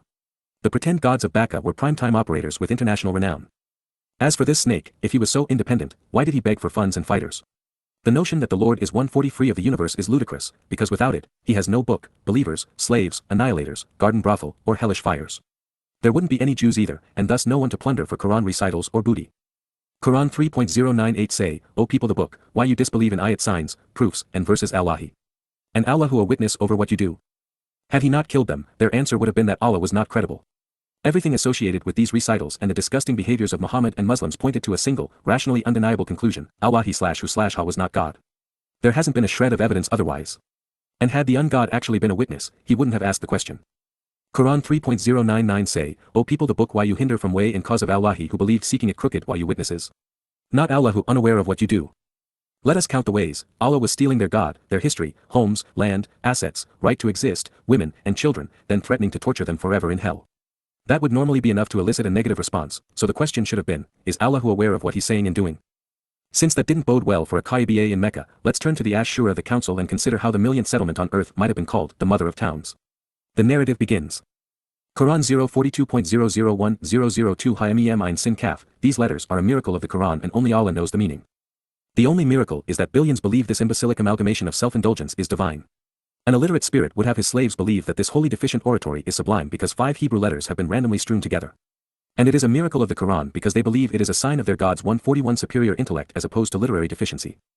However, should you be curious, Ham as ham or hem are words in Hebrew. Ham means hot and sunburnt, which could have the snake complaining about the Arabian weather. And hem speaks of verbosity, which is babble with an abundance of clamor. That is also fitting considering what we have encountered. As for ayin sin kof, as Schacht it means, to be contentious and quarrelsome, which accurately depicts the text of the Quran. And Schacht describes Allah's preference, which is, to violently oppress, to deceitfully defraud, and to wrongfully extort. Quran 042.003-006 thus reveals to you and to those from before you Allahu the to him, the mighty, the wise. Lahu to him whatever in the heavens and whatever in the earth and he the most high, the great.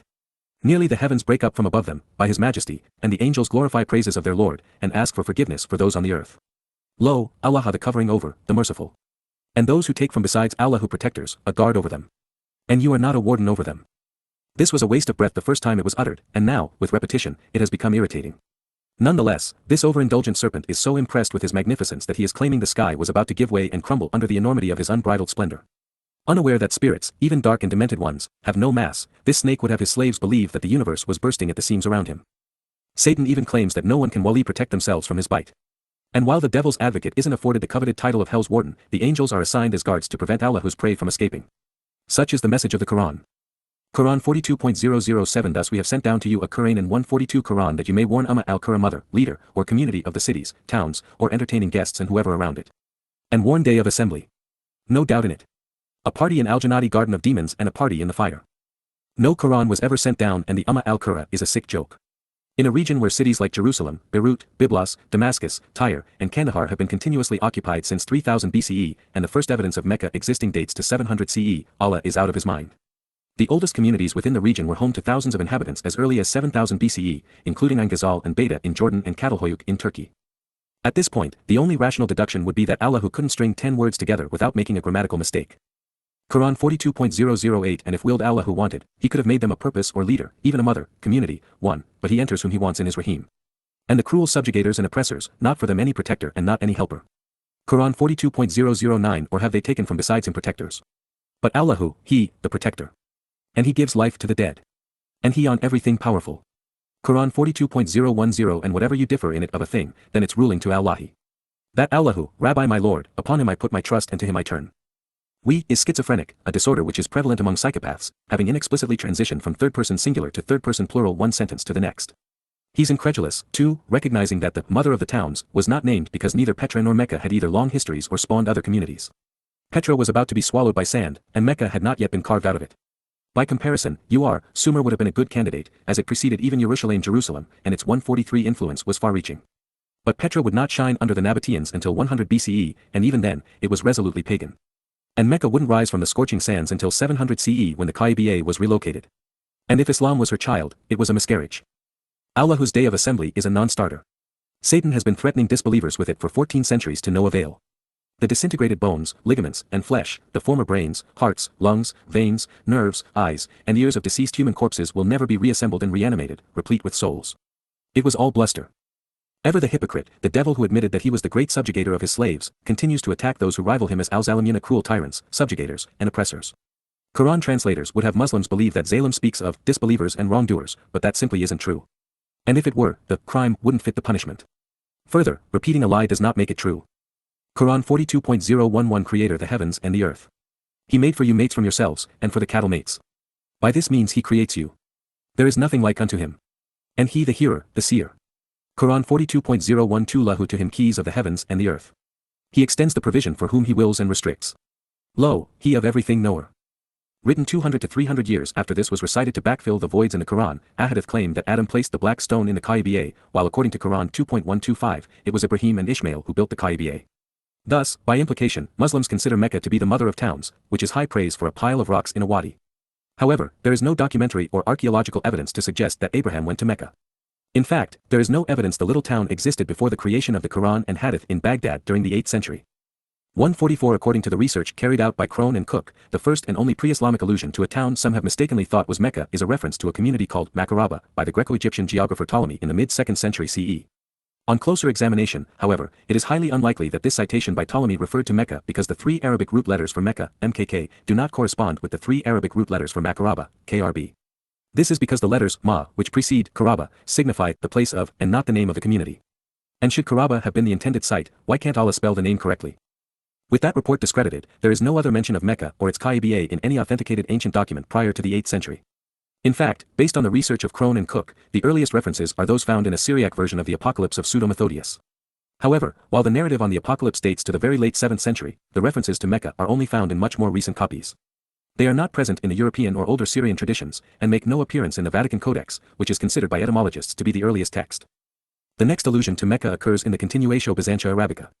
It dates from the reign of the Caliph Hisham, who ruled between 724 to 743 CE. Therefore, the earliest corroborative evidence we have for the existence of Muhammad's hometown is a century after Islam was allegedly formed, and 30 years after the Kaaba was relocated.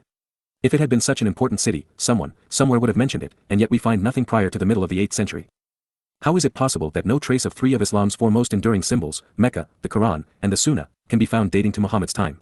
The 145 trail simply vanishes the closer one gets, like a mirage. For Muslims, the dilemma gets worse. Their scriptures rip apart at the seams if Mecca wasn't a thriving trade center. Otherwise, Muhammad and Allah wouldn't have been justified in rebuking the Quraysh for their money-grubbing behavior. If the Meccans weren't rolling in riches while neglecting the needy, the Quran's first 90 surahs serve no purpose. If Mecca wasn't on a major trading route, if the Quraysh weren't mighty merchants, if Allah's Kaaba wasn't something special, then the Quran and Sunnah are tales of a plundering and raping terrorist, nothing more. Trying to salvage their illusions, Muslims maintain that Mecca was a great and prosperous city, a thriving commercial center at the crossroads of world trade, a bustling metropolis on par with Jerusalem. Yet, according to historical and archaeological research, none of that is true. Dr. Richard Bulliet of Columbia University, an expert on the history of trade in the ancient Middle East, came to the conclusion that Mecca wasn't on any trading route. The reason for this, he contends, is, Mecca is tucked away at the edge of the peninsula. Only by the most tortured map reading can it be described as a natural crossroads for any north-south traffic, and it could never have been used going from east to west. His findings are corroborated by the research of Groom and Muller, who contend that Mecca simply could not have been on a trading route, as it would have entailed a detour from the natural course. In fact, they maintain the trade route must have bypassed Mecca by some 100 miles. A great distance across jagged mountains and searing desert sands. Patricia Crone, in her Meccan Trade and the Rise of Islam, adds a practical reason that is too often overlooked. Mecca was a barren place, and barren places do not make 146 natural halts. This is especially true when there are famously green environments close by. Why should caravans have made a steep descent into the barren valley of Mecca when they could have stopped at Taif? Mecca may have had a modest well and humble sanctuary, but Taif not only had vastly superior ones, they had a ready food supply, too. Furthermore, Dr. Crone reports, there was no commodity available in Arabia that could be transported such a distance, through such an inhospitable environment, and still be sold at a profit large enough to support the growth of a city in a peripheral site bereft of natural resources. As the most credible researcher on the subject, Professor Crone points out, some Muslims maintain it was famous for camel herding, yet that's not possible in a barren environment. J. Smith augmented her findings by stating, according to the latest research by Kister and Sprenger, the Arabs engaged in the trade of leather and clothing, hardly items which could have founded a commercial empire of international dimensions. Moreover, Mecca couldn't have been a center for either as there was insufficient pasture and water for animals or crops. But the real problem with Mecca is that there simply was no international trade taking place in Arabia, let alone in Mecca, in the centuries prior to Muhammad's birth. Greek and Roman trade between India and the Mediterranean was entirely maritime after the 1st century CE. One need only look at a map to understand why. It made no sense to ship goods across such distances by land when waterways were available to serve the purpose. Patricia Crone shares, in Diocletian's Rome, it was cheaper to ship wheat 1,250 miles by sea than to transport it 50 miles by land. The distance from Najran, Yemen in the south, to Gaza in the north was roughly 1,250 miles. Why would the traders ship their goods from India by sea, only to unload them in Aden and put on the backs of much 147 slower and more expensive camels to trudge across the inhospitable Arabian desert to Gaza? As capitalists, wouldn't they have left their goods on their ships and followed the Red Sea route up the west coast of Arabia? There were other problems as well. Greco-Roman trade collapsed by the 3rd century CE, so that by Muhammad's time there simply was no overland route and no Roman market to which the trade was destined. Of even more significance, the Romans and Greeks to whom the trade went, had never heard of a place called Mecca. If, according to the Islamic Hadith, Mecca was so important, certainly those to whom the trade was going would have noted its existence. Yet, we find nothing. Dr. Crone wrote, Greek trading documents refer to the towns of Taif, which is close to present-day Mecca, and to Yathrib, later Medina, as well as Khaybar in the north, but no mention is ever made of Mecca. Even the Persian Sassanids, who had incursions into Arabia between 300 and 570 CE, mentioned the towns of Yathrib and Tihama, but not Mecca. The fact is, the overland route was not used after the 1st century CE, it certainly was not in use in the 5th or 6th centuries. And much of what has been written concerning Mecca should have been corrected long before now. We are left in a quandary. Since Mecca was not the great commercial center the Muslim traditions would have us believe, since it was not known by the people who lived and wrote during that period, and, since it could not have been an active trading hub during the time of Muhammad, it could not have been the center of the Muslim world or home to the Kaaba. The only cities that were known to exist at the time within this region were Taif, Yathrib, and Petra. And since the early Qiblas, and the description of the place in the Quran and Hadith, all point to one of these 3 cities, 148 Islam was born in the crumbling ruins of Petra. Having seen 3 of Islam's 4 most enduring symbols vanish, Muslims are about to lose the 4th. Apart from the Sunnah, Muhammad is yet another mirage. The earliest Islamic documents, according to Dr. John Wansbrough, say nothing of Muhammad's supposed role as a prophet. The Magazzi, comprised of stories of his raids and campaigns, are among the earliest Islamic documents we possess. Yet they tell us little about Muhammad's life or teachings. In fact, nowhere in these documents is there a veneration of Muhammad as a prophet. Additionally, in the earliest comprehensive history of Muhammad's life, Ishaq Sirah steadfastly refrains from calling Muhammad a prophet. We are back to faith in myths, fables, and legends, none of which are appealing. The most prolific artifacts from Muhammad's time are rock inscriptions scattered all over the Syro-Jordanian deserts and the Arabian Peninsula, especially in the Negev in southern Israel. The man who has done the most research on these rock inscriptions is Yehuda Nevo. In his Towards a Prehistory of Islam, he explains that the Arab religious carvings dating from this period show a monotheistic creed. However, he contends that this creed is demonstrably not Islam, but a dogma from which Islam could have developed. Sounds like we are back to Tuba al-Karib of the Himyarite kingdom as the real Muhammad, and the Arab converts to Judaism among the Sabaeans as the first Muslims. Nevo found, in the Arab religious documents during the Sufyani period of 661 to 684 CE, there is a complete absence of any reference to Muhammad. Neither the name Muhammad nor any Mohammedan formulae, that he was the prophet or messenger of Allah, appears in any inscription dated to the 7th century. This is true whether the purpose of the inscription is religious, or whether it was used as a commemorative carving. 149 Since the Sirah, Tariq, and Hadith, which collectively comprise the Sunnah, are made up of hearsay narratives allegedly pertaining to Muhammad's life, making him the example all Muslims must follow, why don't we find the same emphasis in earlier Arabic inscriptions which are closer to the time he lived? Even more troubling, why is there no mention of him at all? His name isn't found until the 8th century. What's more, the first dated occurrence of the phrase Muhammad Rasul Allah Muhammad is the messenger of Allah was discovered on a Sasanian coin of Zalid from the year 690, which was struck in Damascus, not Arabia. The first occurrence of what Nevo calls the triple confession of faith, which includes the Tawhid, Allah is one, the phrase, Muhammad Rasul Allah, and Allah wa abduhu, affirming that Allah has no friends or co-workers, is in Jerusalem, not Arabia. Before this inscription, the Muslim confession cannot be attested. Nevo explains, religious content on rock inscriptions does not become pronounced until after 700 CE. And though they bear religious messages, they don't mention Muhammad or his peculiar message. This means that the official Arab religious confession did not include Muhammad or his claim to being a prophet within 100 years or more after his death. What they did contain was a monotheistic form of belief, belonging to a certain body of sectarian literature heavily infused with Judaism in a particular literary style, but one which contained none of the trappings of Islam. Yehuda Nevo stated, the Mohammedan formulae only began to be used on rock inscriptions of the Negev around 740 CE. And even these, according to Nevo, though they are Mohammedan, are not Muslim. The Muslim texts only begin to appear at the beginning of the 9th century, around 820 CE, coinciding with the first written Qurans and Sunnah compilations. 150 The terms Muslim and Islam are also an enigma. While the Quran says in Surah 33.035 that the faithful were Muslims and their religion was Islam, neither designation was written elsewhere until the late 7th and into the 8th and 9th centuries. According to Patricia Crone and Michael Cook, Islam and Muslim in the sense of submission and one who submits was borrowed from the Samaritans. The verb aslama has cognates in Hebrew, Aramaic, and Syriac, but whereas neither Jewish nor Christian literature provides satisfactory precedent for the Islamic usage, we find exact parallels in the Memor Marca, which is the most important Samaritan text of the pre-Islamic period.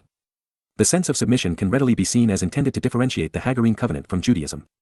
While hunting for archaeological inscriptions, Cook found, the quotations from the Quran on both the 690-coin Dome of the Rock differ from that which we find in today's Quran.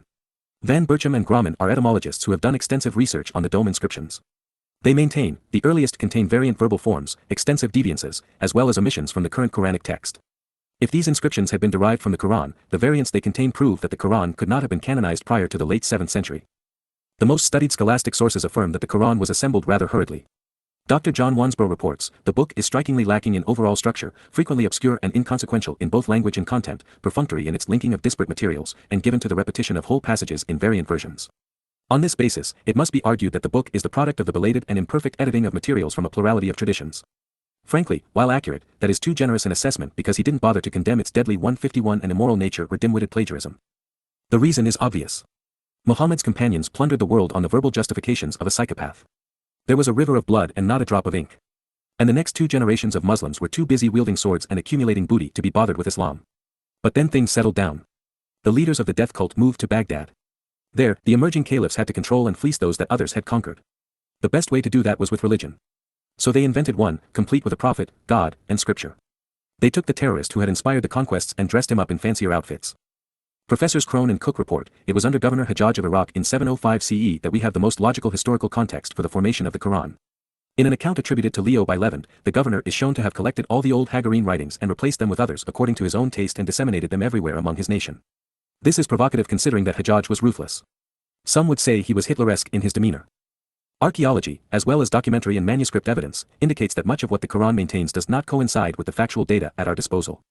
From the material amassed from external sources in the 7th and 8th centuries, we can conclude that the Qibla was initially south of Jerusalem in Petra and not fixed toward Mecca until the 8th century, that the Dome of the Rock was the first Islamic shrine, that Muhammad was not classified as Allah's messenger until the late 7th century, that the terms Muslim and Islam were not used until the end of the 7th century, that 5 daily prayers as well as the Hajj were not standardized until the 8th century, that the earliest Quran does not appear until the mid-8th century, and that the earliest Quranic writings do not coincide with the 152 current text.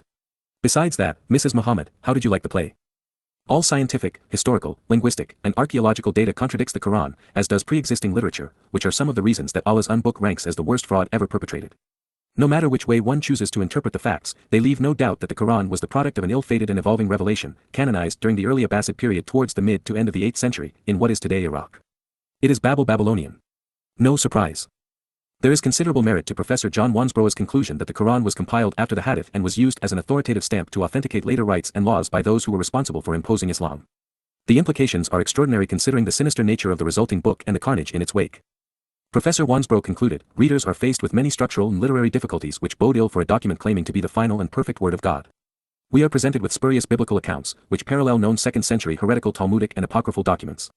And while we wonder how these human notions found their way into a supposedly non-human scriptural text, we are introduced to scientific peculiarities that have also found their way into its pages. These problems point away from a divine authorship and toward a more plausible explanation. The Quran is simply a collection of disparate sources borrowed from surrounding pieces of literature, folktales, and fables present during the 7th and 8th centuries, and accidentally grafted in by unsuspecting compilers of the Abbasid period. While this assessment from the most respected of all Islamic scholars, deduced after a lifetime of research and 153 analysis, cannot be rationally refuted, there is more to the story. Someone annihilated large Jewish populations in Arabia, particularly in Yathrib and Kabar.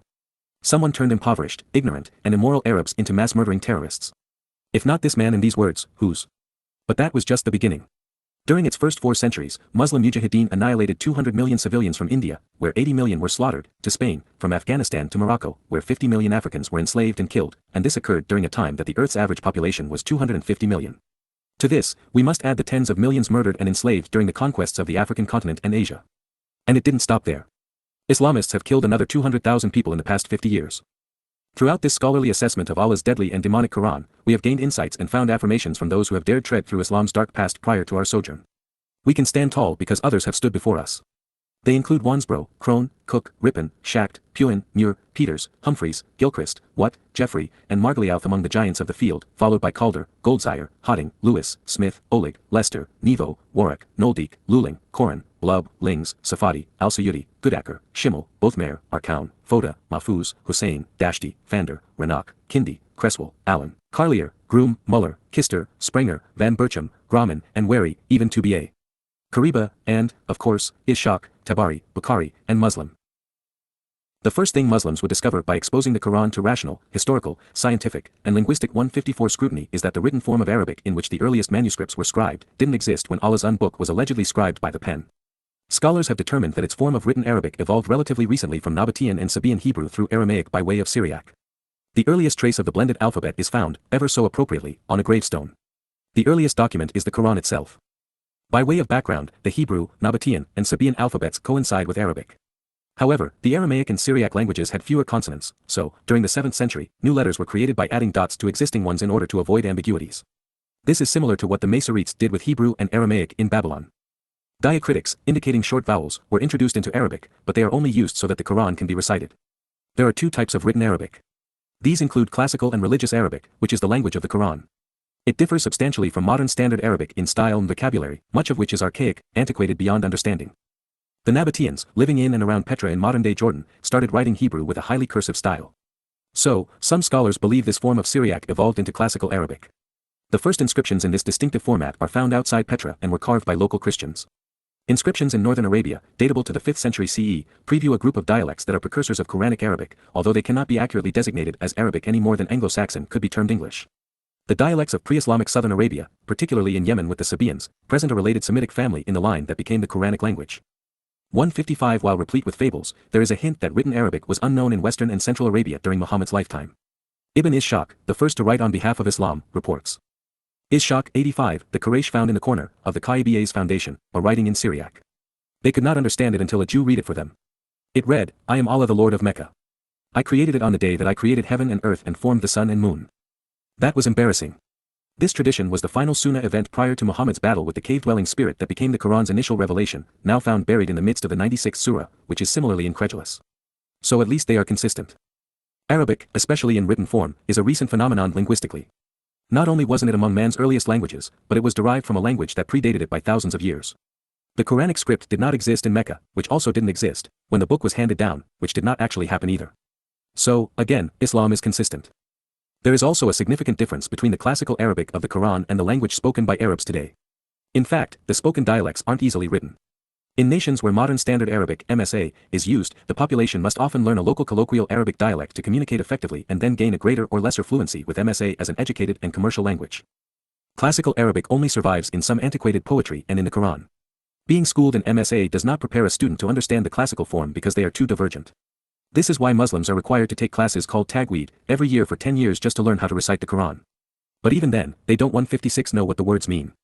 The situation is similar to Latin and contemporary Italian. Being literate in one does not make one conversant in the other. Among the most notable variances between religious and standard Arabic are word order, grammar, and vocabulary. Classical Arabic is verb-subject-object, rather than the more familiar subject-verb-object. To make matters more challenging, Arabic has a wicked property called diglossia, a phenomenon in which 2 forms of one language are used side by side. One variety is formal, the other is casual. This brings us to a shocking conclusion. Less than 3% of the world's population speaks Arabic, and 99% of them need to have the Quran translated into MSA before they can understand it. Thus, the Islamic apologists who scream that the Quran must remain in religious Arabic are saying that they only want an infinitesimal fraction of 1% of the world's population to understand it. And now, we know why. The Quranic headaches get worse, not better. During the Quran's first century, the emerging Arabic alphabet did not have diacritical points, and letters were omitted. The text Uthman allegedly canonized would have been a bare consonantal text with no marks to show verse endings or to distinguish between consonants and vowels. Without these contrivances, it is impossible to comprehend the intended meaning of the text. For example, haram is forbidden until it is manipulated to read as sacred. In the introduction to his translation of the Quran, Dawood wrote, owing to the fact that the Kufic script in which the 8th and 9th century Qurans were originally written contained no indication of vowels or diacritical points, variant readings are recognized by Muslims as of equal authority. To explain the challenge, without the diacritical points 157 the following words when written in Arabic would be indistinguishable: repent, plant, house, girl, and abide. The same is true with the Arabic word for rich and stupid. There are thousands of words like these in which the meaning changes, even with the same letters, and is dependent upon the placement of the diacritical marks. Yet the Quran was not initially scribed with these designations. Therefore, men had to guess as to what Allah was trying to say. And as a result, even if we were to scale the other 1,000 hurdles to Quranic legitimacy, it cannot be letter for letter as Allah revealed it, because without the diacritical points and vowels, the identity of most letters is missing. The principles of sound Arabic demand that words have diacritical points and their letters should be written in complete form.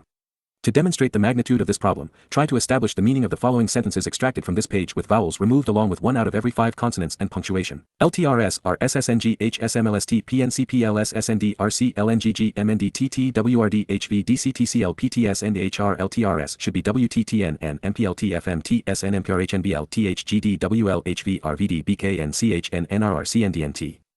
Now, imagine trying to do this without having an intelligible text. Then, to equate this challenge to deciphering the Quran, remove every 5th word and replace some of those that remain with an unknown vocabulary. This would be the result: RSSNGH equals SND RC LNGG TTWRD HV NDHR LTRS / B and MPLT FM at $% and asterisk. THWL HV RVD BK NCH and NRR CNDN. To be fair, it may be an improvement on Allah's book. At least this doesn't order anyone to kill a bunch of people. Muslims claim the eloquence of the Quran, the supremacy of its language and the beauty of its expression, are collectively conclusive that it was revealed by Allah. Apart from the content, they say, the inimitability of the Quran lies in its stylistic use of the Arabic language. And yet, how can this be so if there are so many omissions and 158 errors pertaining to acceptable principles of style, literary expression, and grammatical rules, and if the message is so diabolical? We even find many words that don't have any meaning and aren't found in any language. Simply stated, much of the vocabulary no one understands, and much of the text is oblique, obscure, and senseless, and those are the good parts. But even so, sound cannot be evidence of value unless the object is a song. And even then, if the lyrics are senseless, it is essentially instrumental. So, we are back to rhyme over reason. What's important to God when communicating to us is not manifest in style, but substance, the truth clearly conveyed. And this is where the Quran crashes and burns. But, hey, it sounds nice in places, and even rhymes. And its cadence is perfect for protesting, rioting, and marauding. There is even a nifty slogan that can be recited to make killing people seem divine. Speaking of style over substance, in his comprehensive commentary on the Quran, E.M. Wary wrote, though it be written in prose, the Quran sentences generally conclude in a long-continued rhyme. And for the sake of rhyme the sense of what is being communicated is often interrupted. Unnecessary repetitions too frequently made appear still more ridiculous in a translation, where the ornament, such as it is, for whose sake they were made, cannot be perceived. However, the Arabians are so mightily delighted with this jingling, that they employ it in their most elaborate compositions, which they also embellish with frequent passages of, and allusions to, the Quran. It is probable the harmony of expression which the Arabians find in the Quran considerably contributes to making them relish the doctrine and efficacy of argument which, had they been nakedly proposed without this rhetorical dress, might not have so easily prevailed. 159 He is saying that Muhammad's militants, like Hitler's minions, were stupefied by inflection, pacing, and twist of phrase, oblivious to the lack of substance. The Quran is Islam's equivalent of rap music. But now you know why all of my competitive Suratuns were rhyming and rhythmic. I was playing by their rules. Stealing a page from Mein Kampf, where he concludes, very extraordinary effects are related to the power of words well chosen and artfully placed, whose power can ravish or amaze. Wherefore much has been ascribed to the best orators. He must have a very bad ear who is not uncommonly moved with the very cadence of a well-turned sentence, and Muhammad seems not to have been ignorant of the enthusiastic operation of rhetoric on the minds of men. For this reason, he has employed his utmost skill in reciting his pretend revelations. The sublimity of style might seem worthy of the majesty of that being whom he gave out to be the author of them as he tried to imitate the prophetic manner of the Old Testament. Yet it was only in the art of oratory wherein he succeeded, strangely captivating the minds of his audience. Some thought it the effect of witchcraft and enchantment, as the Quran itself so often complains. I'm sorry, Mr. Wary, but there was nothing sublime or majestic relative to the sexually perverted terrorist, thief, human trafficker, and mass murderer who recited these Suratuns. You are reading way too much into this. Nonetheless, Wary's initial assessment resonates within the initial recipe. Bukhari v6b60 and 662, Allah's apostle said, some eloquent speech is as effective as magic. It was the key to Hitler's success, too. Bukhari v9b87 and 127, the prophet said, I have been given the keys of eloquent speech and given victory with terror, so the treasures of the earth were given to me. It must have been a really small world back then. 160 trimmings can be deceiving. The ornamentation of the Quran has been hiding a document that is severely flawed. Jalal al-Suyuti dedicated 100 pages of his Itqan to explain the difficult vocabulary. Under the title Foreign Words of the Quran, he attested to the fact that religious Arabic is incomprehensible, no one can have a comprehensive knowledge of the language except the Prophet. It can too, p. 106, only, there wasn't one. Jalal al-Suyuti wrote, Muhammad's companions, in whose dialect the Quran was given, failed to understand the meaning of many words, and thus they said nothing about them. When Bakr was asked about the Quranic statement and fruits and fodder, he said, what sky would cover me or what land would carry me if I say what I do not know about the Book of Allah? Umar read the same text from the rostrum, then said, this fruit we know, but what is fodder? Then he was asked about the Quranic text in Surah 13 discussing Mary and he had no response. Ibn Abbas, the most prolific source of hadith, said that he did not know the meanings of Quran verses such as 69.036, 9.114, and 18.009. Suyuti, affording the illiterate Raziali far too much credit, surmised that only Muhammad knew what they meant. Playing along, Ibn Warraq in his scholastic anthologies on Islam, compiled thick tomes of linguistic analysis of the Quran's hopelessly incoherent condition. In the Itqan, Suyuti spoke explicitly about things that no one expected to find in the Quran, defects that shouldn't occur in any Arabic book. For example, the word after was used twice in the Quran so as to mean before. As in this saying, we have written in the Psalms after the reminder, Quran 21.105, while he meant before.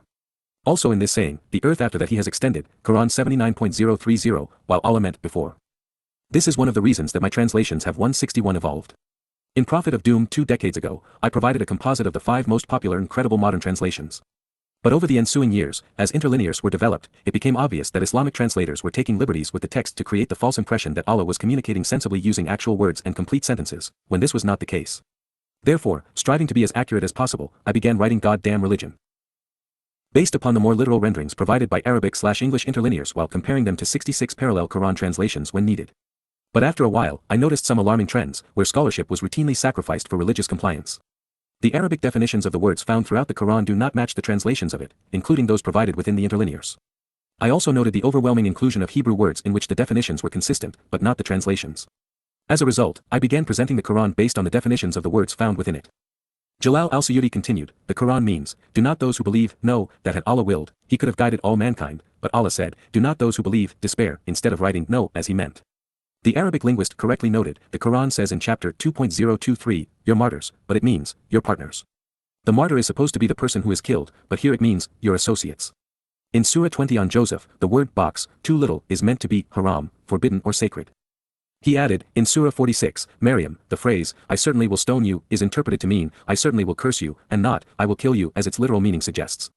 In another illustration from Itqan, Jalal al-Suyuti claimed, in the Rahman Surah, the Quran says, the Nam, stars, and the trees bow themselves. Here 162 the Quran does not mean by the stars but the plants which do not have trunks. This is the far-fetched meaning. There are hundreds of similar examples, but there is no need to belabor the point. The Quran also claims that it is pure Arabic when that is not accurate because almost every important word is actually Hebrew. But beyond this, consider the idiocy of the following statement. It begins with random Hebrew letters, the omission of the definite article, go down, written instead of revelation, the omission of the preposition of before the writing, which is misinterpreted as book, when neither existed. The verb was omitted, such that neither Quran 46.001 or Quran 46.002 are sentences. The voice is speaking in third person using the title Allahi to him, although the ungod's little helpers change that to Allah. Then in self-praise mode, the impoverished linguist who has lied about sending down a written book, claims that he is Al-Azizi, the potent and powerful, the gloriously invincible, the stern and proud, which is presented as the Almighty, unaware that Az is a Hebrew word and there is another, Al, to convey Almighty. Then, Al-Hakimi, which should have been translated as the authority who commands, restrains, and withholds, is changed to all-wise by the Arabic scholars, evidently so that they don't fall victim to the ungod's vengeance. Quran 46.001 Hamim. Quran 46.002 Tanzilu go down, descending, the revelation, Al-Kitabi the writing, book, from Allahi, Al-Azizi the potent, powerful, glorious, invincible, stern, and proud, the Almighty, Al-Hakimi the authority who commands and restrains, the all-wise. I realize that there was no mention of Arabic in the opening stanzas, and won't be until the 12th verse, but I'm sharing the preamble because it's important to demonstrate just how horribly the Quran was written.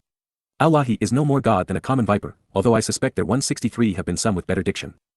So now, as if shedding his skin, the ungod slipped out of lying while praising himself in third-person singular to bragging in first-person plural. Evidently, he used to be schizophrenic but we are better now that we are only delusional rather than also psychotic.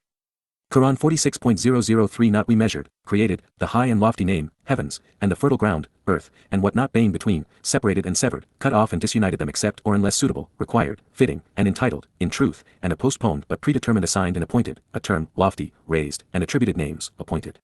But those who kafir are concealed, covered, and reconciled, the unbelievers, what they are vowing and dedicated, admonished and warned, turn away. As a sign that this was written in the foreboding wilderness of the Arabian desert, rather than the promised land, this surah is entitled, Al-Aqaf the Dunes. And one thing is for certain, had this been written, and if anyone could read, the resulting Quran would have been used to kindle the evening's campfire. Oh said me, praise we, every flea agrees, not free to flee they cop a plea. So it's ha-mim to those we condemn, so sad for them.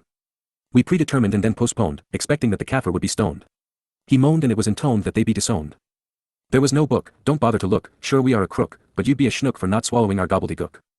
We measured the sky and the ground, so let the fear abound, we're profound, it's renowned that we confound and dumbfound, particularly the hellbound. Desiring besides Allahi leads to friends and 164 sharing, and that's the ultimate in erring, so we're swearing and it's glaring. And since I'm unable to write even a fable, find the traces on the table if you are able. Quran 46.004 say, do you see what you desire from besides Allahi? Show me what they measured of the ground or for them a companion to associate, a partner or a friend to share in the lofty heavens. Give me a written collection dictated, book, from accepted before this related, narrated, and recited with traces of footprints of knowing if you are truthful. Fortunately for Allah, the religious seldom think and Muslims are allergic to the concept. They remain the most indoctrinated, least educated, productive, and inventive people on the planet. If not for the black ooze under their lifeless and searing sands, they would still be living in the Stone Age. Unlike Allah, Yahowah had something to show for his efforts, a functional universe in a man created in his image, even a series of books, long scrolls filled with accurate and useful information. In them, God invokes many things, including his preference to work alongside his people. Incompetent in this regard, Allah stole their names, claimed them for himself, changed their stories, and then denied them because the ungod of Islam was a loner without friends, partners, co-workers, or associates. Allah's bring me a book taunt was especially pathetic since the people he was lambasting had many of them and Team Islam didn't have one, and wouldn't for a century. Considering the dearth of knowledge in the Quran, Allah was begging for a trace of it. After all, he was desperate to make his Quran appear the equal of the Torah and he was working with illiterate unhelpers.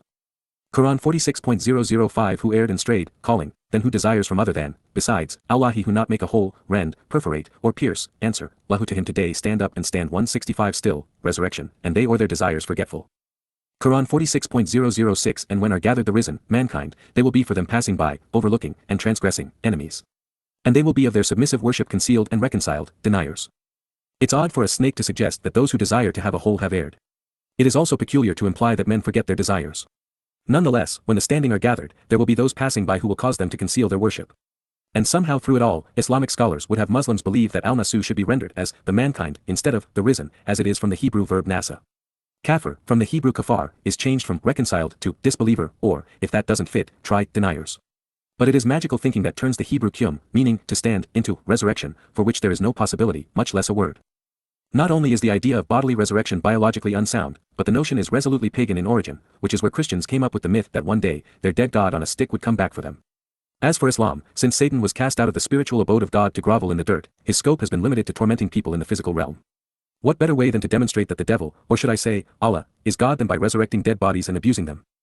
As for those who erred and strayed, calling, then who desires from other than and instead of, besides, Allahi, that's a bit of a problem for the adversary. God has a name, Yahowah, and he revealed in his Torah guidance and teaching that Yahowah is his one and only name. It is disingenuous for Allah to claim a text he did not author and deny its inspiration. Attempting to outperform God while claiming to be 166 God, thereby stealing God's rightful designation, Allah makes a fool of himself with the 6th verse. I would try to explain it, but I'm not sufficiently stupid. Nevertheless, methinks Allah protests too much. Quran 46.007 And when are imitated and perused, rehearsed and trotted out, recited, to them are signs, verses, bayin between, separated, severed, and disunited, clear, say those who are covered, concealed, and reconciled, disbelieve, of the suitable requirements and deserving entitlements, of the truth, when it comes to them, this a deluded and beguiling enchanter who turns away, magical sorcery, mubanin what between, why separated, how severed, and when disunited, clear. One of the many problems associated with the Quran is a universal failure to provide context and clarity. Here, for example, when last we spoke, Allah was addressing a gathering of enemy worshippers on his fabled day of resurrection. As such, they were in hell being prepared for the tormenting fire. Therefore, since Muhammad is being told to address them, he must also be in hell, now reciting the signs, which would be miraculous since he was illiterate, to the supposed infidels. And while I'm sure he feels at home, all warm and toasty, even in hell his recitals are rejected. Since it is obvious, and since Allah is wallowing in the admission that this is what people thought of him, we are left with two unappealing options.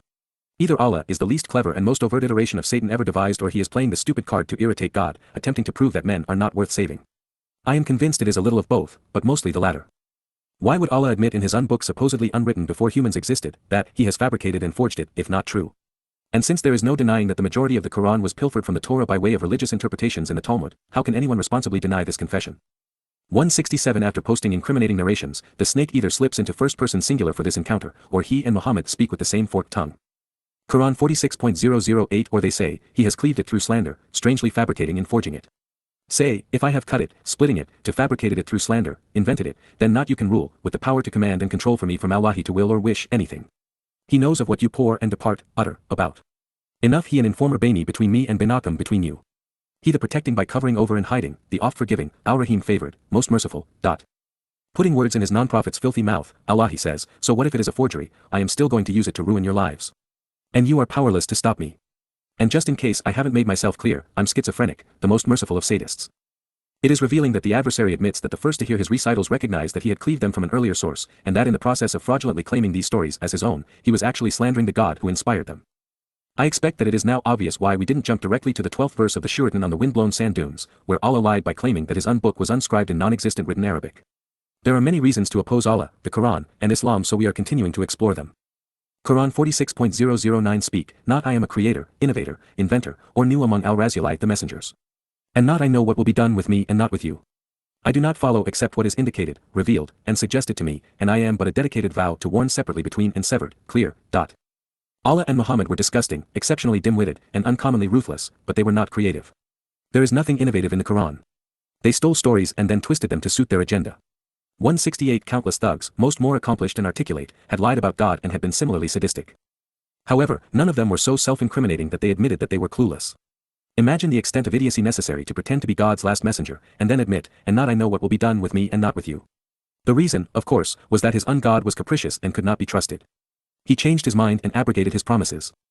So unlike the Hadith where Muhammad roars and reigns supreme, in the Quran he is stripped of all of that and rendered a warner, the likes of Chicken Little. As pitiful as all this has been thus far, Allah is now reaching out to the ghosts of those who Muslims have exterminated for a lifeline. Quran 46.010 Speak, do you see if it is from that Allahi and you concealed and reconciled, disbelieve, in it and informs an informer from the builders, children, Israel to mithli he stand erect, mutilate, or castrate, a likeness, then he believed while you grievous, contentious, and haughty, arrogant, lo, Allah not guide the standing erect subjugating lords. While this was all but incomprehensible, it is nonetheless helpful because it reveals that hadith are required to explain the Quran. If you recall, there were two contrived instances in which it was reported that two among the tens of thousands of Jews the first Muslims were plundering and annihilating were alleged to have endorsed the plague that was killing their brethren. Bukhari v4b 55 and 546 A Jewish rabbi, Abdullah bin Salam approached the messenger. I am going to ask you three things which nobody knows except a prophet. The test of a prophet is, well, prophecy, a competency well beyond the capability of Allah and Muhammad. But even if we were to play along with Dumb and Dumber, should this have been the test, wouldn't the rabbi have been a prophet if he knew 169 the answers? And if he had been a prophet, wouldn't he be aware that Muhammad never revealed an accurate prophecy? Obviously, logic isn't compatible with Islam. Bukhari v4b 55 and 546 What is the first portent of the hour? What will be the first meal taken in paradise? Why does a child resemble its father, and why does it resemble its mother? Should you be sufficiently ignorant to believe that the answers to these questions, rather than the explicit test provided in Dabram 18, distinguish pretenders from prophets, then you may be as dim-witted as Muhammad, who took the bait. Bukhari v4b 55 and 546 Allah's apostle said, Gabriel has just now told me of the answers. Gabriel, from among all the angels, is the enemy of the Jews. The first portent of the hour will be a fire that will bring people from east to west. The first meal of paradise will be caudate lobe of fish liver. As for the resemblance of a child to its parents, if a man has sexual intercourse with his wife and gets discharged first, the child will resemble him, and if the woman gets discharged first, the child will resemble her. On that the rabbi said, I testify you are the apostle of Allah, and that Jews are liars. As I shared previously, I found it humorous that Muhammad never solicited the endorsement of a fellow Arab or Muslim. Evidently, he knew that it would have been worthless. The moral of this story is that since almost every Arab rejected these Quranic recitals, calling them satanic forgeries comprised of twisted fables, if Muhammad could convince a Jew to believe him and his ungod, then Arabs would all roll over and play dead, humbly surrendering to their fate as Muslims. It evidently worked. In the right audience, there is no limit to what one can achieve assuming most people are stupid. Unfortunately for Allah, however, this next diatribe doesn't hold water, boiling or otherwise. Quran 46.011 And speak those who are reconciled 170, disbelievers, of those who believe, if it had been good, they would not have advanced, overtaking and surpassing us, outstripping us in the race, preceding us, to it. And when not they directed by it, they say, this a change, perverting what came before, rehashing a lie. Since Allah orders Muslims to avoid any association with disbelievers, and since Muslims are told to kill them, this contrived chat wasn't possible. Further, it would be irrational to claim that the Quran confirms the Torah and then suggest that the Quran's message was different. Also incredulous, had they been similar, the Jews would not have said that the more recent recital perverted what came before. So, the fact remains, Allah does a better job repudiating his claims than any adversary. Digging himself in deeper, the snake piles lie upon lie, perhaps hoping that in a desert filled with them, no one will notice the occasional signs of life before they are gone. Quran 46.012 Min from Cable accepting before it Kitabu writing, book, Musa, Imaman to propose, mother, lead, or guide, even community, and Rahim favor, benefit, and pardon. And this a Kitabun writing, book, Musadic and truthful and right, confirming, in the Arabian Arabic lisanan tongue, language, dedicated to warn those who are zalim cruel and oppressive lords and Tundur warn as a guard those who do wrong and Bashari bring good news, happy tidings, to the Muslim and handsome and good doers. The Torah and Quran are as different as light is from darkness, life is from death, God is from Satan, truth is from lies. They are complete opposites. Their messages are the antithesis of one another. To claim, as Allah does, that they are similar, with one confirming the other, is to be delusional or deceitful, ignorant or disingenuous. Beyond this realization, one that utterly destroys every aspect of Islam, the Arabic tongue claim regarding the Quran is negated by the fact that wa and min from, Cable accept and before, Kathab writing, Mos draw out, 171 foot Imam mother and community, Rakam favor, Sadak correct and confirming, Arab, Lashon tongue, Natsar to guard, and Basar to herald news are all Hebrew words, as is Kara, Karen. But at least Zalim was original to Arabic. The closest Hebrew words would be Zal, which means, to be worthless and vile, and Zimam, which speaks of, devising a wicked and idolatrous scheme. Although, to Allahi/ha/whose credit, they also seem to fit. Setting aside for the moment that Allah got every aspect of his previous pronouncement wrong, there are, nonetheless, happy tidings from the Muslim good deed doers. Maybe you will be among the lucky ones and they will cut off your head before they rape your spouse or mutilate your children so you don't have to witness their suffering. Before we part company and leave the sand dunes, please consider these additional proofs of authorship from the 46th surah. These demonic interludes include a threatening rant before tormenting us with nonsense. Quran 46.027 Lo, verily, and certainly, we wasted, causing to perish by spoiling, destroying, and killing what shifted around you of cities and towns by entertaining your guests, turning away and averting, diversifying, the signs, marks, and indications of proof that perhaps they may return. Those who believe him must acknowledge that Allah is a sadistic and genocidal killer. Those who don't believe him are left to realize that Allah is delusional and psychotic. Either way, he isn't God. Insisting otherwise, Satan claims that all of the other gods are losers, that they are lying about developing close personal relationships, and that they cannot be approached or relied upon. According to Allah, he is sane and all of the other gods are delusional. Quran 46.028 Then why not assist to help protect them those whom they had taken from besides Allahi, gods to approach in a 172 close relationship? Nay, they went away and got lost and strayed, confounded and perplexed, regarding them. And that their manner, a change and perversion for the deluded, and what they were fabricating through slander. If this were true, since Allah claims that he's responsible for the Torah, wouldn't he be guilty of fraud and slander? And out of curiosity, did the other gods stray away from men, making them real, or did men stray away from the other gods, making this condemnation irrelevant? Either way, the next line is fatal. Quran 46.029 And when we turned and diverted to you and sent and inclined toward you a Nafran a business party going forth, advancing, of the jinns demons and devils, concealed dark, devoid of reason, and insane, listening to Al-Qur'ana the Quran. And when they arrived and stood in its presence, they said, listen and pay attention. And when it was entirely finished, completely pronounced, they turned, drawing near, to those standing, dedicated to warning and informing.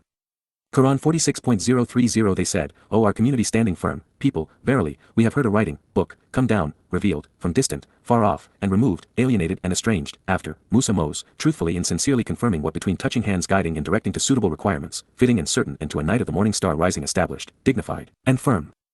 The inclusion of a demonic endorsement of the Quran in the Quran necessitates a level of desperation and idiocy seldom witnessed in statements attributed to gods. While the overwhelming preponderance of the Arabs, Jews, Christians, pagans, atheists, and agnostics who first heard the Quran rejected and mocked it, demons and devils loved it. This must have been a very proud moment for the ungod and his non-prophet. The jinn are deceitful devils, devoid of reason, and insane demons who are guilty of corrupting the earth according to Allah.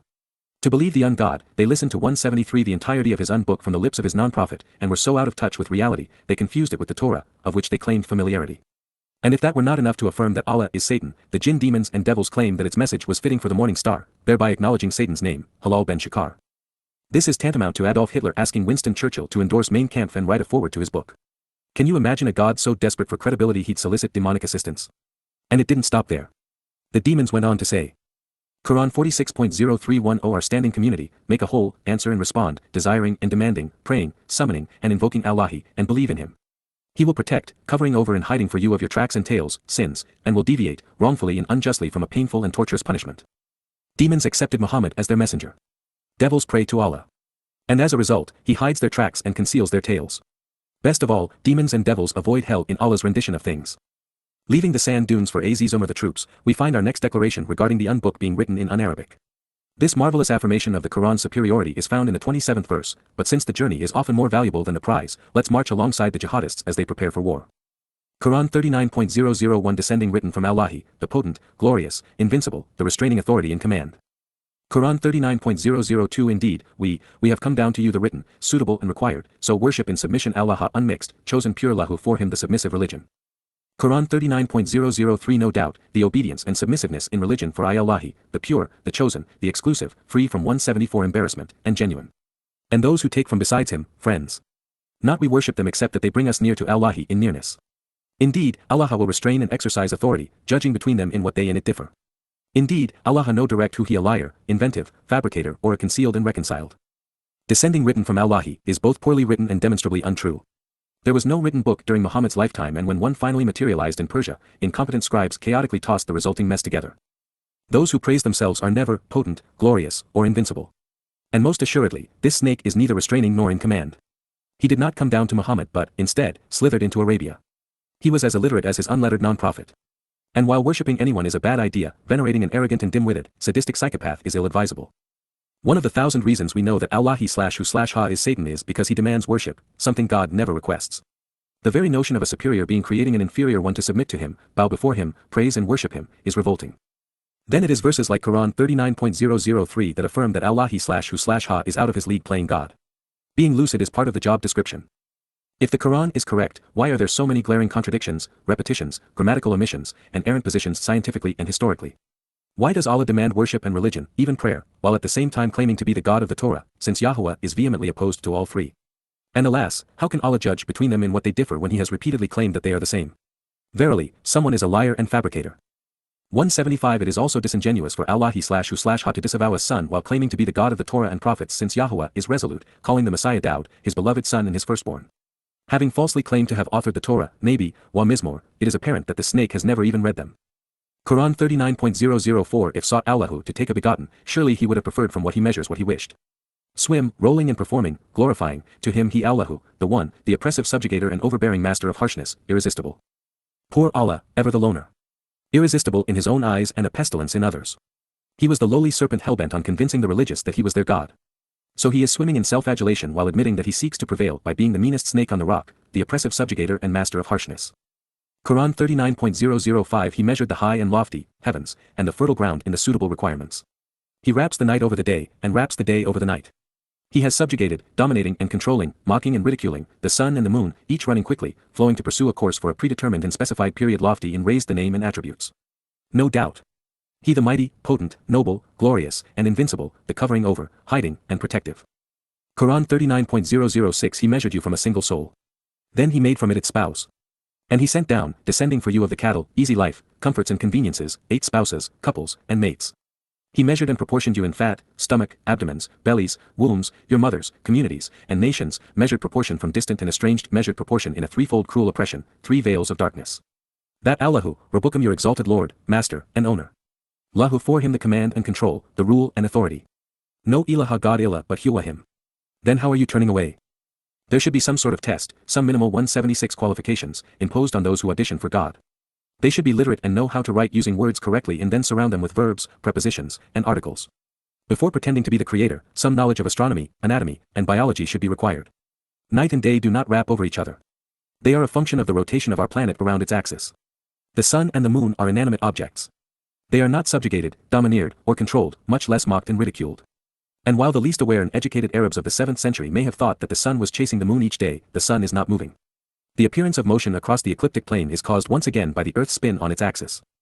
All animals have souls, but they are not measurable. They are not only unique to every animal, the soul of a spouse is not cleaved from their mate. The introduction of cattle being sent down as comforts and conveniences, as 8 spouses and mates, is too weird for words. And while Allah/who/ha borrowed nafsin from the Hebrew nepesh, meaning soul or consciousness, he must have been unaware that there is a Hebrew word for womb, too, rakim. But instead, he selected but uni, meaning stomach, abdomen, belly, and fat.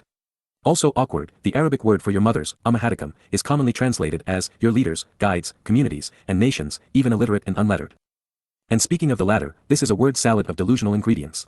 He measured and proportioned you in fat, stomachs, and abdomens, your mothers, communities, and nations, even your illiterate guides, measured and proportioned from distant and estranged, measured proportion in a threefold cruel oppression. And yet, that stupidity leads to this. That Allahu your exalted Lord, Master, and Owner. For him the command and control, the rule and authority. No God but him. Then how are you turning away? I think I have answered that question. 177 Since Allah/who/ha claimed authority over these things and was wrong about all of them, do you suppose he might also be wrong about everything else, like him being God and killing people being good? No doubt. So now our choice is to be a rejecter independent of Allah or a grateful slave. Tough decision. Quran 39.007 If you are reconciled, then indeed, Allah free of wants, competent and flourishing, from need of you. And not he is content with his slaves the reconciled. And if you are giving thanks, grateful and praise, he approves and likes it in you. And not will bearer of burdens burden another. Then to your Lord and Master, your owner and possessor, your return. Then prophetically inform you what you were and did. Lo, he the knower, possessor the return and front, the breasts. Allah/who/ha's obsession with the reconciled comes from the realization that the kafir/kafar ultimately seal his fate on Yom Kippurim, the day of reconciliations. It is one of the many reasons we know that the ungod is not Yahowah. The most arrogant, like this ungod, are often the most insecure. They crave praise because adulation provides temporary relief. But since they know it isn't genuine, narcissists like Allah/who/ha are constantly testing their devotees. The reason that the ungod is opposed to anyone bearing the burdens of another is because this is germane to the process father and son deployed on Pesach and Matzah to remove the guilt of the covenant family. Satan wants Dowd's sacrifice to be for naught. Quran 39.008 When touches the sociable and friendly some harm, hurt, or evil adversity, he cries to his Lord and Master, turning to him. Then when he manages and governs on him an easy life of comforts, conveniences, and cattle from himself, he forgets what he used to call to him from before and he makes for Allah equals and rivals, those who flee, run away, and defame divulging idolatrous images to mislead and deviate from his cause. Say, enjoy the advantageous gift of your reconciliation, few in number. Surely, you 178 of the fire companions, associates, and friends. These Arabic dictionary renderings of Satan's rantings are more effort to write and read, but they are considerably more revealing. For example, those being harmed by an evil adversary are sociable and friendly, something the reclusive and withdrawn serpent despises. Further, those being blessed are to receive the comforts of cows which are soon forgotten because they have the audacity to equate the likes of the Quran, that which misleads by divulging idolatrous images, with Allah/ha/who. So the dreaded associators are told that while they will enjoy the advantageous gift of reconciliation, they are few in number. Nonetheless, the devil has a hot fire waiting for them. So the moral of the story is that those with friends in this life will have the fire for companionship in the next. It's time to play. Can you answer Allah/ha/who's question? Quran 39.009 Is who he obedient time the night submissively prostrating and standing wary and fearing Allah karata the backwards retreat, postponed and after and hoping favor of whom his Lord and Master, owner and possessor. Say, are worth and equivalent those who know and those who know not. Only will remember hearted. The snake had a senior moment and forgot that he was making a comparison. So there was no contrast in the scenario of the obedient knight submissive prostrating and standing in fear of going backwards into the womb of his owner. Perhaps that's a good thing because any alternative would be better. As for the worth of the knower and unknower, it depends upon what one knows. It did not work out very well for Adam and Chawwa in the garden, and it has not turned out favorably for Muslims following the snake's regurgitated appeal found here in the Quran. Quran 39.010 Say, O my slaves, those who believe, Itaku protect and save, guard against and ward off the evil of Rabbicum your Lord Master, owner and possessor. For those who handsome 179 and best good deed doers in this near and low, let down, world, handsome, good, best. And the ground Allahi ample. Only will reach the end and pay in full the bound and patient. Their recompense and reward brings other than thinking. Being a slave was never so unappealing. It is a wonder that the likes of Malcolm X branded Christian Caucasians as slave traders when the Islamic Rabbicum Lord and Master was demanding that his slaves protect and save him. One of the great deceptions is that Europeans enslaved Africans when it was Africans who enslaved fellow Africans and then sold their slaves to Muslim overlords who then provided those who would have otherwise been killed to European shipping companies. I'm not trying to absolve immoral and greedy Caucasians from their role in this horrendous practice but assign blame where it belongs. You are reading the great enslaver's playbook. Free will has always been Satan's greatest foe. One of the Quran's most telling terms is itaku because its primary and secondary meanings are inconsistent with English translations.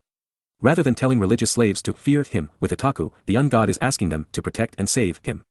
He is also telling Muslims that they should, itaku, guard against him, warding off his evil. But after that insight, which is bad for Islam no matter how it is translated or interpreted, the remainder of what is said in the verse is incomprehensible. Quran 39.011 Say, Lo, I am commanded that I worship Allah, unmixed and exclusive lahu for him the submissive obedience of religion. Quran 39.012 And I am commanded that I be first al-Muslimina of the submission and obedience. The only thing less appealing in a divine being than seeking to be worshipped would be commanding it. And yet, this is the unappealing essence of the Islamic farce. Islam exists to turn men and women into spineless, immoral, and thoughtless zombies willing to kill for their master. It is dehumanizing and degrading by design. 180 And while that is more than enough to isolate and eradicate this diabolic plague, it further impugns itself by admitting what we have known to be true from the beginning. Muhammad was the first Muslim, not Adam, not Noach, not Abraham, not Moses, not Daud, and not the mythical misnomer Isa. And that means that all of the plagiarized and bastardized stories of them, tossed haphazardly throughout the Quran, are queer as men being the faggots of the fire. Burn, baby, burn. Allah/who/ha had nothing to do with the characters of the Torah. It was all a lie. And with it, the Quran withers and dies like unwatered grass in the desert. Quran 39.013 say, Lo, if I fear, frightened and terrified, I disobey, resist, or oppose Rabbi my master, the one who owns, controls, and possesses me, torturous punishment of a glorious and grievous day. Among the things that make Allahu/High/Ha unappealing besides compelled worship and praise from slaves is presenting himself as terrifying and punitive. And yet, in Islam the grievous day of torture is glorious. So, who would object to me stating the obvious? Allah, the Quran, and Islam are hideous. Quran 39.014 say, I worship in submission and subdued, an obedient slave, Allah, pure, unmixed, and exclusive lahu for him dini my obedient submissiveness and servility, sucking up and brown-nosing in religion. Therefore, the religion of Islam is best expressed, most sincerely in servility, by being a ruthless terrorist, a cruel exterminator, a sadistic psychopath, a relentless rapist, a horrifying pedophile, a callous enslaver and human trafficker, a persistent thief, an avowed liar, and an unremorseful misogynist. That is how one sucks up to Allah, then brown-noses him through humble prostrations.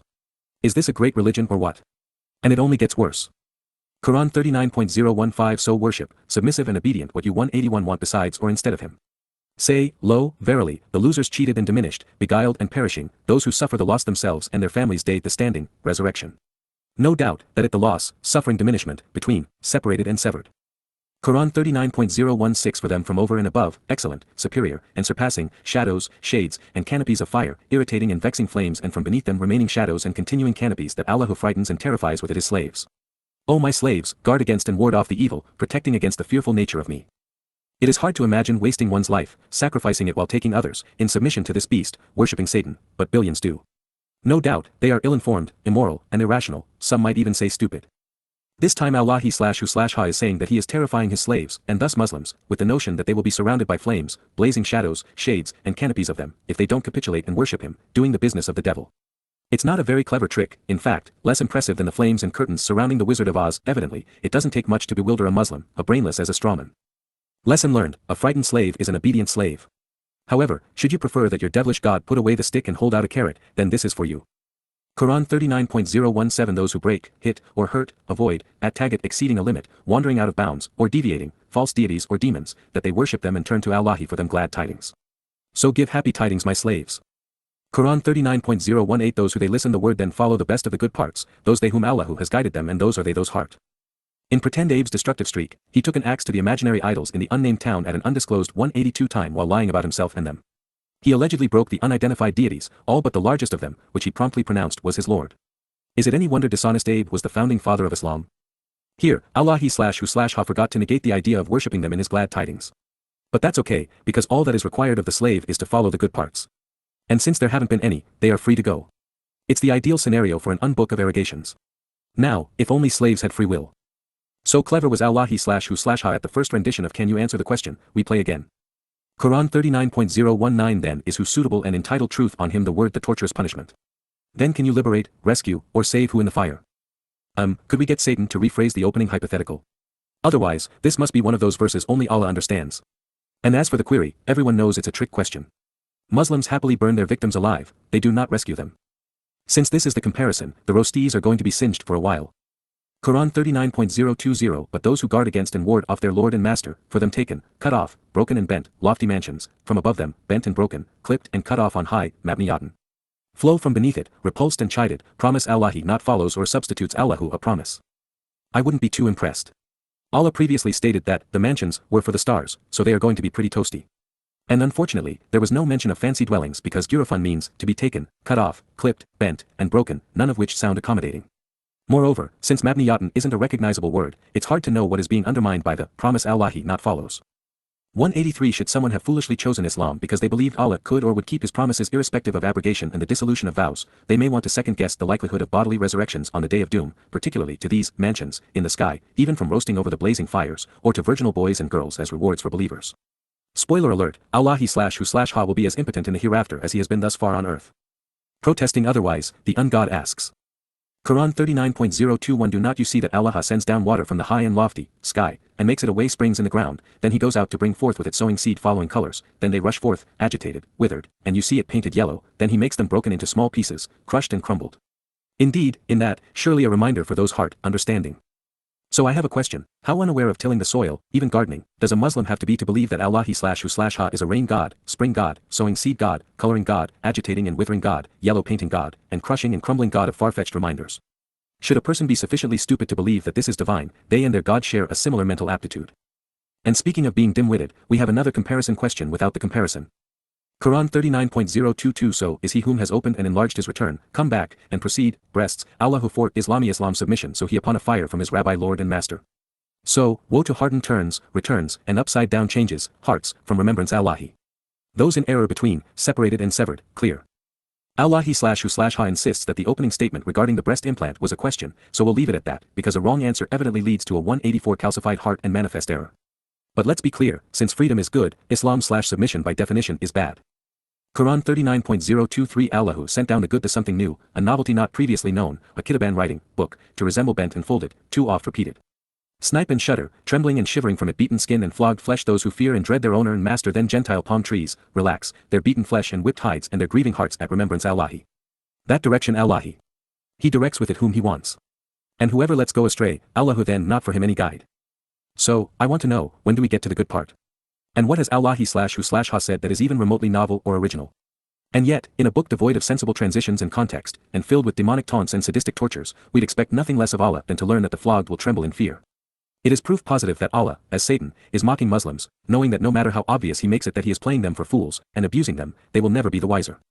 With Allah, it is always the same game, just poorly played. Admitting that his rant is repulsive, Allah even says that it should creep Muslims out and make their skin crawl, all the better to induce fear. Once the victim is pliant, Allah becomes their God. After all, he sends astray whom he pleases. Quran 39.024 Then he who yataki will shield, ward off, and guard with his face being treated badly by the evil disgrace and vicious wickedness, worst, the torturous punishment day of standing firm, resurrection. And it will be said to the al-Zaliman cruel lords and subjugators, polytheists and wrongdoers, taste what you did and gained. Welcome to hell. It is the purpose of the day of resurrection, a tasty little torment for the reconciled. And ever the loving deity, the ungod claims that men and 185 women will use their faces to shield themselves from his vicious wickedness and torturous punishments. And then to mock those he wants to torture, the Lord of hell tells them to taste his abuse. Quran 39.025 Lied and denied, falsified and invented those who before them, so the torment of torture came on them from where the Yeshuruna knew not as poetry, worshipping Sirius, signs of goats, perceptions of rites and symbols. Quran 39.026 So Allahu made them to be abased, despicable and vile, a disgrace in the life near and low, down and inferior, this world, and lo, the castigating punishment be backwards retreat, behind and delayed, hereafter, greater and more grievous if they knew. Since the audience isn't identified in this blanket indictment, this is Satan's way of saying that humankind has always denied him and lied about him. Therefore, according to the adversary, he was justified in torturing and tormenting everyone. The imaginary people's supposed crime was not explained, and while the direction from which the ungod's delusional torment was delivered was presented by Yeshuruna, it could mean anything from poetry to worshipping Sirius, from signs of goats to the perception of religious rites. Nonetheless, Allahi/who/ha lambasted the pretend people, abasing them so that they became even more like him. It was like God dealing with his covenant family, only in reverse. So with the Islamic ungod, life in the down low would be despicable and in the backward retreat, more grievous and tormenting. And that is because Allahi/who/ha oft forgiving, most merciful, loving, and kind for a viper. Allah's torment comes from all directions, sort of like the Muslim mujahideen on motorbikes on October 7, 2023, a day that will live in Islamic infamy. And it is obvious that Allahi/who/ha's superlative intelligence and linguistic prowess have rubbed off on Muslim protesters. And this is because Quran 39.027 Lo, verily, Darabna we have propounded to 186 strike, set forth, for Nasi a swing raised then halted, moved and tossed, mankind, in this Al-Qurani the Quran the recite and or read from every erect, mutilated, and castrated improvision and proverb, examples, so they may remember and pay heed. We may have intended to say that they set forth for people in this Quran of every example, but that is not what these words convey. Darab means to strike, beat, hit, and smote. Nasi is from the Hebrew nasa, and means to rise. In Arabic dictionaries, it speaks of a swing which is lifted up and then halted, moving by being tossed back and forth. Qurani is from the Hebrew kara, which is to invite and summon, to call out and meet, to read and recite. Next, from all is from min kol, both of which are Hebrew and convey the same meaning. The word erroneously rendered as example in English translations is mathlin, which actually means stand erect, mutilate and castrate, and is only conveyed as like or example to resolve the ineptitude of the Quran. Therefore, in the midst of this linguistic incompetence, and following this garbled string of Hebrew terms, we witness yet another confession. Quran 39.028 Arabian and Arabic an adversarial pledge to obscure by intermixing and commingling, which is a corrupted and disordered Quran and a recital and reading gaira bringing and conveying, while bestowing something altered and corrupted, infected and tainted dye possessing what is iwajin crooked, bent, distorted, deviant, insincere, and ill-natured la'alahum, so that perhaps they may hope yadakuna to ward off against the evil calamity. Arab is a Hebrew word. In addition to addressing the people and place, Arabs and Arabia, it means adversary, enemy, and foe, speaking of those who arise to incite. To Arab is to make a pledge, as in the pledge to wage war against all mankind. Arab conveys to grow dark and to obscure by intermixing and commingling, which is the cause and consequence of the Quran. Spelled with the 187 aleph rather than the ayin, Arab means, to lie in wait, lurking to ambush from a snake's den, to deal deceitfully and treacherously. Arab is, therefore, prophetic of Islam's influence on Arabs and the world. It is a pejorative. And this may be why Arabic dictionaries acknowledge that Arab means corrupted, disordered, and bad. And since the Quran consistently speaks in a derogatory fashion against Arabs, Arab is typically translated as Bedouins. Kara, upon which Quran is based, appears over 700 times in the Torah, Nabi, wa Mizmor of Yahowah. It is primarily defined as an invitation or summons, and it speaks of calling out to meet, to encounter, and to proclaim by name, to read, recite, and be welcomed. These ideas are so essential to engaging with God, Yahowah integrated Kara into the title of his 7 annual celebrations of our relationship with him called Mikriwai invitations to be called out and meet. And it was Yahowah's use of this word that caused Satan to usurp it, using it during his torturous initial encounter with his terrorist Raziali. The third word, Gaira, is also Hebrew. Jair means, to plaster over. It is from the root ger which describes a foreigner in the land without rights who should not be there. Therefore, while Allah's slaves have ignored each word's meaning to convey, it is an Arabic Quran without any crookedness so that they may become righteous. That isn't what Satan said. The adversary recited. Quran 39.028 An adversarial pledge for Arabs to obscure by intermixing and commingling a corrupted and disordered recital bringing and conveying, while bestowing something altered and sullied, infected and tainted, possessing what is crooked, bent, distorted, deviant, insincere, and ill-natured so that perhaps they may hope to ward off the evil calamity. It was an honest assessment of a dishonest 188 endeavor. A rotten Suratun begotten for the soon-forgotten burial of the adversarial. We hedge, but nonetheless allege that this is our pledge, Arabs are scarabs not cherubs. Obscure has an allure in our brochure, while intermixing is for fixing and mixing as commingling is part of the spine-tingling jingling. We've interrupted the disrupted and corrupted for the obstructed and abducted to be instructed. The disordered are muddled and befuddled, chaotic and thus psychotic, but the erotic makes it all hypnotic. Recital is an aberrant title but yet vital. We are winning by bringing the mudslinging, conveying the braying about the flaying and slaying, even portraying all the soothsaying. Bestowing the unknowing with bowing, so the foregoing is mind-blowing but not ongoing. What was altered has faltered, as it was infected, but not corrected, deflected and dejected but never directed as expected by the subjected. Should you not be acquainted we are tainted, a crook with a book to schnook those who dare to look. Bent to torment, intent to augment, even content to prevent your ascent. Much of it is imported, some purported, never supported, always aborted then distorted. It's expedient that the deviant be obedient so we are never lenient. Now let's all cheer the insincere who fear, clear that it's queer to sneer spear. 189 The ill-natured will be ill-mannered, and perhaps he snaps and you collapse.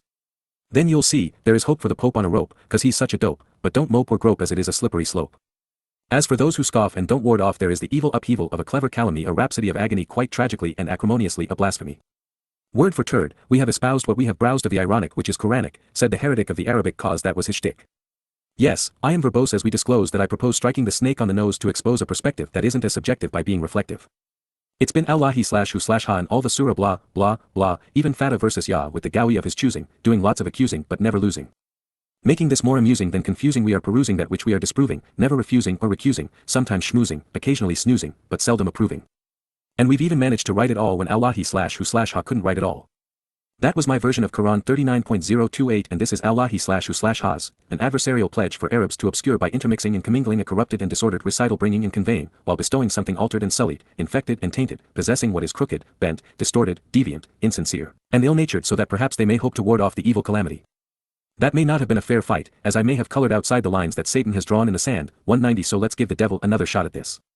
Quran 39.029 Allah who strikes and beats to propound a mutilation and castration to imitate a proverb, a foot associated with a companion and partner who shares quarreling, and a foot having submitted and obedient to a foot, so are they even or level mutilated or castrated, imitating a proverb. Praise to Allahi. Nay, an abundant and increasing number of them know not. Had it been written about comparisons and not beatings, similitudes rather than castrations, contrasting situations instead of feet, this might have been Allah's best attempt at a parable. Apart from the depravity of language, it's actually not as dumb as one might think. His point was this: if you are going to submit to a religion and be owned and controlled by it, which approach is better, one with many masters who are contentious lords or a religion of one master? Allah's answer: become my slave because I have no friends or associates. Of course, the similitude doesn't fly because the Lord of the Torah is Baal, who is a false god, and Christianity, while false, has but one Lord Jesus Christ. And then there is the issue that when he is not repudiating them, Allah is claiming to be the Lord of all. So, praises be to Allah, no one knows and all Muslims die. Now that's a promise we can celebrate. As for the day of resurrection, not so much. Quran 39.030 Verily, you will die, and lo, they die. Quran 39.031 Then, verily, you, they the standing, resurrection, out of the right way, declining and deviating, rebellious and obstinate, resisting Rabbicum your Lord and Master will contend in an altercation, disputing and litigating. Quran 39.032 Then, who cruel and subjugating Lord, dark and obscure, wrong, then who lies, falsely inventing and fabricating upon Allahian lies, falsely inventing and fabricating the correct when it comes to him. Is not in hell an resting place and resort for the reconciled? Quran 39.033 And the who came to bring the correct and believed in it, those, they, the warding off, guarding 191 against, and shielding. Quran 39.034 For them what they wish with their Lord and Master, that payment rendered the best of the good. While all animals die, many souls continue to live. But most of them will accompany the Lord of Hell to Sheol. No matter how many alo or verily he tosses at it, there will be no resurrections, not on this day or any other. It is biologically impossible and spiritually imprudent. Although, on Allah's last day, there will be many who are deviant and rebellious. And while the disputes will be many, those involved in these altercations aren't going to like their future accommodations. As for the identity of the cruel and subjugating Lord, he is the most prominent figure in this story, no matter how hard he tries to obscure his identity. He is the chief fabricator. And while that's obvious, we are left to wonder who was the who came to bring the correct and believed in it, those, they, the warding off and guarding against. No matter, Allah world was akin to the Make-A-Wish Foundation. Heaven would be whatever Muhammad craved. There are two additional protestations that Allahi/who/His Quranic book was unwritten in non-existent Arabic, both conveniently presented in the 41st Suratun, Fussilat explained and expounded. Quran 41.001 Hamim hot, confused, and uproarious, Quran 41.002 descending from Ar-Rahman/the womb of grace, Ar-Rahim/the favorite forgiver, Quran 41.003 A kitab writing separated and divided, its ayat signs and marks, a Quran and a summons to read and recite, Arabian Arabic an adversarial pledge to obscure by intermixing and commingling which is a corrupted and disordered for comma standing still alam marking distinguishing, knowing. Hamim convey as hot, confused, and uproarious in Hebrew is used to describe Muslims among Abraham's descendants via Ishmael, and thus Muslims. Rahman and Rahim were the names of the Quran's first gods. They were 192 derived from Hanif poetry, and thus from Arab converts to Judaism residing in Yemen. They are from the Hebrew Rekam meaning womb or mercy. Kitab writing is from the Hebrew Kathab, conveying the same meaning. As for ayat, meaning sign or mark in Arabic, it is from I in Hebrew which is a question begging a negative response, alas and woe, and a howling beast. It does not mean verse as Muslim apologists would have readers believe. And as we have previously affirmed, Quran is from the Hebrew kara, meaning to invite and summon, to call out and meet, to read and recite. Arabian is from the Hebrew Arab, designating Arabs as adversaries and enemies who make pledges. To Arab is, to obscure by intermixing and commingling. Qum is also of Hebrew origin and means, to stand. It does not mean people. Lastly, alam rather than know is just the opposite in Hebrew because it means to hide something, concealing it. The Hebrew word for knowing is yada. Although, alam might be better associated with lamed which is the Hebrew word for teaching and learning. But no matter how the words are derived and arranged, the Quran was not written and the language was not Arabic. And that leads us to one of the most comical statements in a book not normally known for its humor. Quran 41.044 And if we made it a Quran to chew by biting, they said, why not separated and divided its signs and marks chewing and biting and an Arab corrupted and disordered? Say, he or it for those who believe, a direction and a cure. And those who not believe in their ears a load and it or he for them swerving and straying in ignorant obscurity. Those being summoned and invited from being remote and distant. Other than to remind readers that the illiterate and imbecilic ought not pretend to be God, this is hard to explain. Perhaps it is the load in our ears or the swerving in 193 obscurity from having been invited from so far away. But no matter, I choose not to bite. And as we now know, there are many foreign words and phrases which are strewn throughout the Quran. Arthur Jeffery, in his book Foreign Vocabulary of the Quran, devoted 300 pages to this study. He wrote, one must wonder why so many foreign words were borrowed, as they refute the Arabic claim and put doubt on whether Allah's language was sufficient to explain what Muhammad intended. According to Alphonse Mingana in his Syriac influence on the style of the Quran, the religious terms found in Allah's book were derived from either Nabatean Hebrew or Christian Syriac. These include the words Muhammad used for priest, Christ, judgment, scribes, parable, salvation, infidel, sacrifice, resurrection, heaven, garden, angel, holy, spirit, soul, sign, proof, God, prayer, fast, sin, pagan, Hanif, Muslim, idolatry, Quran, faith, creation, grace, and even the zakat tax, and that is just the tip of the sandpile. Mingana wrote that the proper names of personages repurposed in the Quran are used in their Syriac form rather than Hebrew or Arabic. These include Solomon, Pharaoh, Isaac, Ishmael, Israel, Jacob, Noah, Zechariah, Mary, John, Jonah, and Isa. The words for demons, path, and garden of Jinn are Persian and Sabaean. Alphonse Mingana wrongly proposed that Adam and Eden were Akkadian words from Mesopotamia. He said, a more correct term for Adam in Arabic would be Basharan or Insan, meaning mankind. Garden should have been Jannah in Arabic from the Hebrew Gan. Abraham, repurposed as Ibrahim, comes from the Assyrian language. The correct Arabic equivalent is Abu Rahim, it is from the Hebrew compound of father and a variation of Reka merciful. In Syriac influence on the style of the Quran, we read, 194-inch Herat and Merat are Persian names for angels. The Persian, Sirat, meaning the path, was repeated 30 times yet it has an Arabic equivalent, Al-Tariq, which was not used. The Persian, Hort meaning disciple, has the Arabic equivalent, Tilmith. The Persian word jinn, meaning demon, is used consistently throughout the Quran. Entire surahs are dedicated to Satan's demonic allies. And yet, there is an Arabic equivalent, ruh, which is actually from the Hebrew ruach. Going the other way, Islam's decadent heaven is called by the Persian word firdaus, meaning the highest or seventh heaven, rather than the Arabic equivalent derived from the Hebrew shemaim. Obviously not a Hebrew scholar, Mingana has but a short list of some of the Hebrew words, which he presents as Heber, Sakina, which is rabbinical, Maun, Taurat, Jehannim, Quran, Allah, and Tufan, which means deluge. The Greek word euangelion was corrupted to injil, to convey gospel, even though there is an Arabic equivalent, bishara. Iblis, the Quranic name for Satan, is not Arabic. It is a corruption of the Greek word diabolos. Muhammad said that believing in the day of resurrection was a third of his message, yet he chose a Christian Syriac derivative of an Aramaic word, qiyamah, for resurrection rather than the Arabic one. Actually, he chose qiyam, which means to rise and stand, in Hebrew. He even uses the same word as a derogatory term for people. And day was a derivative of the Hebrew yawm. While the Quran is fixated on turning the misnomer, Isis Christos Jesus Christ into a good Muslim, Allah misidentifies Isa, erroneously using the Arabic equivalent of Esau, the name for the twin brother of Jacob, whom Yahowah denounced. Moving on, let's see if what is left is accurate historically and scientifically. Up to this point, Allah's claims are looking a little ragged around the edges. 195 Quran 4.080 Who obeys al-Rasulullah the messenger, then lo, he obeyed Allah. And whoever turns away then not we sent you over them a guard. Quran 4.081 And they say, obedience, then when they depart from you a group of them plot by night other than that which you say. But Allah who recording what they scheme by night. So turn from them and put trust in Allahi. Sufficient Allahi a trustee. Quran 4.082 Then not they ponder al-Quran at the Quran. And if it had been from other than Allahi, surely they found in it much contradiction. Quran 4.083 When comes to them a command of the belief in safety, or the terror of the slaughter, they broadcast with it. But if they had turned it back to al-Rasulullah, and to the commandments, those authority, from them, surely would have gushed out among them. And if not the distinguishing and surpassing excellence Allahi on you and his Rahim, surely, you would have followed al-Shaitan the adversary, Satan, except a few. Apart from the senseless narrations of the never-ending argument, repetitions of Allah's desire to roast unbelieving infidels, his many contradictory variations of creation, his incessant incongruous accounts of the Torah as cast of characters, and his dubious depictions of himself as God, there isn't much more to the Quran. It is a veritable sea of contradictions, variations, discrepancies, and incongruity. Nonetheless, all credit be to Allah. Let's start with the historical blunders. The Quran claims that the Samaritans enticed Israel to make a golden calf when Moses was receiving the 10 statements on empty Choreb. Quran 020.085-087 and Quran 95.097, and yet, there were no Samaritans when the events depicted in Exodus unfolded. They didn't become a nation until 800 years later. The city of Samaria was founded by King Omri in 875 BCE. And the Samaritans became a people just after the tribes of Israel were dispersed by the Assyrians in the 7th century BCE. The golden calf was crafted in memory of the Apis bull cult among the pharaohs. Thus Quran Suratuns are erroneous. In Quran 7.124 and Quran 26.049, we find Pharaoh 196 admonishing his sorcerers because they believed in the superiority of Moses' power over them. Pharaoh threatens his magicians with cutting off their hands and feet on opposite sides, which is actually from Quran 5.033, and then says they will all die on the cross by crucifixion. But there were no crosses at the time. Crucifixion was first practiced by the Assyrians in 519 BCE. Under the rule of Darius I, Encyclopedia Britannica reports, crucifixion did not exist any earlier than about 500 BC. Muslim scholar, Malik Farid, in his translation of the Quran, says in footnote 1033, incidentally, the verse shows that even as early as in the time of Moses the punishment of death by crucifixion was in vogue. Rather than admit the Quran contained a historical blunder, a Muslim rewrote history to salvage Allah's reputation. Another interesting historical glitch occurs when Allah erroneously calls Mary, the mythical mother of the misnomer Isa, the sister of Aaron in Quran 19.028, as well as the daughter of Imran, Amran, in Quran 66.012 and Quran 020.025-030.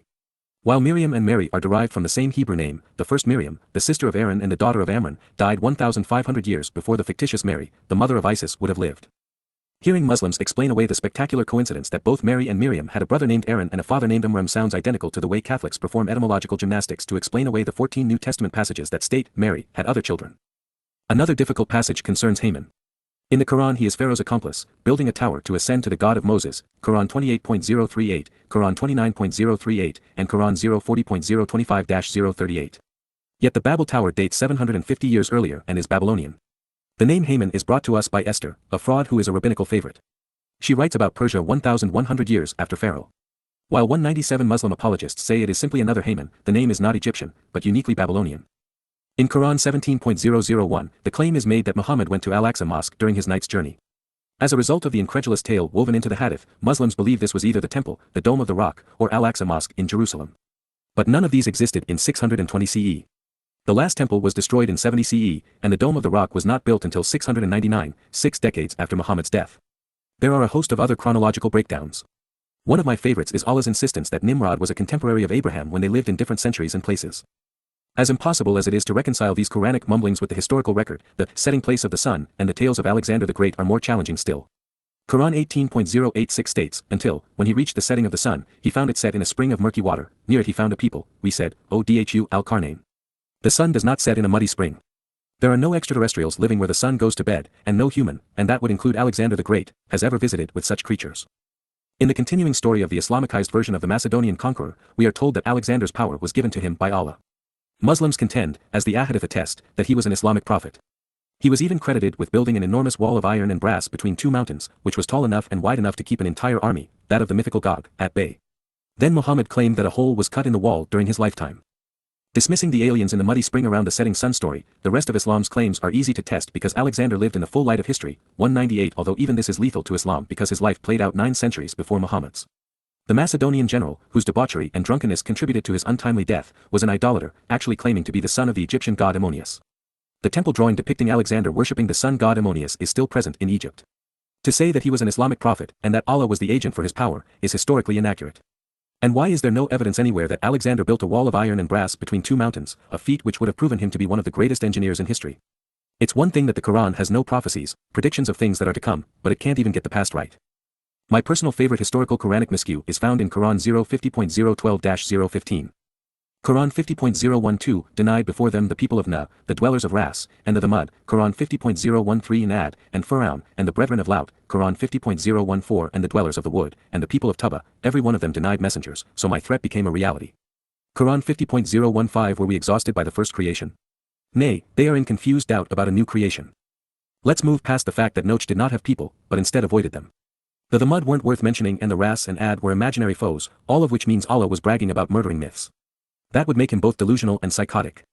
And, if we were to assume that Muhammad couldn't pronounce Pharaoh, we'd still have to get past the realization that this engagement is central to the Torah's liberation of the children of Yisrael, and has nothing to do with Allah or Arabs. Further, Pharaoh Thutmose the Great survived the departure of the Yisraelites, as did the overwhelming majority of his people. Also, Lot did not have brethren in Sodom, so 199 Allah got this wrong, too.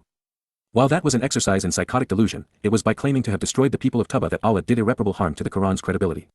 As we discussed early in Goddamn Religion Snake, Tubba was an honorific title used by the Himyarites, Mamlukat Himyar in Hebrew. Also known as Sabaeans, they resided in the southwestern tip of the Arabian Peninsula, in today's Yemen. They were descendants of a rather famous Arabian patriarch, Cotton, in 1000 BCE, making him a contemporary of King Daud David. As the story of the Himyarites, people of Tubba or Sabaeans, unfolds, we discover that they were neither polytheists nor destroyed. Just the opposite, they gave rise to Islam. The original Quranic gods and scores of surahs in style and substance came from the people of Tubba. History shows that they left Arabian polytheism to convert to Judaism in 380 CE. As a result, the people of Tubba shuttered their pagan temples and eliminated references to their pagan deities, embracing a variation of rabbinic Judaism. And since the rabbis outlawed using Yahowah's name, the Himyarites/Sabaeans called the God of Abraham, Yitzhak, and Yaakov, the God of Moses and Daud, Al-Rahman, Al-Rahim. Not surprisingly, Rahman became the Quran's first named deity, with an early surah presented under his name. As it would transpire, the people of Tubba served as the model for Arab monotheism claimed by Islam. They became the wellspring from which Muslims became familiar with the Torah's characters. They introduced them to the name of their first god, and their poetry was integrated into the Quran surahs, including the repetitive use of the rhetorical device, say. If that were not enough, Tubba of Qariba as ad, 370 to 433 CE, was instrumental, not only in the conversion from Arab 200 paganism to Judaism, he became the role model upon whom the character of Muhammad was based. Demonstrating that, apart from illiterate Muslims, it was possible to provide an enduring written record of actual events. We know that early in the 5th century the people of Tubba were led on a military expedition into northern Arabia by Tubba of Qariba. At the time, he was attempting to combat the growing influence of Byzantine Christianity. Under the direction of baby Augustus, declared so by his father at 9 months, then becoming emperor at 7 years of age, Theodosius II of the Eastern Roman Empire was attempting to control the spice trade from India that passed along the coast of the Himyarite kingdom. And even this is devastating to Islam because it means that trade moved by sea on ships through the Arabian Gulf, and not on camels inland through Mecca, which did not exist at the time. In his quest to push the Roman Catholics out of Arabia, Tubba Qariba pursued the Byzantines as far north as Yathrib, the very place Islam would take root and grow, on the backs of dead Jews. Once there, Tubba met so little resistance from resident Jewish date farmers, he left his son behind, expecting camaraderie and tribute. But in a foolish move, the residents of Yathrib killed him. Therefore, Tubba Qariba returned to avenge his son's death, wreaking vengeance on Yathrib.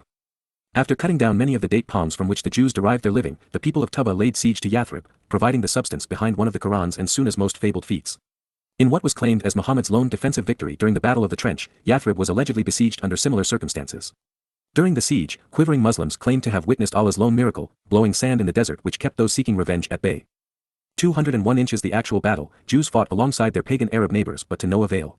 But then they caught a break because, during the attack, Tubbe Kariba became ill. Hearing of this, two rabbis, Ka'b and Asad, were allowed through the siege line encircling Yathrib to attend to the ailing king. Using their medical knowledge, they restored Tubbe's health. Now in the king's good graces, the rabbis were able to convince Tubbe to lift the siege. He not only complied, but he was so impressed with the rabbis that he accepted Judaism and converted his army while camped at Yathrib. So Tubbe, representing the historical paradigm upon whom Muhammad was based, arranged for the two rabbis, Ka'b and Asad, to accompany him back to the Himyarite capital, not far from today's Sana'a. They were welcomed with open arms because from the 5th century BCE there had been a substantial Jewish presence in Sana'a. This grew considerably more voluminous after the diaspora from Judea in 133 CE. Back home in southwestern Yemen, Tubbe Kariba converted his kingdom to Judaism, which was generally well accepted. But shortly thereafter, Tubbe was killed in a military coup d'état. He was succeeded by a pagan named Dhu Shanadir, who sought to blend pagan myths with Judaism, exactly like Islam. And all the while, the people of Tubbe lived out their lives in absolute contradiction of Allah's terrorist braggadocio in the Quran. Clearly, Allah envenomated himself and struck a fatal blow by claiming that he destroyed the people of Tubbe, when the truth is just the opposite. The people of Tubbe created Islam, its first god, initial surahs, military fables, Arab monotheism and, indeed, the paradigm for Muhammad. There is no way for the snake in the desert to slither out of this trap of his own making. Further, as is the case with the people of Tubbe, 202 there is no indication anywhere that Allah has ever done anything. Apart from the jihadists who kill for him, he is a formless snake. But he is still toxic because he has paralyzed 1,400 years of Muslims such that they remain mired in the 7th century, unable to progress. They were beguiled into murdering and remain committed to this day. Moving from history to science, Quran 16.015, Quran 21.031, Quran 31.010, Quran 78.006, and Quran 88.019 tell us that Allah threw down mountains like tent pegs to keep the earth from shaking. For illiterate men, this would sound logical since mountains are large and therefore, their weight would seemingly have a stabilizing effect. Yet the opposite is true. Mountains were built up, not thrown down. Rather than create stability, they are the result of instability. Colliding tectonic plates push up the Earth's surface forming all non-volcanic mountains. Surah Quran 16.066 says that cow's milk comes from between the excrement and the blood of the cow's abdomen. That doesn't make sense, and it isn't true. In Surah Quran 16.069, we're told that honey comes out of a bee's abdomen. That's not true either. Then, Surah Quran 6.038 claims all animals and flying beings form communities like humans. While some do, most don't. Take for example spiders, where in some species the female eats the male after mating. That's not exactly a community like ours. Then Quran 25.045 maintains that the sun moves to create shadows. In other surahs it is shown racing and swimming. Even the moon was said to be effaced while competing with the sun. Other statements make no sense at all. Quran 4.059 states, "Greater surely than the creation of man is the creation of the heavens and the earth, but most men know it not." This implies that greatness is measured by size. Yet we have learned that the complexity of life is much greater than the simplicity of all stars and dirt combined. In Quran 65.012 we read, "It is Allah who has created 7 heavens and has 203 many earths." Where might we find the other 6 earths? If these refer to the planets in our solar system, then they are short by 2 or 3 depending upon how one looks at Pluto, and none of them are Earth-like. Meteors and even stars are said to be missiles fired at eavesdropping Satans and jinn who seek to listen to the reading of the Quran in heaven, Quran 015.016-018, Quran 037.006-010, Quran 055.033-035, Quran 67.005, Quran 072.009-009, and Quran 086.002-003. Are we to believe that Allah throws meteors, which are made up of carbon dioxide or iron nickel, at non-material devils who listen to heavenly counsel? Are we to perceive that there is a jinn convention each time there's a meteor shower? I don't think so. Ad-libbing on Yahowah's turf, Allah stammers. He claims King Solomon was taught the speech of birds and the language of ants, Quran 027.016-019. In addition to birds and ants, jinn were forced to work for Solomon, making him whatever he pleased, such as palaces, statues, large dishes, and brass fountains, Quran 034.011-013. A malignant jinn was even commissioned to bring the Queen of Sheba's throne in the twinkling of an eye, Quran 027.038-044. Following Solomon's lead, in the 105th surah, Allah claims to have used birds to drop clay pebbles on Abraha's army. But in actuality, his troops withdrew because of smallpox, not because they were dirty. In another religious fable turned Quranic reality, in Quran 018.009-025 we find the story of some youths and a dog who sleep for 309 years with their eyes open and their ears closed, which is a clever trick in itself. The object was to show Allah's ability to keep people and dogs without food or water for as long as he liked. In actuality, the story was pilfered from a 6th century Syriac Christian manuscript, The Seven Sleepers of Ephesus. In Quran 002.065-066 and Quran 007.163-017, Allah turns people who break the Sabbath into apes for their 204 disobedience. Darwin must have been confused because he had it the other way around. Not to be outdone, in Quran 11.081 and Quran 15.074, the cities of Sodom and Gomorrah are turned upside down with angelic wings. There are as many errors in the accounting as there are sentences. We know this because these cities have been unearthed. The Torah's presentation is accurate while the Quran's is not. On the defensive, Muslims are quick to protest that the embryology revealed in the Quran was beyond what man had discovered for himself. However, nothing the Quran reveals is accurate, including the legend of the nutfa drops.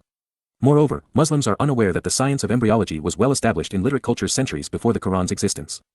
The Quran's errant and repetitive accounts concerning the stages of formation of a fetus are found in Quran 22.005, Quran 023.012-014, Quran 40.067, Quran 075.037-039, and Quran 096.001-002. According to Allah, who claims to be inside the womb of every pregnant woman, baby jihadists pass through 4 stages, starting with Towrah, which means dust. Using a little hocus pocus, Muslim scholars translate Towrah as sperm, just to keep Allah from looking foolish. It becomes nutfa and alaka. However, no one seems to know what the words nutfa or alaka mean. Many have tried, contending that they are something that clings, a clot, an adhesion, an embryonic lump, and even chewed up meat. The alaka then creates matka. But no one has a clue what matka conveys. So some brilliant scholar suggested, bones that are finally covered by flesh. The alaka to bone stage is also in Quran 023.013-014, which introduces us to, we made him a nutfa. Mixed drops of male and female sexual discharge, in the safe lodging. Then we made the nutfa into an alaka, piece of thick coagulated blood, then a matka, little lump of bones clothed in flesh. A more accurate translation would be, while auditioning for the role of 205 God, Allah is actually clueless. Even the translator's wishful interpretations are inaccurate. Neither sperm nor dust becomes a lump or adhesion. There is no clotting stage during the formation of a fetus. The thing which clings does not stop clinging to become chewed meat but remains clinging for 9 months. And the skeleton is not formed independently of tissues and flesh. In fact, muscles form several weeks before there are calcified bones, rather than arriving later as the Quran implies. It is, therefore, ironic to hear the above accounts cited as proof by apologists on behalf of the Quran's divine authority, when in fact, once the truth is known, the very science that they hope to harness for their cause proves to be their undoing. Before we leave Professor Allah's lecture on gestation, I'd like to share what Muhammad had to say about such things. Bukhari, v4b 55 and 549. Allah's apostle, the true and truly inspired, said, as regards to your creation, every one of you is collected in the womb of his mother for the first 40 days, and then he becomes a clot for another 40 days, and then a piece of flesh for 40 days. For those keeping track, it takes just 4 months, not 9, for half-baked jihadists to slither out of the womb as baby vipers. Then Allah sends an angel to write 4 words. He writes his deeds, time of his death, means of his livelihood, and whether he will be wretched or blessed. Then the soul is breathed into his body. So a man may do deeds of the people of the hell fire, but he enters paradise. A person may do deeds of paradise, but he will enter the hell fire. It's easy to see how Allah got fong-tied. Playing God is a tough role, with big shoes to fill, and snakes don't have feet. And now we know why the ungod couldn't be bothered printing a Quran. He was too busy writing irrelevant minutiae. Muslim physicians, like Ibn Qayyim, were first to blow the whistle when they saw their far-fetched interpretations of Quranic gestation allegedly mirrored by a much earlier Greek doctor named Galen. He lived, and wrote, circa 150 CE, over 6 centuries before the first 206 Quran. In 1983, Bassem Musalam, director of the Center of Middle Eastern Studies at the University of Cambridge, concluded, the stages of development which the Quran and Hadith established for believers agreed perfectly with Galen's account. In other words, when it comes to embryology, the Quran merely echoes the scientific knowledge man had already discovered 450 years earlier. That's not true either, but we appreciate the confession. While there are scores of examples, copy editing Allah is hardly entertaining. So for those who are still in doubt as to whether the Quran is subject to grammatical errors, consider the insights of one of the last Muslim scholars to critique these suratuns before such research became a death sentence. Ali Dashti wrote, the Quran contains sentences which are incomplete and not intelligible, foreign words, unfamiliar Arabic words, and words used with other than the normal meaning, adjectives and verbs inflected without observance of the concords of gender and number, illogically and ungrammatically applied pronouns which sometimes have no referent, dangling modifiers, and predicates which in rhymed passages are often remote from the subjects. To sum up, more than 100 Quranic aberrations from the normal rules and structure of Arabic have been noted. Ali Dashti, 23 years, a study of the prophetic career of Muhammad.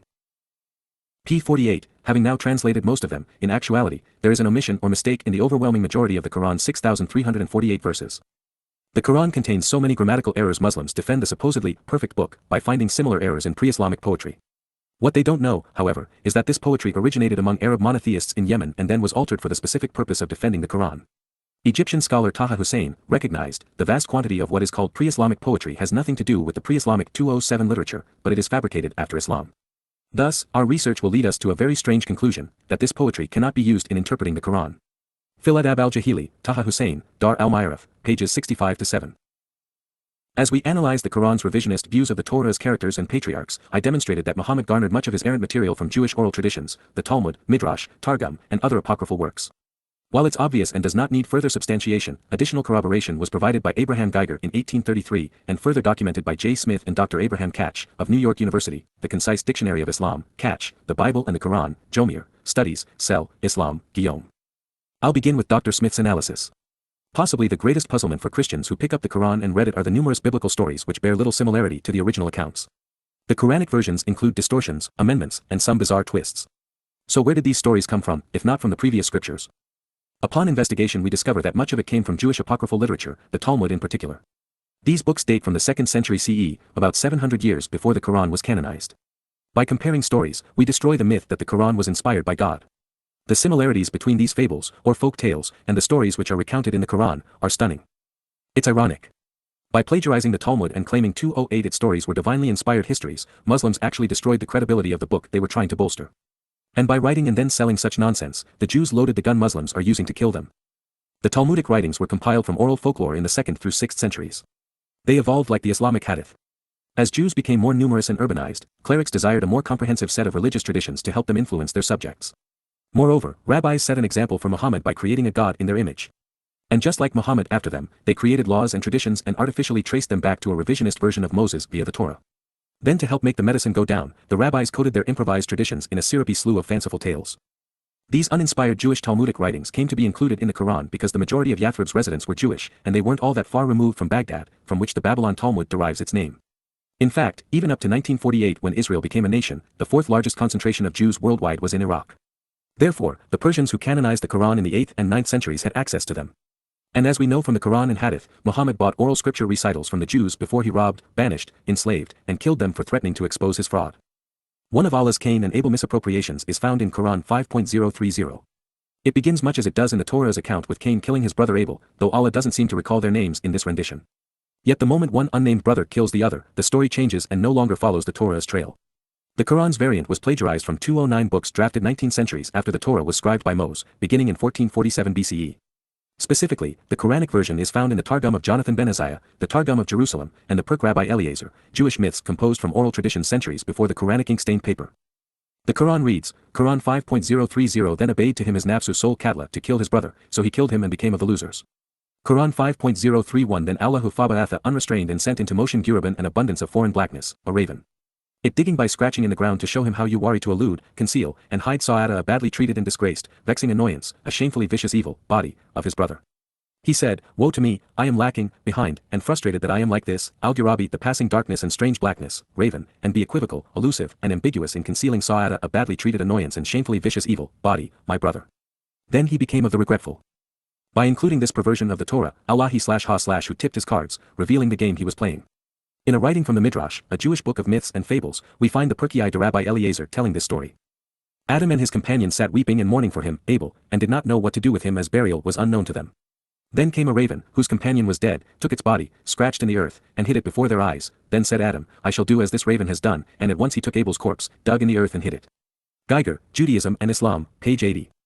Of this, Alfred Guillaume, the European scholar who translated Ibn Ishaq's Life of Muhammad for Oxford Press, acknowledged, the story of the world's first murderer affords a most informing example of the influence of a Jew behind the scenes. Guillaume, Op. Cit., page 139. Apart from the contrast between who buried whom, 210 the two stories are otherwise uncannily similar. We can only conclude that it was from here that Muhammad, or a later compiler, obtained his scripture. A Jewish fable came to be repeated as a historical fact in the Quran. We find further proof of plagiarism of apocryphal Jewish literature in the Mishnah Sanhedrin. However, in the Quran, it is used to provide the following pretext for genocide. Quran 5.032 From time that we wrote, ordained, on children Israel that he who katalat kills nafsan a soul other than a soul or corrupters, tainted, mischievous, invalid, or spoiled, spreading corruption, in the earth, then is as if he has killed al-nasa the uplifted among the people, mankind, Jamian gathered and collected together. And whoever Ahaya lives it, saves it, then is as if Ahaya he has lived al-nasa the uplifted among the people, mankind, Jamian gathered and collected together. And, lo, surely, came to bring to them our Rizaluna ones who are sent, messengers, bilbayanati with separation, disunion, and severing between, clear signs, thumma collected here and there, yet, lo, an overwhelming number of them remote and removed, after, that in the ground, earth, lamas refuna eating away, suckling ignorantly, extravagant, squandering, and wasteful, commit excesses. Not only is the transition from one Quranic statement to the next unintelligible, but the moral of the story is insane. Allah is reporting that it's okay to kill Jews if they're causing mischief, such as scoffing at the non-prophet for stealing the core of this citation from the Talmud. Allah is thus giving Muhammad carte blanche for mass murder. And he took it. Islam's non-prophet slaughtered thousands of Jews in genocidal rage. In the Quran, there is no explanation as to why the life or death of one should be equal to the salvation or destruction of all mankind. However, when we turn to another Jewish citation, we find that this bizarre interpretation of the Torah came from the Talmud 2:11 Mishnah Sanhedrin 4. There we read. We find it said in the case of Cain who murdered his brother, the voice of thy brother's blood's creeth, beareth YTH/Genesis 4.10. It is not said here blood in the singular, but bloods in the plural, that is, his own blood and the blood of his seed. Man was created single in order to show that to him who kills a single individual it shall be reckoned that he has slain the whole race, but to him who preserves the life of a single individual it is counted that he hath preserved the whole race. Talmud Mishnah Sanhedrin 4.5. Therefore, the lone verse that Islamic apologists cite out of context to suggest that the Quran and Islam are not murderous and sadistic was not only followed by one which proves otherwise. The positive message was composed by a Jewish rabbi, not Allah. This realization is factually irrefutable and the consequence is undeniable. Moreover, what follows exposes and condemns the trinity of Muhammad/Allah/Satan as sadistic and demonic.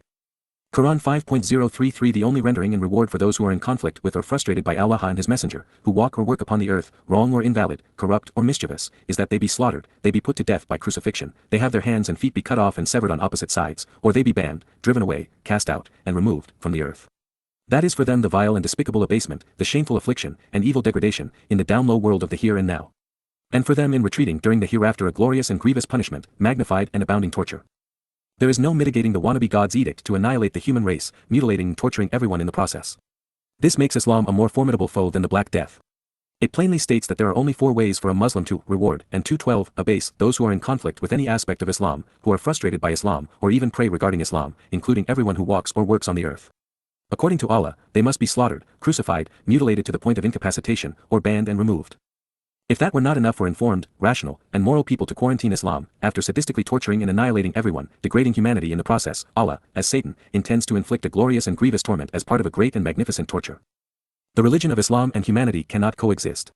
Even if you are not among those with the good sense, courage, and compassion to isolate the overtly religious who are infected with this plague, surely you see the merit in making all expressions of it illegal. There are far more deadly and despicable Muslims now than there were Nazis at the beginning of the last World War, and they are far more anti-Semitic and prone to violence. And you know what happened then. Humanity's survival is dependent upon not letting that occur again.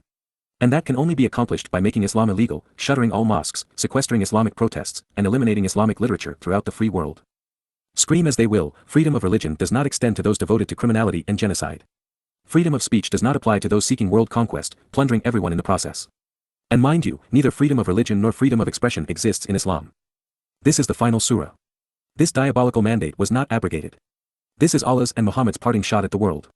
It is the enduring expression of their pledge to wage war against all mankind. The 5th Suratun is Islam's legacy. We deal with this reality, or we die from it. 213 Muslim apologists argue that repentance prevents these tortures and that Allah is oft-forgiving, most merciful. But that is not what this says. And even if it did, the exemption would be to prevent the eradication of the human race, such that the only subhuman lifeforms left on the planet would be the most murderous and sadistic. Recognizing that Satan wouldn't be the devil without an exception, there is one, but this one does not matter. It is a thin veil over an ugly beast because it only applies to a peaceful and hypocritical Muslim who renounces the moderation of Islam and returns to being a murderous thug in submission to Halal ben Shakar prior to being overpowered by Muslims annihilating humankind. Quran 5.034 Except and unless the one who returns in a repentant manner, adapting, from before and in advance of your determination and means, even your destiny, to overpower them. Then be aware that Allah protective, covering over and hiding, oft-forgiving, pardoning, most merciful. It wasn't worth the breath to recite it, much less the ink not used to write it. The exemption is without distinction. There is no difference whatsoever between a sadistically murderous Muslim hellbent on annihilating everyone and a Muslim who rejoins the sadistically murderous Muslims committed to exterminating humanity. Quran 5.0350 You who believe, protect and ward off Allah and seek the means to favor Him, so jihad strive to fight in His cause so that you may attain fortune, be successful. Quran 5.036 Verily, those who kafir are reconciled, disbelievers, if that for them what in the ground, earth, put together its resemblance with it to ransom themselves with it from castigating torture and tormenting punishment day stand still, it would not be accepted from them. For them a painful punishment. Quran 5.037 They will ask, desire, and seek that they evade the irritating fire, but not they will escape, extracting themselves from it. And for them, an established and standing punishment. 2:14 It is the 1-2 punch of Islam, jihad now, torture later. Allah's influence is deadly on earth and sadistic thereafter. I'd like to share something directly related to this Quran passage. The largest commercial radio station in the United Kingdom asked me to spend 2 hours speaking about the relationship between fundamental Islam and terrorism. Over the course of the interview, the station received several hundred phone calls and emails from irate Muslims. One woman, toward the end of the program, said, "You are typical of Americans who speak about things that you know nothing about. You don't understand Islam or the Quran. You've taken everything out of context and have interpreted it too literally." She went on to explain, Islam is non-violent because the Quran says, if anyone kills a person, it is as if he killed all mankind, and if anyone saves a life, it is as if he saves all of mankind. Forgetting for a moment that the entire quote was pilfered verbatim from Mishnah Sanhedrin 4:5, proving that Quran 5.32 was plagiarized not inspired, the Islamic apologist omitted the core of the verse and all of what follows. She misquoted the Quran by omitting from the verse its exemption for murder, except in retaliation or the spread of mischief. The spread of mischief is non-Islamic behavior, and the mischief maker is anyone who does not submit to and obey Allah and His Apostle. Then she took the verse out of context by not completing the point Allah was making. The next verse flows from the previous one. And Quran 5.33 is overtly violent, murderous, and intolerant, even sadistic. Therefore, in trying to defend Islam and the Quran, the Muslim woman quoted a verse that was inspired by Jewish folklore rather than Muhammad's God. Then she did what she falsely accused me of doing, she misquoted the Quran and took it out of context. But worst of all, she tried to deceive the millions who were listening to the show into 2:15 believing that Islam, the Quran, and its God were peaceful when the very passage she selected required Muslims to punish and disgrace non-Muslims with murder, torture, mutilation, enslavement, or exile so that Allah might torment them in hell. It's hard to know if she had been deceived or if she was intent on deceiving. Both are bad and symptomatic of Islam. And lest I forget, the next caller angrily told me, "I pledge to kill you to save mankind from you." Moving on, we find one of the Quran's many renditions of revisionist Abraham playing his role in establishing Islam. The salient portion of the 21st surah, named Al-Anbiya, the Prophets, commences with a 47-verse rendition of the never-ending argument with Ibrahim playing the starring role. Quran 21.051 And lo, we bestowed aforetime on Abraham his guidance, for we knew him well. Quran 21.052 When he said to his father and his people, "What are these images, to which you are devoted?" Quran 21.053 They said, "We found our fathers worshipping them." Quran 21.054 He said, "Lo, verily, you and your fathers have been in manifest error." Quran 21.055 They said, "Have you brought us the truth, or are you some jester?" This Quranic indulgence, like so many others, emerges out of a whirling dervish without reference to the audience, place, time, or nature of the offending religion. Devoid of this context, while replete with dubious dialogue, the passage is as ridiculous today as it was senseless yesterday. However, the intent of the Quran isn't to accurately convey anything that actually occurred in the lives of the people who engaged with Yahowah. Had that been the case, the Quranic narratives would have replicated the 2:16 originals in the Torah. And yet, since a forthright portrayal would have been devastating to Muhammad's and Allah's agenda, the lives of these individuals were recrafted such that they would serve Satan's quest to be worshipped as if he were a god promoted by Muhammad in the deserts of Arabia.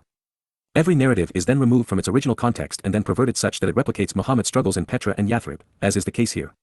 But that's a problem because to be perceived as God, Allah must claim the Torah as his own, since no other source of divine writ is credible. But when he does so while advancing gross perversions of people and events presented within the Torah, while claiming that his misappropriations confirm the 2,000-year-older and much better documented text, he reveals that he is delusional. Quran 21.056 He said, "Nay, your Rabbi Lord is the master of the heavens and earth, who created them, and I am a witness to this." Quran 21.057 And by Allah that to him, I shall plot a plan, to destroy or circumvent, your idols after you have gone away and turned your backs. Quran 21.058 So he broke them to pieces, all, except the biggest of them, so that they might turn to it. Rather than building his case for monotheism and against idolatry, Allah/Ha/who is promoting what he claims to detest. Speaking before supposed pagans in the presence of their pretend idols, young Ibrahim validates their contrived religion, telling them that their imaginary rabbi is the master of the worlds. He then claims to have witnessed this, which takes us back to his previous pronouncements that the sun, moon, and stars were his Lord when he witnessed them rising in the night sky. Incriminating himself further, Islamic Ibrahim is now the dim-witted schemer as opposed to the one who is being plotted against. He allegedly tells his undisclosed audience that he intends to do something to their pretend idols as soon as they turn their backs. 2:17 Evidently undeterred by the questionable threat against their religious preferences, the intolerant Ibrahim who was modeled after Muhammad dismantled their gods, save one, the biggest of them. His plan, as was Muhammad's, was for them to turn to it, a false god. It was the recipe for Islam. The reason that this story of the destructive and dishonest Abraham appears in the Talmud and the Quran, but not in the Torah, is because it is religious, counter to Yahowah's instructions, and did not occur. Quran 21.059 They said, "Who has done this to our gods? He is a mischief-monger and wrongdoer." Quran 21.060 They said, "We heard a young man talking them who is called Ibrahim." Quran 21.061 They said, "Then bring him before the eyes of the people, that they may testify." Quran 21.062 They said, "Did you do this to our gods, O Ibrahim?" Quran 21.063 He said, "No. This one, the biggest of them did it. Ask them in case they can speak." Quran 21.064 So they turned to themselves and said, "Lo, verily, you are the polytheist, wrongdoer, and disbeliever." Quran 21.065 Then they turned to themselves, "Lo, you know well that these speak not." Quran 21.066 He said, "Do you then worship besides Allah things that can neither profit you nor harm you?" Quran 21.067 Up on you and to what you worship from besides Allah. Then will not you be bound to abstain? Quran 21.068 They said, burn him, and save your gods, if you will be doing. Quran 21.069 We said, O fire cold and safety for Ibrahim. Quran 21.070 They wanted for him a plan, a point or plot, even an artful contrivance, but we made them the losers who were cheated, beguiled, and deceived. Since Allah never spoke, why didn't that shame the first Muslims who heard this nonsense? And why would the supposed patriarch of monotheistic religion lie and tell his people that a pagan god smashed lesser idols? Would that not make the idol real and Ibrahim a deceiver?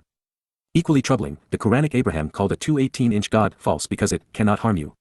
The implication is that the Lord/Rahman/Allah were real because they were sadistic psychopaths intent on imposing torturous punishments.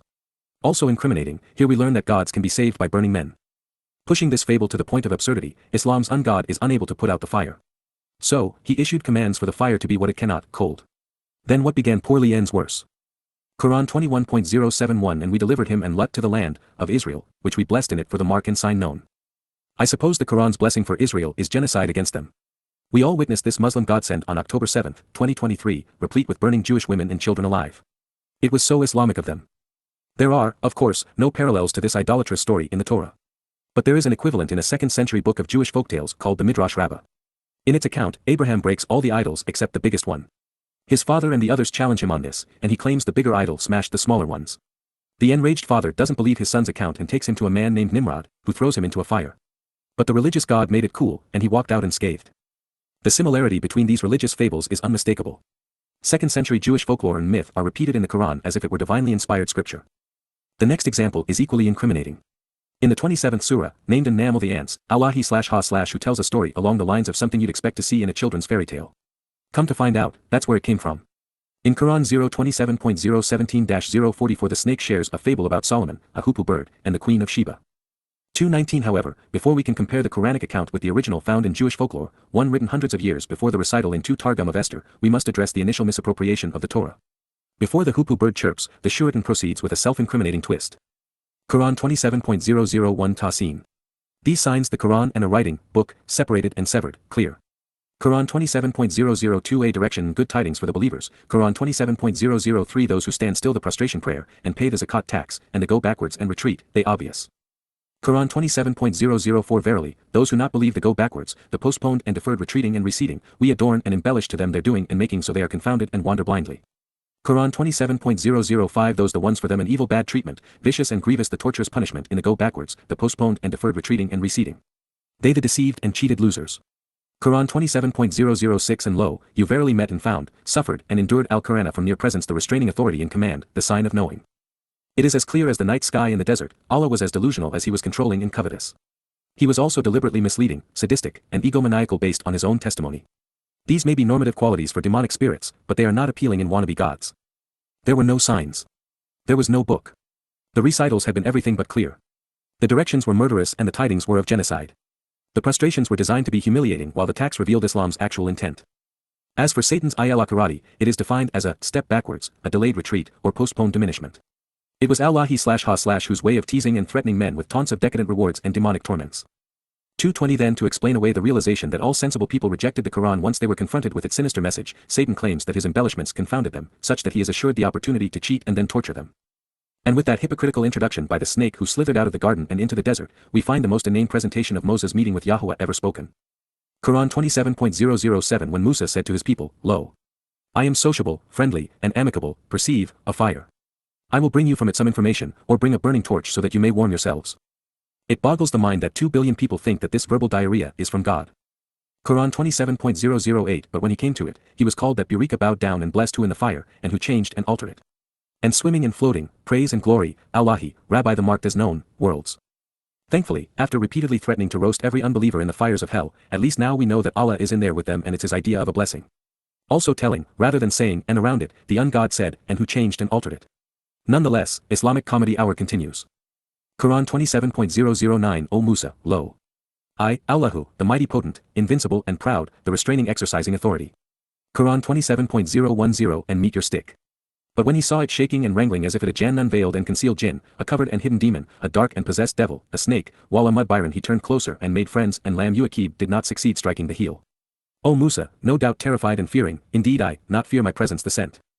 There is a lot more to playing God than plagiarizing him, dumbing down the narrative to the point of utter 221 stupidity, and then replacing his name with another. So we must ask yet again, was Satan this dim-witted, making this verbal vomit his best effort, or was he playing Muslims for fools while demonstrating to God that people are not worth saving? I suspect some of both, but more of the latter. During Moses' meeting with Yahowah, God did not brag, and he had a prolonged discussion with this man prior to announcing his name. He told his chosen individual that this place on Mount Choreb was special. Then he invited Moses into his presence, introduced himself as the God of Abraham, Yitzhak, and Jacob, and explained that he was aware of and deeply concerned about his people's suffering. He even mentioned that he was opposed to what the slave drivers were doing to them to reassure Moses that he supported what he had done. At this point, in what is a brilliant narrative with a reassuring cadence, Yahowah revealed that his intent was to bring his people home after liberating them. God asked Moses to work with him, negating yet another aspect of Islam. He had already differentiated himself from the abominable ruse of Allah/Hu/Ha by actually revealing himself to Moses, by speaking for himself, by communicating intelligently, by identifying those with whom he previously communicated and engaged, by establishing the place and time of the meeting, and by revealing his commitment to liberate his people from being subjugated by human political, religious, conspiratorial, and economic schemes. Just as Yahowah and Allah are the antithesis of one another, there is no correlation between the Torah and Quran. They are wholly incompatible, with one being brilliant and the other dim-witted. They are true and false. And this is a contest that Islam cannot win because it must both negate everything that is in the Torah while at the same time claiming it as its own. 222 At least we are presented with a clear picture of Allah in his natural state, meet your stick. But when he saw it shaking and wrangling as if it was a veiled and concealed jinn, a covered and hidden demon, a dark and possessed devil. And while that may be one of the Quran's most incriminating statements, Islamic Musa's response is also impeaching. He turned closer and made friends and did not succeed striking the heel. Even the use of pakab heel is telling because, while it does not fit this context, it was the last thing Yahowah told this snake on his way out of the garden, explaining that he would bruise the heel of man, and thus our ability to stand beside and walk with God. In the actual meeting between Yahowah and Moses, the Almighty's co-liberator and partner was so comfortable in God's presence that he told him, "Why me? Why should I go?" Therefore, Moses was not terrified and fearing. Yahowah said that he would accompany Moses, and then reassured him by telling him that together they would bring the children of Israel back to Mount Choreb. And it was then that Moses asked God his name, which Yahowah explained, even telling us how to pronounce it, prior to saying, "Yahowah is my name forever." However, not one to miss any opportunity to recast every character in the Torah as precursors of Muhammad engaging in the never-ending argument, we find this odd exemption, especially since it follows, "O Musa, no doubt terrified and fearing, indeed I, not fear my presence the sent." Quran 27.011 Except who suppresses and subjugates then changes, alters, and substitutes good remote and distant evil and vicious treatment. Then lo, I covering over and hiding, Rahim. It would be disingenuous to suggest that Allah knows what he just said, who he said it to, who he was condemning, where this occurred, or why. Moses was out tending sheep in just south of Israel along the western shore of the Gulf of Aqaba. The descendants of those he had left 223 years ago were 200 miles northwest in Goshen. The Midian community that had befriended him were humble shepherds, not subjugating lords. And the only alterations and substitutions to what he and Yahowah discussed would not occur for over 2,000 years. But as for covering over and hiding, no doubt Allah/Ha/who was a master. Quran 27.012 And enter your hand into the hole in your collar. It will come out white from without vicious evil or bad treatment in 9 signs unto Pharaoh and his standing still, people. Lo, verily, they are calm as standing firm, people, phasic and disobedient, lewd, and perverted. Quran 27.013 But when our signs came to them, visible, they said, this is an inversion, a substitution, delusional and beguiling, separate and different, magic and sorcery.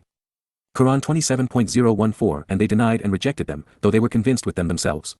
Suppressing and subjugating lords and high and exalted. So see how was the heel of punishment, and, the invalid corrupters, decomposed and spoiled. I suppose that the 10th plague foreshadowing Pesach Passover was a non-starter for the snake since it opens the door to life in heaven and represents the first step toward Yahowah. So in Allah's version, there would only be 9 tokens, with the white hand without hurt sealing the deal. And of course, since Satan would have been rooting for Pharaoh to prevail over the children of Israel, keeping them enslaved as is his preference, the obstacle to their freedom wasn't Pharaoh's recalcitrance. It was, instead, disobedient people, none of whom had any say in the matter. Nonetheless, without having bothered to leave the fireside chat, go to Egypt, meet with Pharaoh Thutmose the Great, or even work in a few plagues, we are magically transported to Arabia where Muhammad's kin are calling his Quran sorcery because they were evidently jealous. However, we are led to believe that those who were mocking Allah's claims recognized that they were true. 224 This is astonishing in its arrogance. So while that was grating on our intellect, should it be possible, what follows is worse. No one was closer to Yahowah than Daud, nor ever will be. And his first act upon his return on Kippurim in year 6000 Yah/October 2nd, 2033, a Sunday evening on Allah's Day of Doom, will be to cast this snake into Sheol hell where he will remain. Do not believe a word of this, not that it would otherwise appear tempting. After all, since the Lord of Jinns hasn't been able to enlighten anyone, he would have been out of his league before Daud and Shalomo. Quran 27.015 And we verily gave knowledge to Dawuda and Sulaimana and they said, Praise be to Allah, he belongs to him, the one who has favored us above many of his believing slaves. Quran 27.016 And Sulaimanu inherited Dawuda. And he said, O the mankind, we have been taught language of the birds, and we have been given from everything. This, verily, is an evident favor. Quran 27.017 And were gathered for Solomon his hosts of al-Jinni the demonic, serpents, and the men, and the birds, and they were set in rows, ranks for battle. Quran 27.018 Until, when they reached the valley of the ants. An ant exclaimed, O ants! Enter your dwellings, lest Soleimanu and his hosts crush you, while they perceive not. How is it possible that a single person believes that this tale of Solomon tweeting before an army of demons and birds arrived in the valley of talking ants missing his hoopoe bird is divine? Is the serpent's venom that toxic? Quran 27.019 So he smiled, amused and laughing at her speech, and said, Rabbi, grant me power that I should be grateful for the favors you have bestowed on me and my parents, and do good things to please you. And admit me by your grace as one of your rightful slaves. Quran 27.020 He inspected the birds and said, Why do I not see the hoopoe? Or is he among the absentees? Quran 27.021 I will certainly punish him with a severe torment, cut his throat, or I will surely slaughter him, unless he brings me a clear reason. 225 After converting Dawood into a Muslim, now Suleiman is Allah. It's a miracle. Fortunately, the talking hoopoe was there to save the day. Although, after grasping the story of Sheba from the Hebrew writings, providing an over-the-top assessment of the queen's prowess, and a not-too-subtle dig at Satan, Sir Hoopoe was short of Allah in his declaration. Therefore, with his integrity on the line, he'd have to become a carrier pigeon, transporting a letter as imaginary as the Quran. I tweet you not. Quran 27.022 But the hoopoe tarried not far and was not long in coming. And he said, I have grasped which you apprehend not, and I have come to you from Sheba with tidings true. Quran 27.023 Lo, I found a woman ruling over them and she has been given all things. And she has a magnificent throne. Quran 27.024 I found that she and her people prostrate to the sun instead of Allahi. And Al-Shaitan the adversary, Satan, makes their deeds fair seeming to them, and has barred them from the way, so they do not go aright. Quran 27.025 Allah, this word has two interpretations, as Satan has barred them from Allah's way so that they do not worship prostrate before Allah, or b, so that they may worship prostrate before Allah, Tafsir at-Tabari, Volume 19, page 149, prostrate to Allahi the one who brings forth the hidden in the heavens and the earth and knows what you conceal and what you declare. Tafsir at-Tabari, Volume 19, page 149.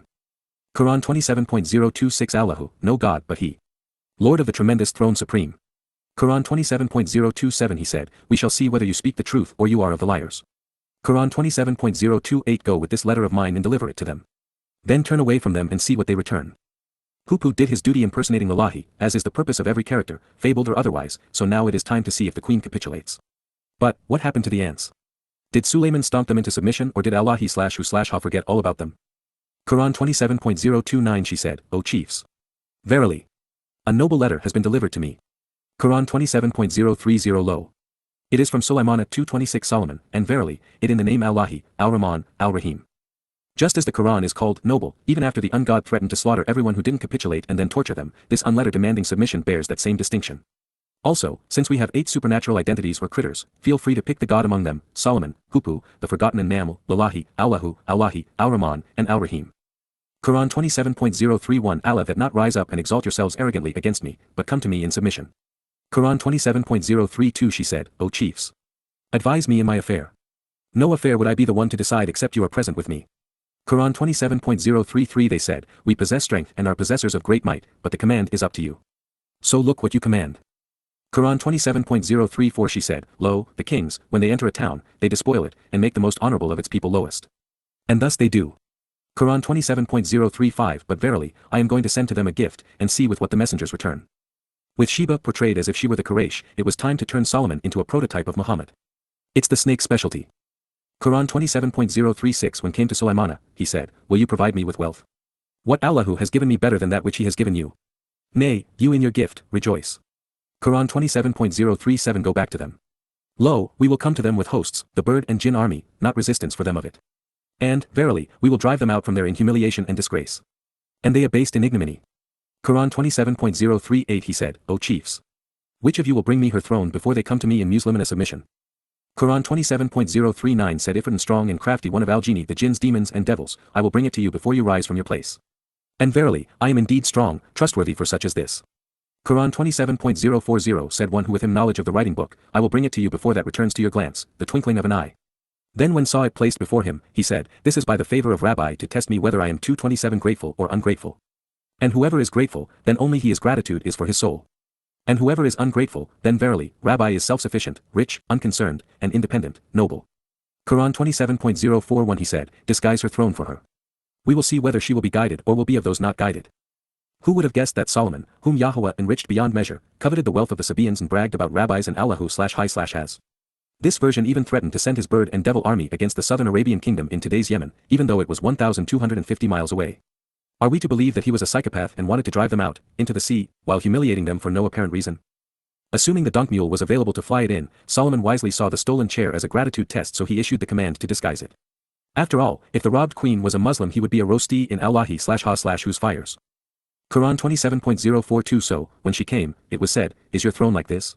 She said, "It is like it. And we were given the knowledge before her, and we Muslimina surrendered, becoming submissive Muslims." Quran 27.043. And has averted her what she used to worship besides Allahi.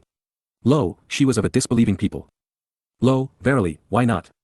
Quran 27.044. It was said to her, "Enter al-Sarha, a glass surface with water beneath." Then when she saw it, she thought it a pool. She uncovered on her shins. He said, "Lo, it is Sarhan made smooth of glass." She said, "Rabbi, verily, I, myself, have wronged myself. And I submit with Suleimana to Lillahi, Rabbi the known." Verily, the people of Sheba, although they were disbelievers, were spared by the glass floor. We know this to be verifiable and true because the next line of the Suratun devoted to the chatty ants moves on to Brother Salah and the quarreling Gamut. Surely, the great and powerful Allah/us wouldn't have stolen this story from fellow rabbis 228 and regaled us with tales of the talking hoopoe and uncovered shins on glass floors just for giggles. Quran 27.045. We sent to the mud their brother Salah, worship Allah. Then look. They became two parties quarreling with each other. Sadly, we are left to wonder about the fate of the snooping hoopoe, the sticky-fingered jinn, and the ant antics. Did the Islamic Suleimana pass the test of the throne? Was the floor really glass? Was the queen lashed for showing ankle? In the end, all we do know is that this story was purloined from Targum Shani of Esther. It is as big an embarrassment to Islam and the Quran as it is to Judaism and the Talmud. Before I share the story from which this ridiculous Quranic episode was derived, I'd like to begin by sharing that the Book of Esther, from which the rabbinical account was drawn, is also a fairy tale. It is errant historically and was not inspired. Nonetheless, rabbis love it, as they have predicated their inappropriate Purim holiday on it. I share this with you because the second Targum is an Aramaic translation, Targum, and elaboration on this apocryphal book, making it a fantasy based upon a fable. In Quranic fashion, it embellishes the religious story with material not even remotely associated with the people, place, or time in which it is alleged to have transpired. The Jewish Encyclopedia characterizes the story as a genuine and exuberant midrash, a free elaboration common to rabbinic literature. Within it, we find a story that involves King Solomon holding a feast for his daunting army of animals. It is comprised of birds and demonic spirits, all of whom are subjected to him. But the red cock refuses to attend, protesting on the grounds that Solomon is inferior to the Queen of Sheba. Evidently, there was a pissing contest over the size of their thrones. So, Solomon sends for the queen. She accepts his invitation, and upon her arrival, he houses her in a room made of glass, 229, through which he reveals that she has a hairy foot. That aside, she demands that he answer 3 riddles before she will pay homage. Solomon solves the enigmas and the two exchange gifts. And as a result, the riddles were integrated into Jewish folklore. Most 19th century scholars dated the Targum Shani of Esther to the 4th century CE, although some say the 6th. But even if it was translated into Aramaic in the 7th or 8th centuries, it predates the Quran. And frankly, it makes my blood boil that rabbis recited this trash to Muhammad and then giggled when he added their story to his Quran. They sold the words which were then used to silence them and murder their brethren. It is reprehensible. To further impugn the Quran, here are excerpts from the rabbinical rubbish that was misappropriated and twisted to comprise the Quran's 27th Suratun. Read it and weep. Solomon gave orders, "I will send king and armies against you, of genii, jinn, beasts of the land, the birds of the air." Just then the red-cocked bird, enjoying itself, could not be found. King Solomon said that they should seize it and bring it by force, and indeed he sought to kill it. But just then, the cock appeared in the presence of the king and said, "I had seen the whole world, and know the city and kingdom of Sheba which is not subject to you, my lord king. They are ruled by a woman called the Queen of Sheba. Then I found the fortified city in the eastlands, Sheba, and around it are stones of gold and silver in the streets. By chance the Queen of Sheba was out in the morning worshipping the sea, the scribes prepared a letter, which was placed under the bird's wing, and away it flew, and, it, reached the fort of Sheba. Seeing the letter under its wing, Sheba opened it and read it. King Solomon sends to you his salams. Now if it please you to come and ask after my welfare, I will set you high above all. But if it please you not, I will send kings and armies against 230 you. The Queen of Sheba heard it, she tore her garments, and sending for her nobles asked their advice. They knew not Solomon, but advised her to send vessels by the sea, full of beautiful ornaments and gems, also to send a letter to him. When at last she came, Solomon sent a messenger to meet her. Solomon, hearing she had come, arose and sat down in the palace of glass. When the Queen of Sheba saw it, she thought the glass floor was water, and so in crossing over lifted up her garments. When Solomon, seeing the hair about her legs, he cried out to her. Therefore, both sides of this rabbinical transaction, Rabbi Allahi/ha/who and the rabbis in Yathrib promoting Judaism, were out of their minds, and likely munching on ergot. The Quran Suratun they inspired with this Targum is nothing more than a rotten job of twisted and self-serving plagiarism. This counterfeit alone is sufficient to prove that the Quran is a colossal forgery and that neither Allah nor the rabbis should be trusted. If you are Muslim reading these words, wake up and listen to the hoopoe. If you are Jewish, it's long past time you stop listening to rabbis. Affirming the obvious, the Quran was compiled in Baghdad by blending the religious myths of many cultures, resulting in the awkward retellings of the never-ending argument. This unbook did not inaugurate a new monotheistic religion but, instead, ushered in an amalgamated terrorist manifesto for ignorant malcontents. Stolen stories provided a veil for the pledge to wage war on all mankind. One of the most comprehensively documented and damaging facts about the Quran is that Muhammad and Allah also used heretical Gnostic Gospels and their fables to create their recitals. The Encyclopedia Britannica 231 comments, the Gospel was known to him chiefly through apocryphal and heretical sources. The odd accounts of the early childhood of Isa/Jesus in the Quran can be traced to a number of Christian apocryphal writings. For example, the palm tree which provides for the anguish of Mary after Jesus' birth, Quran 019.022-006, was derived from Pseudo-Matthew by way of the Greek myth of Leto's labor and the birth of Apollo. Reporting on this literary theft in his, From Hellenism to Christianity and Islam, The Origin of the Palm Tree Story Concerning Mary and Jesus in the Gospel of Pseudo-Matthew and the Quran, Suleiman Murad wrote. The palm tree story concerning an episode in the lives of Mary and Jesus is related in the Quran and the Gospel of Pseudo-Matthew. The similarity between the two versions has been noted in modern scholarship, although each text places the story in a different setting. The Quran associates it with Mary's labor, whereas Pseudo-Matthew relates it to Jesus' childhood. It is very problematic to identify which of the two religious texts is the source for the other, especially since the story does not appear anywhere else in ancient literature. My research into the issue has led me to identify the source for both texts, the Greek myth of Leto labor and the birth of Apollo. The purpose of the present study, therefore, is to present the evidence for my hypothesis, to explain why the myth was transferred to Mary and Jesus, and to suggest why the Quran and the Gospel of Pseudo-Matthew differ in associating it with different episodes of their lives. The Quran relates Mary's conception and delivery in chapter 19, Surat Maryam, verses 2-33. The palm tree episode represents verses 22-26 and is supposedly the only part of the conception and delivery story that has no known Christian origin. The Quran was composed in the first half 232 of the 7th century CE, supposedly taking its final textual form during the reign of the third Muslim caliph Uthman, or 644-656. The beginning of chapter 19 follows closely that of the Gospel of Luke, written in the 1st century CE.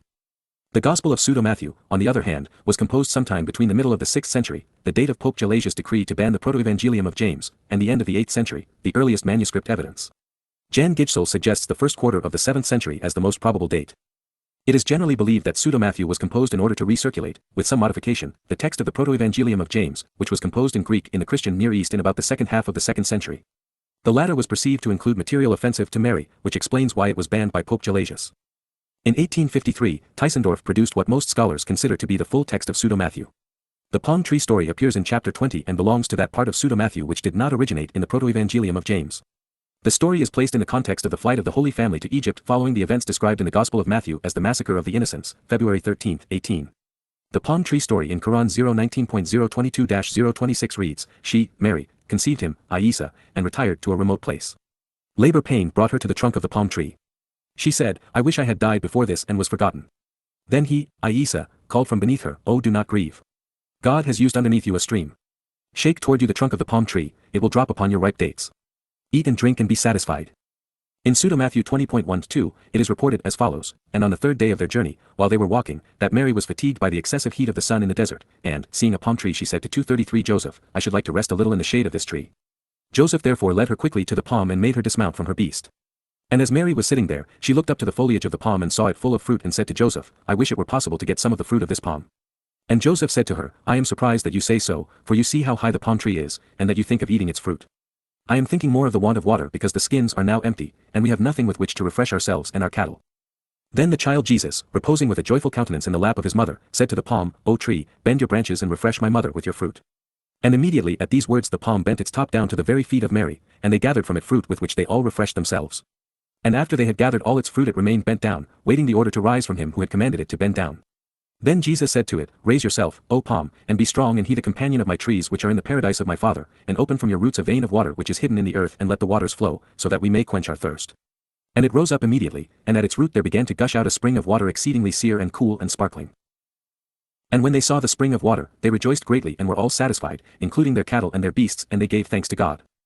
Based upon these similarities between the fables, Suleiman Murad writes, Obviously the story as it appears in the Quran is shorter than the one of Pseudo-Matthew, reflecting a stylistic system common in the Quran. In the Quran, the story takes place while Mary is in labor with Jesus, and the setting is identified only as a remote place.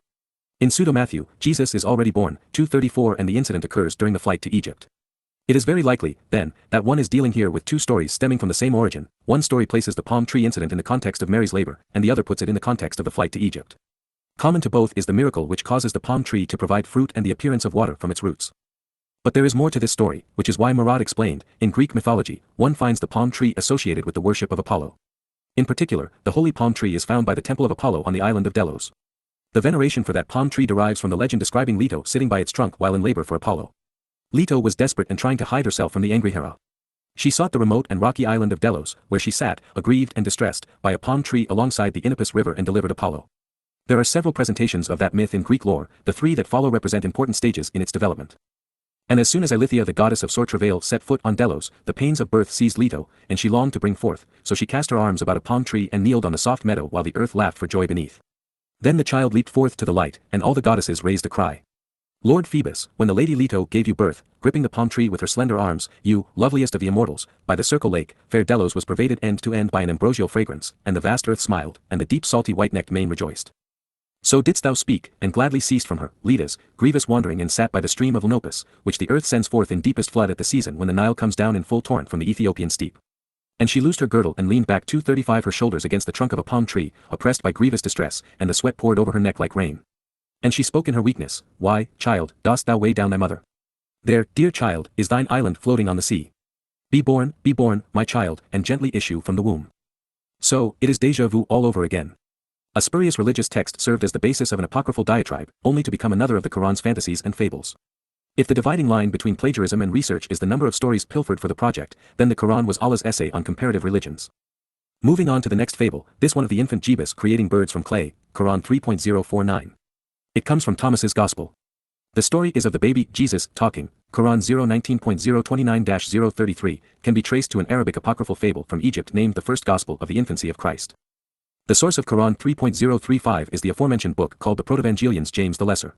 From it, Allah has Moses' father beget Mary and then show his disappointment for having a girl. The source of Quran 087.019's fictitious Books of Abraham comes from the apocryphal Testament of Abraham. The fantastic tale in Quran 2.259 that God made a man die for 100 years with no ill effects on his food, drink, or donkey was from a Jewish fable. The false notion in Quran 002.055-056 and 067 that Moses was resurrected came from the Talmud. The legend of Abraham being delivered from Nimrod, Quran 021.051-071, Quran 29.016, and Quran 37.097, came from the Midrash Rabbah. In Quran 17.001, we have the fabricated report of Muhammad's journey by night from the sacred mosque to the farthest mosque. From later traditions, we know this verse refers to him ascending up to the seventh heaven, after a 236 miraculous night journey, the Miraj, from Kaabaville to Jerusalem, on a flying ass called al-Buraq. Yet we can trace the story back to the Testament of Abraham, written around 200 BCE in Egypt, and then translated into Greek and Arabic centuries later. So even Al-Aqsa has Jewish religious origins. The source of the devilish encounter in the Jewish court depicted in the second surah is found in chapter 44 of the Midrash Yalkut. The Suratun myth in Quran 7.171 of God lifting up Mount Sinai and holding it over the heads of the Jews as a threat to squash them if they rejected the law, came from the apocryphal book Abodah Sarah. The making of the golden calf in the wilderness, in which the image jumped out of the fire fully formed and actually moved, Quran 7.148 and Quran 20.088, was pilfered from Perk Rabbi Elazar. The seven heavens and hells described in the Quran came from the Zohar and the Haggadah. Muhammad utilized the apocryphal testament of Abraham to teach that a scale or balance will be used on the day of judgment to weigh good and bad deeds in order to determine whether one goes to heaven or hell, Quran 42.017 and Quran 101.006-009. Neither the Jewish Talmud or the Christian New Testament were inspired by God, and the apocryphal material derived from them were akin to the Quran, with lies piled on top of lies. For these reasons, scholars find it suspicious that man's mythical accounts should have made their way into a book claiming to be the final revelation from a god. Another analogous account whose essays augment the Quran is that of the Secrets of Enoch, chapters 1:4-10 and 2:1, and yet it predates the Quran by 4 centuries. What Allah didn't steal from Jewish fables, he borrowed from an old Persian book entitled Arta'i Verafnamik. It tells how 237 a pious young Zoroastrian ascended to the skies, and, on his return, related what he had seen, or professed to have seen. The Quranic description of hell resembles the portrayals in the homilies of Ephraim, a Nestorian preacher of the 6th century. Although, I'm convinced many of hell's torments came from the abuse Muhammad suffered in the desert as a child, or at the very least, what the sadistic psychopath envisioned doing to his tormentors. The description of paradise in Quran 55.056, Quran 56.022, and Quran 056.035-037, which speak of the righteous being rewarded with wide-eyed houris, or virgins, who have eyes like pearls, has interesting parallels in the Zoroastrian religion of the Persians. The maidens are quite similar, and the rivers in the Persian paradise flow with wine as well. Bukhari v4b 54 and 469. Allah's apostle said, the first batch who will enter paradise will be like a full moon, and those who will enter next will be like the brightest star. Their hearts will be as the heart of a single man, for every one of them shall have 2 wives from the houris, each of whom will be so beautiful, pure and transparent that the marrow of the bones of their legs will be seen through the flesh. They will never fall ill, and they will neither blow their noses, nor spit. Their utensils are silver, their combs are gold, the fuel used in their censers will be aloe, and their sweat will smell like musk. Muhammad, or whoever compiled the Quran, incorporated parts of the religion of the Nabateans and Sabaeans, some Zoroastrianism and paganism, with heavy doses of Judaism and Christianity into Islam. He adopted such pagan rituals as the prostration prayer at the Kaaba, performing the Salat 5 times a day towards the pagan rock pile, the greater and lesser Hajj, the Zakat tax, and fasting in Ramadan from the Quraysh. This caustic brew of uninspired ingredients may be YW. St. Clair Tisdall, in his original sources of the 238 Quran, wrote, Islam is not an invention, but a concoction. There is nothing novel about it except Muhammad's mixing old ingredients in a new panacea for human ills and forcing it down by means of the sword. He was astute. So, let's affirm the obvious. The Quran was compiled in Baghdad by blending the religious myths of many cultures, resulting in the most awkward retellings of the never-ending argument imaginable. It did not inaugurate a new monotheistic religion but, instead, ushered in an amalgamated terrorist manifesto for ignorant malcontents. Tisdall went on to say, Islam's scriptures came to reflect the carnal and sensual nature of its founder. Islam, therefore, may aptly be compared with that bituminous lake where Sodom flamed, which, receiving into its bosom the waters of many streams that united form a basin that turns them into one great sea of death, from whose shores flee pestilential exhalations destructive to all life within reach of their malign influence. Such is Islam. In his original sources of the Quran, William St. Clair Tisdall wrote, originating from many different sources, it has assumed its form from the character and disposition of Muhammad, and thus the good in it serves only to recommend and preserve the evil which renders it a false and delusive faith, a curse to men and not a blessing. Muhammad's concoction has turned many of the fairest regions of the earth into deserts, deluged many a land with innocent blood, and has smitten with a moral, intellectual, and spiritual blight every nation of men which lies under its iron yoke and groans beneath its pitiless sway. It's hard to imagine a more lucid description of the toxins secreted from Allah's fangs and the plague that emanated from Muhammad's demented soul. This is an especially accurate and adroit assessment of the cause and consequence of Islam. The linguist, theologian, and historian, William St. 239 Clair Tisdall, went on to write, while the devout Muslim believes that the rituals and doctrines of Islam are entirely heavenly in origin and thus cannot have any earthly sources, scholars have demonstrated beyond all doubt that every ritual and belief in Islam can be traced back to pre-Islamic Arabian culture. In other words, Muhammad did not preach anything new. Everything he taught had been believed and practiced in Arabia long before he was ever born. Even the idea of only one God was borrowed from the Jews and Christians. It was all true, every word of it. And we have proven it as well. Thomas Carlyle's dictum on the Quran was also enlightened, it is as toilsome reading as I ever undertook, a wearisome, confused jumble, crude, incondite. Nothing but a sense of duty could carry any European through it. While I concur, it's far worse than just wearisome, confused, jumbled, crude, and incondite because it is deadly and demonic. Samuel Margoliouth, in his The Influence of Animism on Islam, an account of popular superstitions, wrote, in no monotheistic religion are magic and sorcery so firmly entrenched as they are in Islam, for in the case of this religion they are based on the teaching of the Quran and the practice of the Prophet. In other words, it's Satan's book. Quite recently, there has been a new movement afoot in the Islamic world. Clerics and kings have come to recognize they have a problem. The Quran and Sunnah are murderous and repulsive, so are their non-prophet, ungod, and religion. They do not stand up to scrutiny or any sense of morality. While they have been able to fool 240 politicians and the media by repeating, Islam is a peaceful religion, and they have been able to cower religious leaders by threatening them, it hasn't worked on everyone.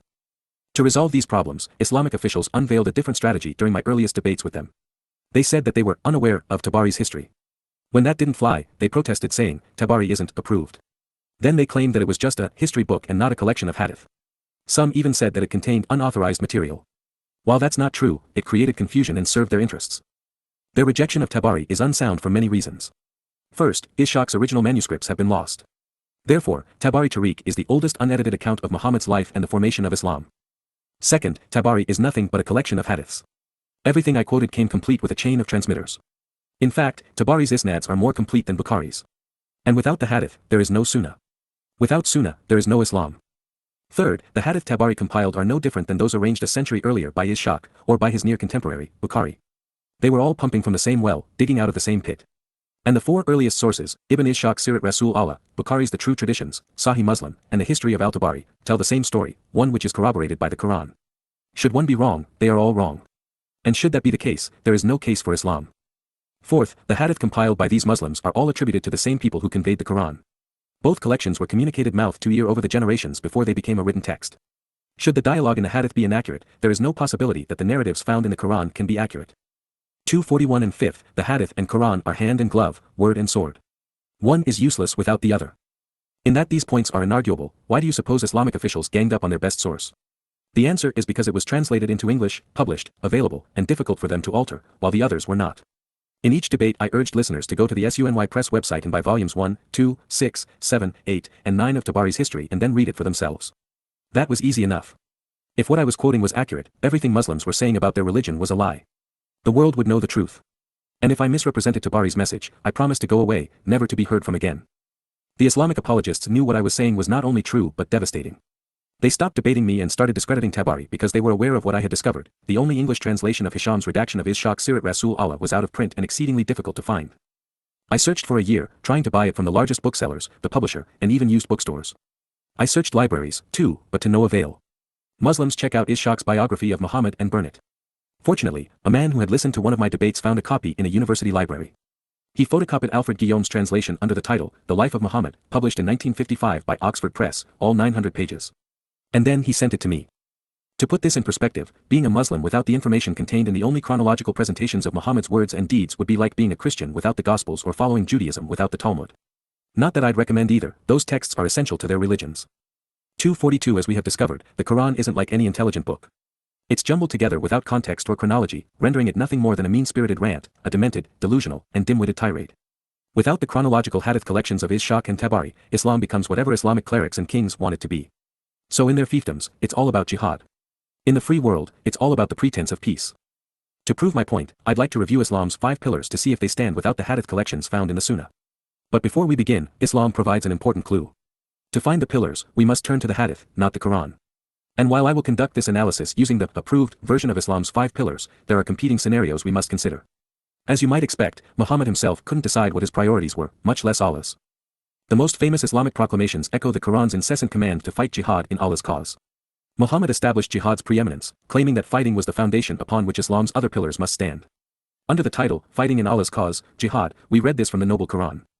Jihad is holy fighting in Allah's cause with full force of numbers and weaponry. It is given the utmost importance in Islam and is one of its pillars. By jihad Islam is established, Allah's word is made superior, which means only Allah has the right to be worshipped, and Islam is propagated. By abandoning jihad Islam is destroyed and Muslims fall into an inferior position, their honor is lost, their lands are stolen, their rule and authority vanish. Jihad is an obligatory duty in Islam on every Muslim. He who tries to escape from this duty, or does not fulfill this duty, dies with one of the qualities of a hypocrite. The reason jihad supersedes the other pillars was 243 explained by Muhammad, Bukhari v4b 52 and 44. A man came to Allah's apostle and said, Instruct me as to such a deed as equals jihad in reward. He replied, I do not find such a deed. Can you, while the Muslim fighter has gone out for jihad, enter a mosque to perform prayers without ceasing and fast forever? The man said, No one can do that. Jihad is superior to endless prayer and fasting. But there was more. Bukhari v4b 52 and 46. I heard Allah's apostle saying, the example of a mujahid, Muslim jihadist, in Allah's cause, and Allah knows best who really strives in his cause, is like a person who fasts and prays without ever stopping. Allah guarantees that he will admit the mujahid in his cause into paradise if he is killed, otherwise he will return him to his home safely with rewards and war booty. It's the devil's rendition of the win-win scenario, babes and booty now and later. And that leads us to the capper, the line that confirmed jihad was better than all of the 5 pillars combined. Bukhari v4b 52 and 50. The Prophet said, a single endeavor of fighting in Allah's cause is better than the world and whatever is in it. There is a direct and undeniable causal link between the religion of Islam and Islamic terrorism. Bukhari v4b 52 and 63. Man whose face was covered with an iron mask of armor came to the Prophet and said, Allah's apostle, shall I fight or embrace Islam first? The Prophet said, embrace Islam first and then fight. So he embraced Islam, and was martyred. Allah's apostle said, a little work, but a great reward. And yet, the work was murder and the reward unfulfilled. Consistent with this message. Bukhari v1b2 and 25. Allah's apostle was asked, what is the best deed? He replied, to believe in Allah and his apostle Muhammad. The questioner then asked, what is the next, in goodness? He replied, to participate in jihad, religious fighting, in Allah's cause. The questioner again asked, what is the next, in goodness? He replied, to perform Hajj, pilgrimage to Mecca, in accordance with the traditions of the Prophet. This is important because it establishes 244 pillars, with jihad being the second most important. The next rendition of Muhammad's appraisal of Islam's pillars eliminates the Hajj, which was number 3 above, and replaces it with the Kumus, Muhammad's share of stolen booty. Bukhari v1b2 and 50. They said, O Allah's apostle, order us to do some religious deeds that we may enter paradise. The Prophet ordered them to believe in Allah alone and asked them, do you know what is meant by believing in Allah alone? They replied, Allah and his apostle know better. Thereupon the Prophet said, it means, 1. To testify that none has the right to be worshipped but Allah and Muhammad is Allah's apostle. 2. To offer prayers perfectly. 3. To pay the zakat obligatory tax. 4. To observe fast during Ramadan. 5. And to pay the kumus, 1/5 of the booty to be given in Allah's cause, to Allah's apostle.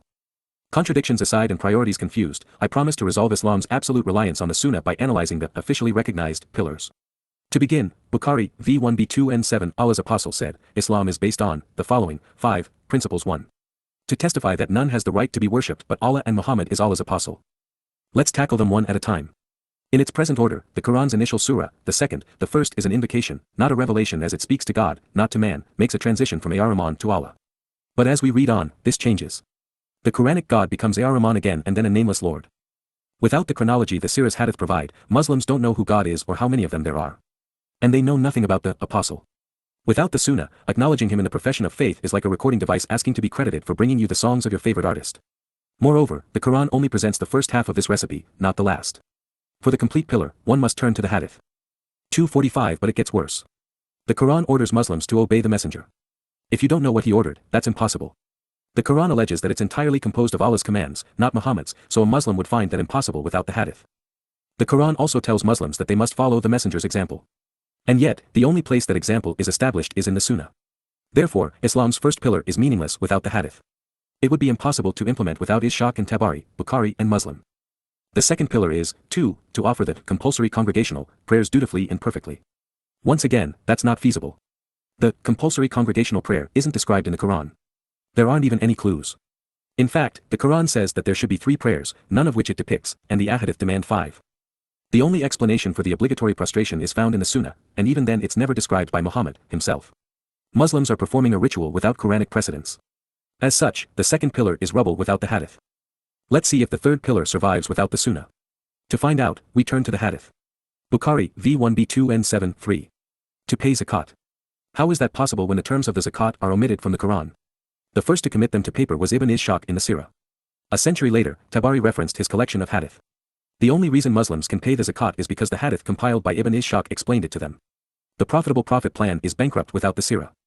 Surely the fourth pillar will fare better, 4, to perform Hajj. Nope. That's impossible too. The only explanations of the Hajj are found in the Sunnah. The explanations of how the pilgrimage is to be performed are derived by 246 referencing the Hadith. Muslims would be lost without it. Do you suppose Allah will redeem himself and explain the final pillar in his perfect, detailed, and final revelation to mankind? Bukhari, v1b2n7, 5. To observe fast during the month of Ramadan. Guess what? Allah forgot to explain the nature of the fast. Without the Hadith, Muslims would be expected to forego eating during the entire month of Ramadan. But that's not the way they observe the fast, for it's not the way it's explained in the Sunnah. As a matter of fact, without the Hadith, Muslims wouldn't know why Ramadan was special. The only account of the initial revelation is in their traditions, once again, initially chronicled by Ishaq and then copied by Bukhari, Muslim, and Tabari. Without Ibn Ishaq and those who imitated, edited, and borrowed from his arrangement of Hadith concerning Muhammad's words and deeds, there would be no Islam. The Quran is otherwise incomprehensible, and the 5 pillars are unexplained. Faith is folly. This is underscored by the realization that the lone individual responsible for Islam, Allah, and the Quran, preached, Bukhari, v9b 88 and 174, Allah's apostle said, far removed from mercy are those who change the religion of Islam after me. Islam cannot change. Therefore, those who speak of moderating Islam or reforming it to resolve its deadly nature are delusional. The penalty for escaping Muhammad's and Allah's clutches has always been high. Bukhari, v4b 52 and 260, the Prophet said, if a Muslim discards his religion, kill him. This was no ordinary prophet or religion. Muhammad was special. He was a terrorist, murderer, rapist, and thief, and you don't find too many of those in religious circles. Bukhari, v4b 52 and 220, Allah's apostle said, I have been made victorious with terror. The treasures of the world were brought to 247 me and put in my hand. Yes, Islam was all about Muhammad, and he knew it. That is why he required his sunnah to be enacted as law. Tabari 9:82, the messenger sent Khalid out to collect taxes with an army of 400 and ordered him to invite people to Islam before he fought them.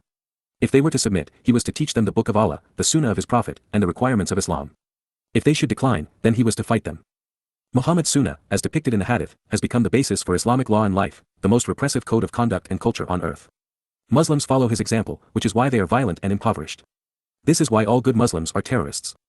It all comes down to this: if the Hadith of Ishaq, Tabari, Bukhari, and Muslim are true, Muhammad was the worst man who ever lived, Allah was the most demented deity ever conceived, and Islam was the deadliest doctrine ever imposed on humankind. If, however, the Hadith are untrue, then nothing is known of Muhammad, the conception of his God, or his formation of the Quran. And all we are left with is the worst book ever written. The documented references throughout goddamn religion were derived from English translations of the oldest and most reliable Islamic sources.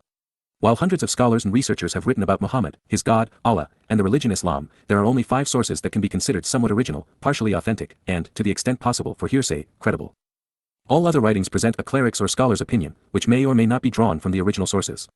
So rather than study someone's interpretation of 248 Muhammad, Allah, and Islam, we will limit our investigation to what the oldest and most trustworthy sources report that Islam's lone messenger had to say about himself, God, and his religion.